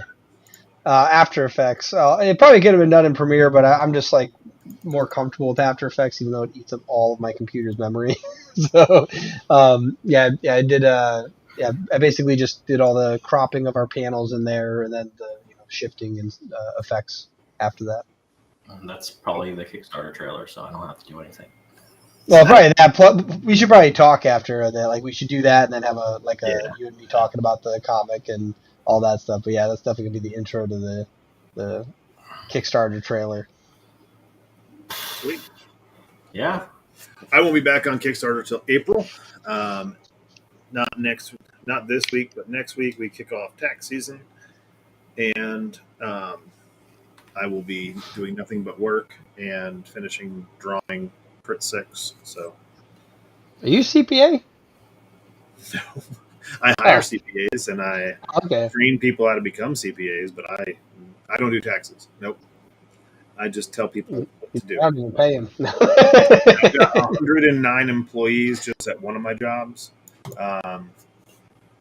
and I've got to roll out all 30 of my locations, get them ready. So I won't be doing much. I'm doing a con, Wilkesboro, North Carolina. I'm doing a 1-day con with Dennis. Steel Night. We're doing that in February, and I'm actually tonight. I'm gonna look up some other like 1-day cons in the area because I can do 1 day away from work. I have an assistant who can take over for me for a day or two, but I don't really want to try and do what I did last year. I did like 2 cons that were like 3-day cons in the middle of tax season, and I also ran Kickstarter. So there were days when I would be like on a conference call and have to pause the conference call, pretend like I was listening to promote my Kickstarter on a live. Yeah, because I hadn't done it before. I had just gotten the job, and I had all this stuff booked prior to getting the job. So that was a nightmare. Never going to do that again. Yeah, we have to look for cons for next year. Yeah. Baltimore was awesome. Baltimore was one of the best cons I've been to as far as interaction goes. I had so much fun. But it's very expensive, and until I know that I'll make that money back in travel, I'm gonna stick to local stuff. Yeah, it's actually funny. I was working on a little document because we were talking about cons and like the amount of cost it is for the creator, and I recently purchased like a whole collection of systematized methods in which to grow different things, like anywhere from Facebook marketing and how to grow your Facebook page, and then like search engine optimization and how to advance that. And after doing that, I was like, oh, that's interesting. I could probably create one for the sake of cons. So I'm like working on like what you should do first. Like obviously you should attend some first so that you can connect and network with people. And then after that, get a small table at local cons so that you can, start to build, a rapport with like your local community. Make sure you get a ton of photos and videos so you have marketing, social proof concept, and then you work your way up to getting maybe a table at a larger local con or a semi-local, and eventually you want to work your way up to either a booth at a large con or you want to get a table at one of the big cons, depending on where you're going. See, I'm lucky. Heroes Con is in my state, so and that's one of the bigger cons. So we'll be doing that one this year again, Dennis and I. Nice. That one was fun. I did really well. I actually did better at Heroes Con than I did Baltimore. I was at Heroes Con for 2 days, and I heard that they don't really do people don't usually do well there. But I made almost triple my table in 2 days. I couldn't Oh go wow. Friday. I was in Florida on Friday, so I missed the first day. And apparently that was like the biggest day, but Saturday and Sunday I tripled my table cost. So I was like, That's well, awesome. that one definitely paid for itself right there. So I want to do that again. And I didn't have to pay for a hotel, and I didn't have to pay for gas because I was technically during work season, so all of my gas mileage was paid for by my company. Nice. Yeah. That's awesome. So, but yeah. Well, guys, figure out when you want to do this again. If you said January. Yeah, probably January. Yeah, because that's like when we'll start up our podcast again and everything. Cool. Well, then we'll start up in the Upside Down in January. That'll be fun. Nice. Well, wait, when's the next Stranger Things coming out? Isn't it next year too? Like the last. Stranger Things season. Yeah. Yeah, I think it's. I don't know. I think it's 2024. Ah, okay. I still have to see the newest season. So. What the hell are you doing? Yeah. I don't have Netflix, so I gotta get Netflix. Just Google it. I'm sure you can find a place that streams the most popular show on Netflix. I will say it's better than any of that on anything on Disney Plus right now, except for maybe Andor. Andor is really good. Oh, okay. It's funny we were talking about that earlier. Was that? We were talking about that earlier, whether or not that was good or not, because I haven't heard about that one yet. I really enjoy it. It's a different pace of Star Wars. I think people have grown too accustomed to Star Wars being space wizards instead of Star Wars really being a political drama, which is what it was. I mean, realistically, it was just a political drama with action. And then it turned into backflips and robots, and they haven't really gotten away from that. Yeah. I enjoy the pacing. It's like the first show I've probably watched where I wasn't arguing with the continuity and them breaking lore every 5 minutes. And there's really nothing to complain about unless you just don't like those types of shows. That's cool then. I'll definitely have to check that out then. Yeah, it was good. Cool. What else did I watch? If you're actually in, there's a Peripheral on Prime. Amazon. Is a really good sci-fi. Mm. Yeah, it's like what's that? What was that movie with? Hold on one second. The Peripheral. Yeah, Just found it.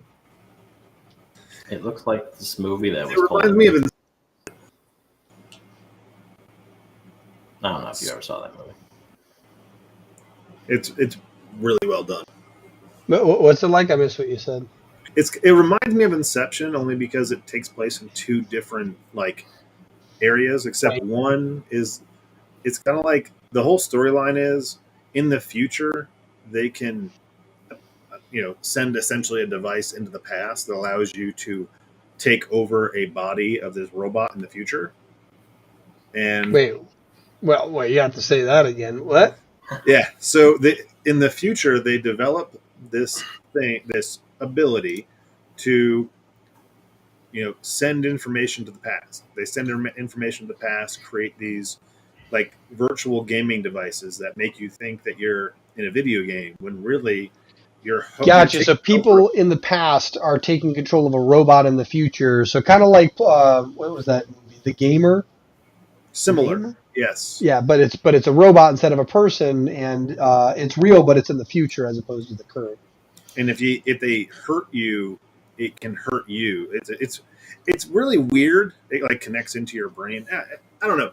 It's just the story is really well done. I'll definitely have to check that out. Yeah. Yeah, it's got 18,000 reviews, so it's doing good. Okay. Yeah, that's a lot of fun. I've been watching that. There's not much else on right now. While we wait for, I don't even know if there's anything else coming out. Oh, the other show we were talking about on the last panel too was Wednesday, like Wednesday Addams. There's a show on Netflix. That one I actually like. She didn't like it. She said it was kind of boring, but I think I just like it just because I really liked the Addams Family as a kid. I had the old VHS. I watched it all the time. So I think that's probably why I like it. And it's there's certain things I don't like about it, but it's not enough for me to not like the overall idea and things in it, like the hand. And it's he's just so interesting, and they did a really good job at the original thing from the Addams Family live action movie. It's just somebody with a green screen. It's just the hand. This one, the hand looks like fingers have been chopped off and reattached. It looks like it looks like a damaged hand. And they even actually make a reference to it at one point because someone's like, "What the hell? What's up with the hand?" And Wednesday actually says it's a Addams Family mystery. We don't know about it. So it's a cool thing. Do you remember the old black and white? So you know Uncle Fester from the original black and white series? Do you remember him? It's actually my friend's uncle. I used to go to That's that your guy's friend's house. uncle? Yeah. That's The original awesome. Fester Adams. I used to go to. He was an avid collector of video games. So back when Super Nintendo was a thing, we would just go raid his boxes of video games. And yeah, That's crazy. I don't know if I've seen the original Addams Family. it's old. Yeah, I was just looking at it. It's It's on TV Land, I think. So that's how I. Does it have a year on here? 2009. No, that doesn't sound right. I think that's when the DVD was released. Yeah, It looks familiar. I just don't think I've seen it. I'm pretty sure I know about it. I know its existence. Oh, I mean, it's really old, but yeah, he was awesome. That's cool. I'm I just like the Doc Brown, the Doc, I forgot his name, the actor's name, but the Doc Brown Uncle Fester because he's hilarious. And it was also just a cool idea for a movie, how they're like, oh yeah, I didn't, let's try to scam them out of money. And it's like, oh, it actually turns out that was Uncle Fester. What else? There's not much else that I'm actually watching besides that. I put a lot of crap on the background. Yeah.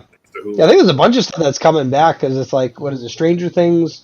If it's 2024, obviously that's going to be a minute. And then the other one's, what's it called? Squid Games 2, like the second season. But that one, like they're still doing the casting for people in it. So like, yeah, that's going to probably be 2024 as well. So yeah, it's crazy. There's not a lot of stuff coming out that's new that I'm like, woo, I'm so That excited. old guy got like hit with like a sexual misconduct. But which old guy? Like the old guy? That died in spoiler, the guy that died in like the end. Oh, okay. Oh, that's Yeah. funny.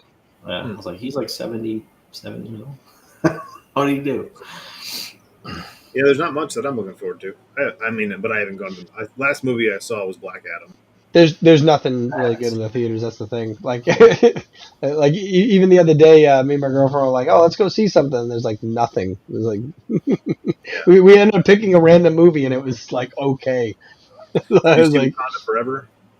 I've not seen it yet. I've heard disappointing reviews of it. I don't so- care about people's reviews. I'm still gonna watch the movie. No, I'm talking about. I'm gonna end up watching it, but I don't know if I'll go to theaters to see it quite yet. I've missed a bunch of On stuff Disney in theaters. Plus at some point. Yeah. That was like the only thing that was coming out that I think I heard people say they were going to see besides Black Adam. Yeah. Yeah, I've And not Black seen Adam was either of okay. those yet. It was fun. It was just a bunch of CGI fight scenes, which is what I guess you expect. I was going to ask, is it better than at least the old Green Lantern CGI? Oh, it's a great movie if you like that type of movie. It's literally just a superhero movie.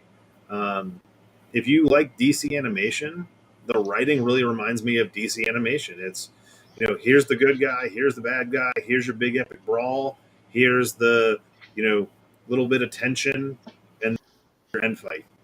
So it really wasn't bad, but it's not like they're trying to write, an Emmy award winning movie. It's like it's the Rock as Black Adam.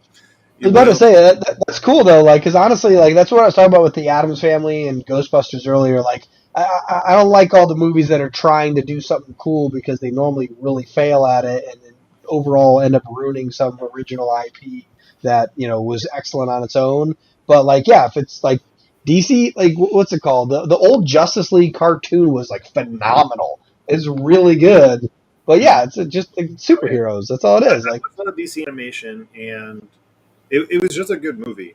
Like some of the Marvel stuff, because they just have a bigger resume than DC at this point with movies. It's like you said, sometimes trying to be more than just a superhero movie hurts them. Just embrace the fact that it's coming from a comic book and it's supposed to be that. I don't know. We can go on forever about disrespecting existing IPs, but yeah. I actually make fun of that in my book at some point. My character in D&D is a guy, like, I come from the kind of like a Men in Black style group, but my job is to watch over these idiots so they don't destroy the world. And I'm also like a slight fan of them because I just think being superheroes is really cool, even though they all hate superheroes. And so I pitched this idea to make money for them. And in D&D, we're sitting here like, oh, so we have this coffee group. We need to have more income because they have like this flying helicarrier. Which, if you read book 1 of Crit, Boulder was asking for a helicarrier forever. So finally, they got one. But paying for the fuel and everything else that goes along with it, like the crew, is kind of it bogs them down. So I was like, oh, why don't you sell the rights of Crit to a movie franchise? And they're like, why? So we can have this guy gender bend and this like. So they start making fun of all that. Like they won't respect anything about this. And I was like, well, what if we just did this? And they're like, why would we do that?